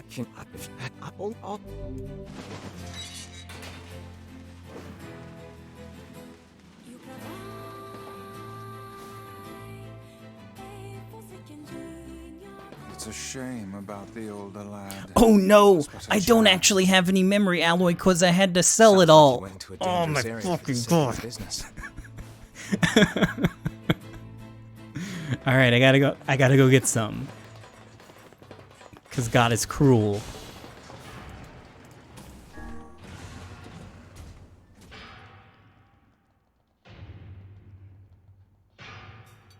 I wonder if I can just like float over the barriers. Postponed his joy for the sake of his sibling. Do you think he was ever truly happy? Just making his little brother happy would have been enough. That's what being an older brother is like.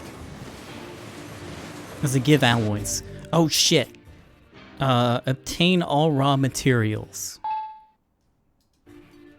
What does that do?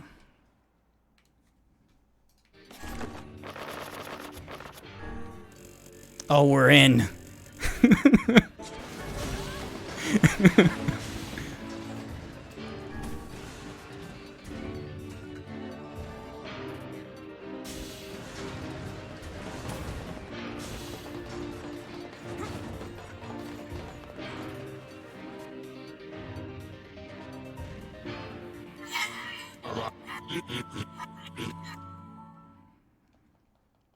Could have just cheated the grind.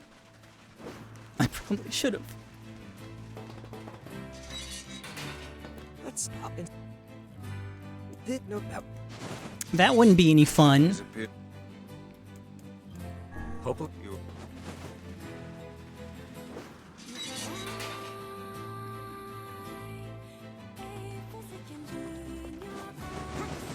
Invisible wall.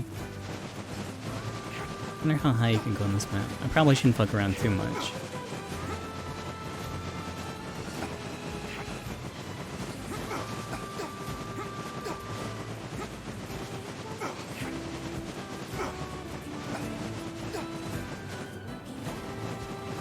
What is this? This is Route D.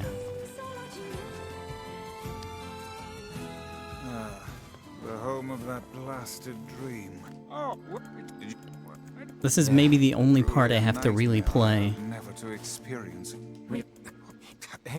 Does it?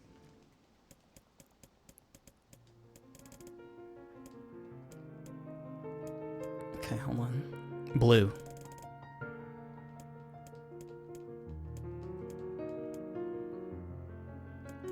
It skipped over it! I didn't catch it. It's probably 33.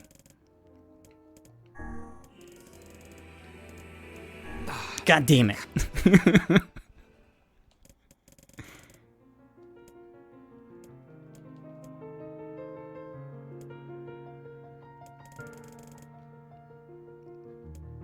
$63.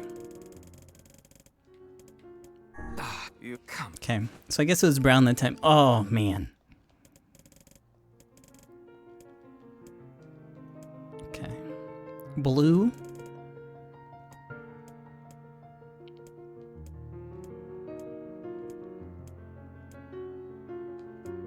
$23.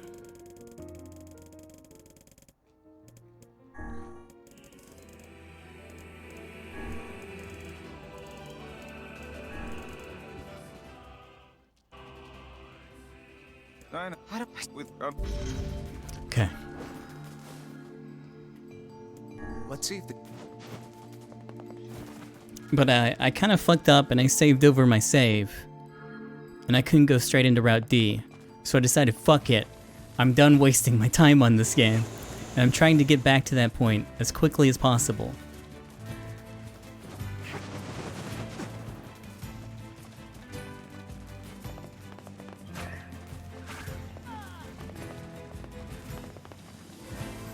There is a button on here for 100% word drop rate and 100% rare item drop rate. Hey, sis. How goes the heart more bread? If I I want to press those buttons while we're here. Fuck it. I'm finally gonna get all the words. You're...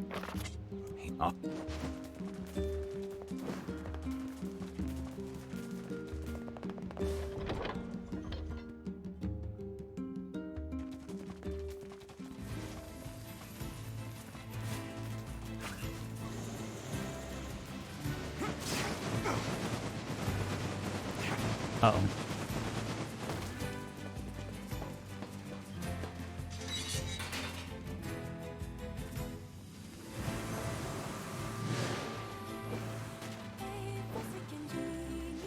Oh. Tell me to kill him.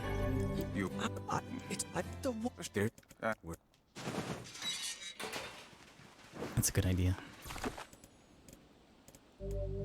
Yeah, that's fine. Sure, whatever.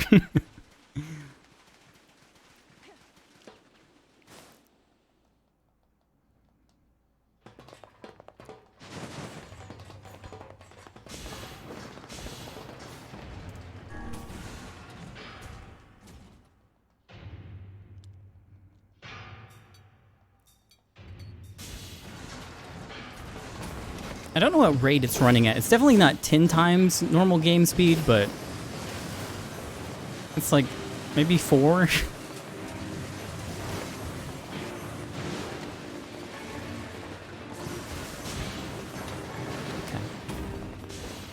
Minecart? Nah. Bye. Holy shit. Yeah, fuck this section. I don't need this.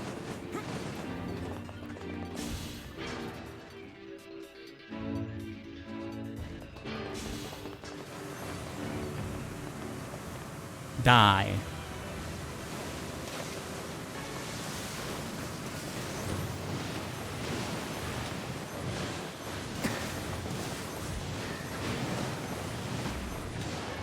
I'm gonna grab my titanium alloys.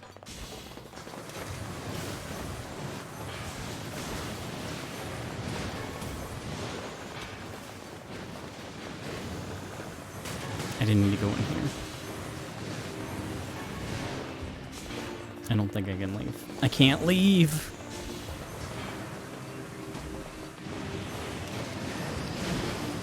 Wrong way. I'm so used to coming in here and farming. I forgot how to play the game.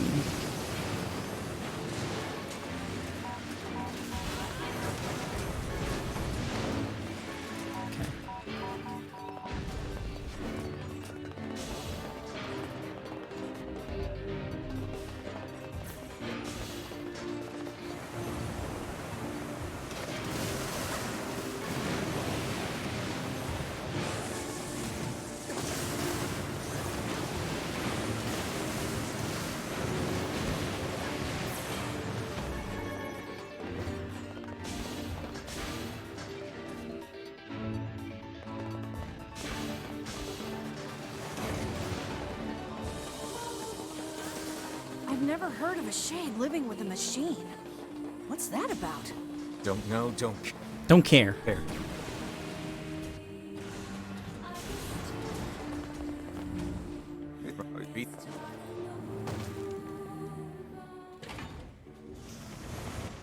That was quick.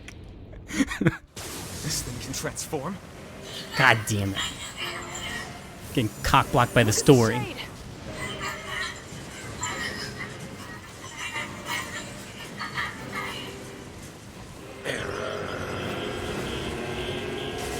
Very Khalil.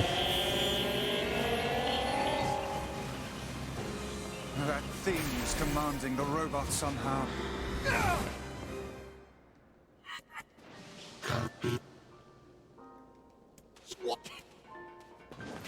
Hey, just look. Hatred and Yeah. Maybe Pope. Here we go. Second fragment. What do you... How about you?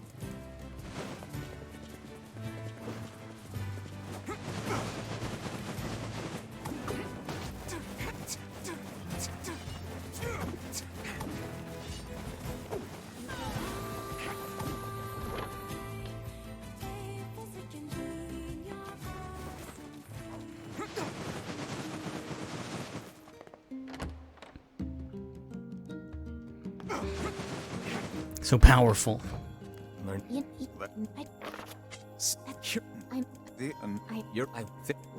Fuck the Eerie.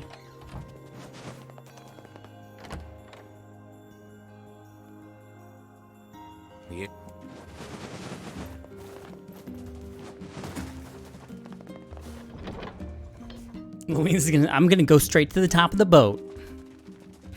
I cannot fathom that village setting Hold up on, a let me see what this is like mercantile. on They Pig. must have truly opened their minds. Yeah, I have my doubts. Aren't you glad to be going back home, kind of? Oof. Home? We do not. If you.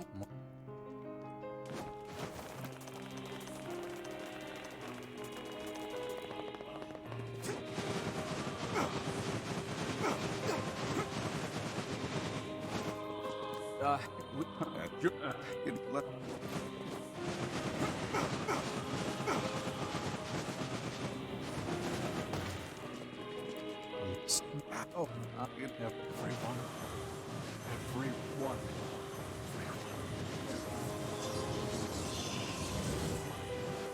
Vice! Beware, this man is a shade. You guys sure are taking your goddamn time. 1,000. You have to help Kanye. We were distracted by the local welcoming You have to help party. Kanye.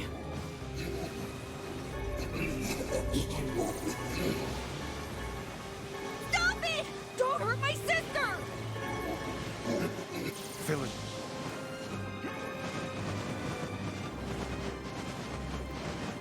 Why did you even come here? I feel something from within the creature. Is this the combined power of all those shades? It will take more than a barrage of magic to stop us. I sense magic coming from the center of that eye. He's trying. I think those are actual people! Hold nothing back. Those are shades. The surrounding tentacles appear to deflect magic. Oh wait, there's like an ad phase on the ground, isn't there? Or not? Is this broken? No, it's okay. It's just taking a while to get through all the animations. Now, focus your magic on the beast's center. Look out! Something's coming! Its weak point is located around the back. Try attacking it from above. I'll try to pin it down! Emil! Maybe we can save Emil this To the inner time. level. I'm coming! Gotta catch my breath. Careful. Won't help anyone if we lose you here. God damn it! Beat the hell out of that thing. How can it still... Is it gonna skip this dialogue? Just let me check real quick. Yep, it did it automatically. Okay, it's done. I think. I can't tab out of the game again once we get to the end.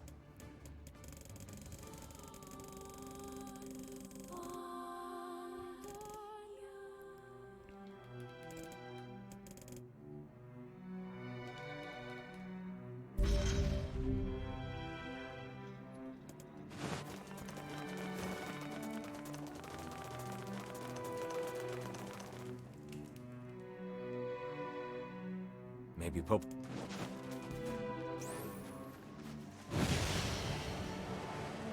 I don't think we're gonna make it. Oh.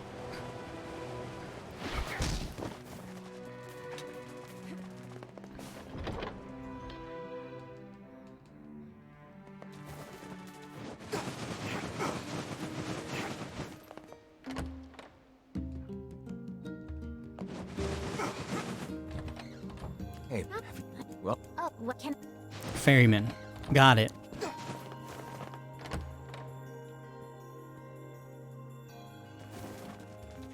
This feels alarmingly familiar.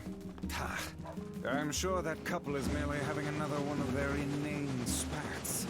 Let us do our utmost not to get dragged into it this time. Save the game. I will once I get there.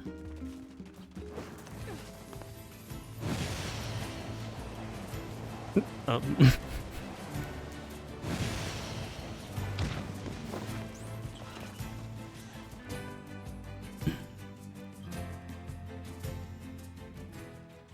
Yeesh.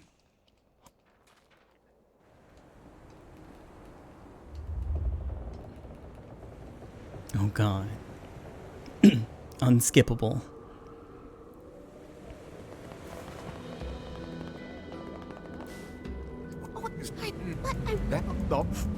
And here we go again.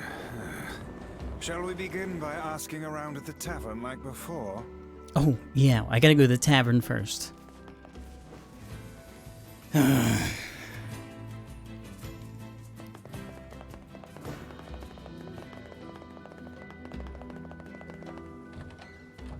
Trade. Hey there. Yeah. Thank. Yeet.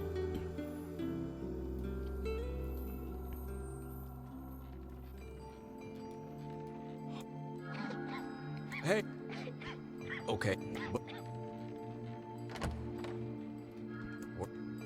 Hey. At least he's walking a little faster. To think that couple's petty squabbles have become something of an attraction for the locals. Doesn't surprise me in the least.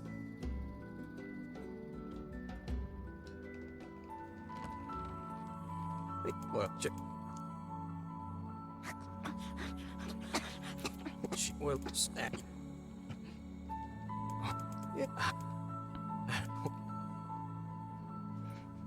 What a beautiful and touching moment. We searched the southern plains back when the wife ran off too, right? I believe we did, yes.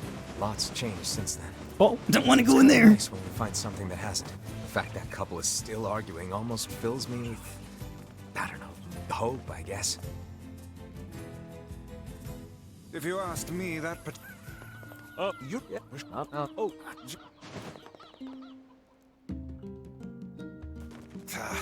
I cannot believe how many trips we have made simply to track down a single man.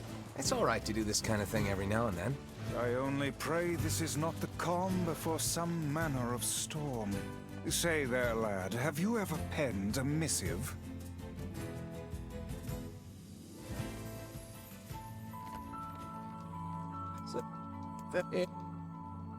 Time to sing. Oh, if... Oh, guess... Well, it would... Oh no, not yet. Never mind.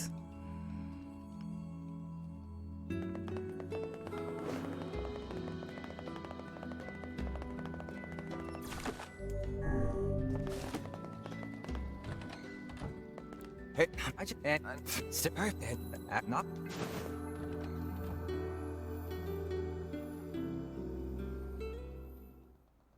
Hey. Well...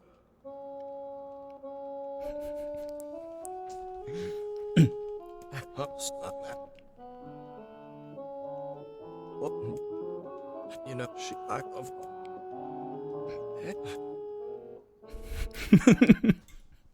Beautiful song. It's...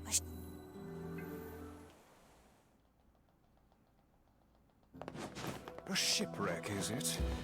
I suppose Tunnel? we might as well No thanks. investigate, seeing as how we Uh-oh. lack any other- Okay, never mind. Gotta.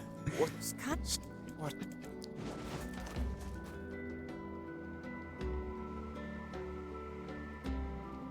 We're gonna need to figure out some way to get inside that thing. I'm inside.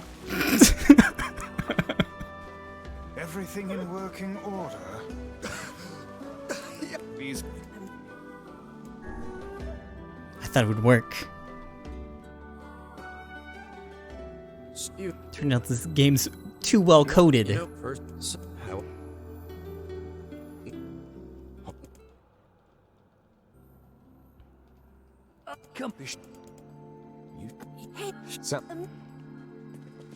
This place is pretty gloomy.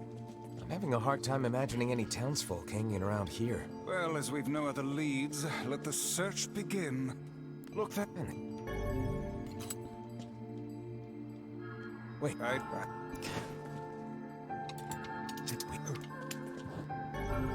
what is with this ship anyway? There may be clues somewhere that... Then... What?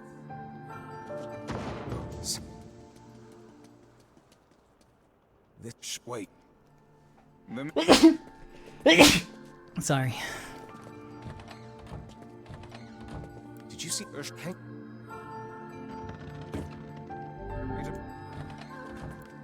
There's a... Nudge. Room. There don't seem to be any shades around, at least. Fortunate for us. Now let no more time be wasted in our search for the Oh townsfolk. yeah, free money.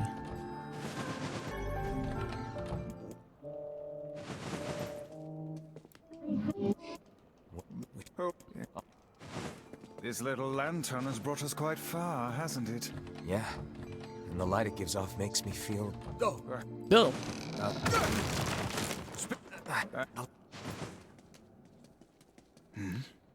Is that... What? About... Whoa, spooky. Hold on. Let me see if I can go past them. How you feeling there, sunshine? Oh no. Not great. Can't you tell? Skip that conversation. This would... The... Already saving time. Oh, you can't... Wait.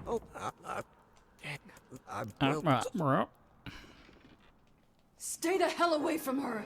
She isn't... Cut. We'll fix...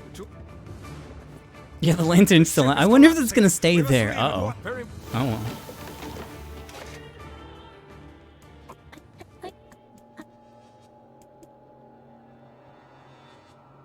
Still got it. Yeah, good. It's...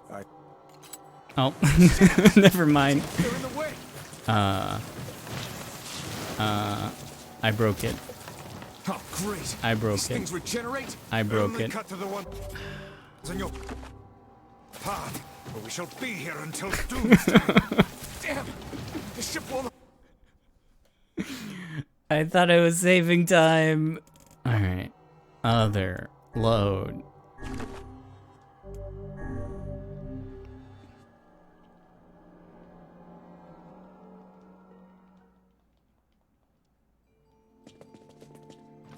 Oh, weird. Did you see the ship hang...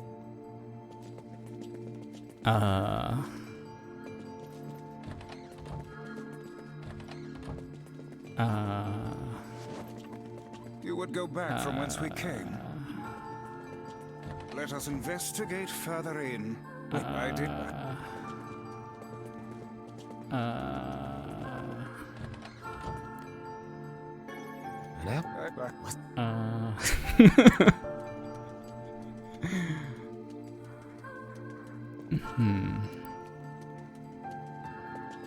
How do I unbungle this situation? I don't think I do.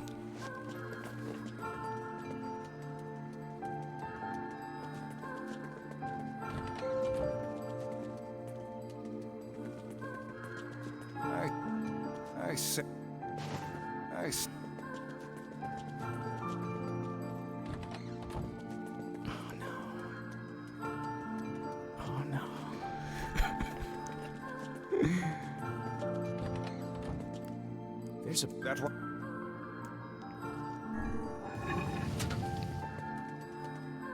And in we may. Oh no. Well, my friends, I've done goofed it up. Is there a no clip? No.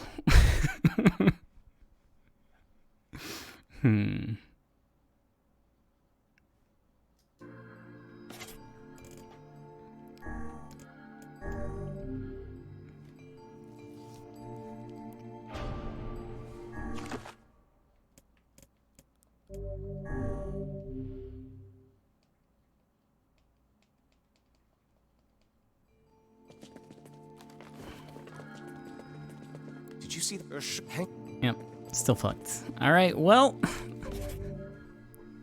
Friends, I apologize, but I do not have it in me to go through this again. I don't think.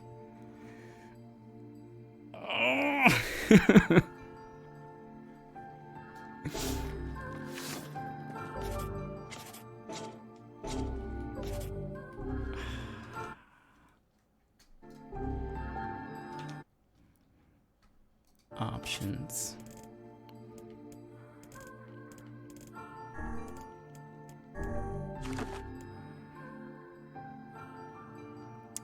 That is from really far back. This is from the beginning of the route, I think. So that one's okay. This one's not.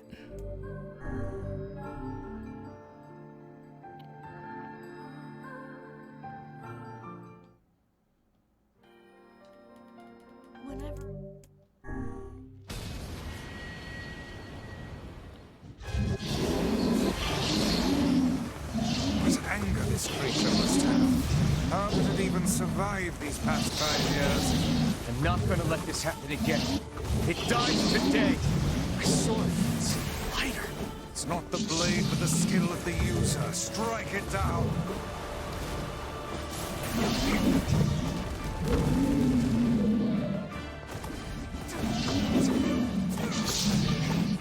Oops.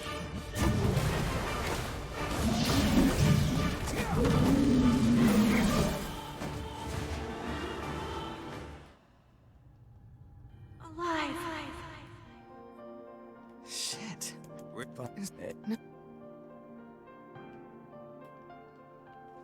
Kaine waking from her long petrified sleep.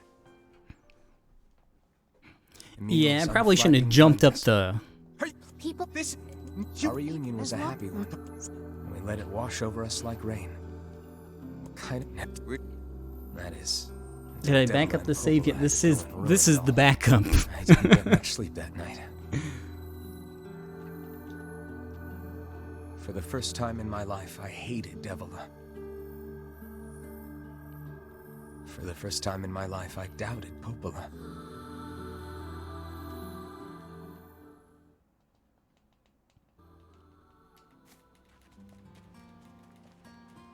I should apologize. Wait. I'm so happy. I tried. Hey, I'm not this up no matter. Yeah, you know what? Since it's gonna take a while, and it's already like 4 a.m., I think I might hold off on doing the rest until tomorrow. Because I don't think it's gonna be super enjoyable to watch all of this again. So we'll do that next time.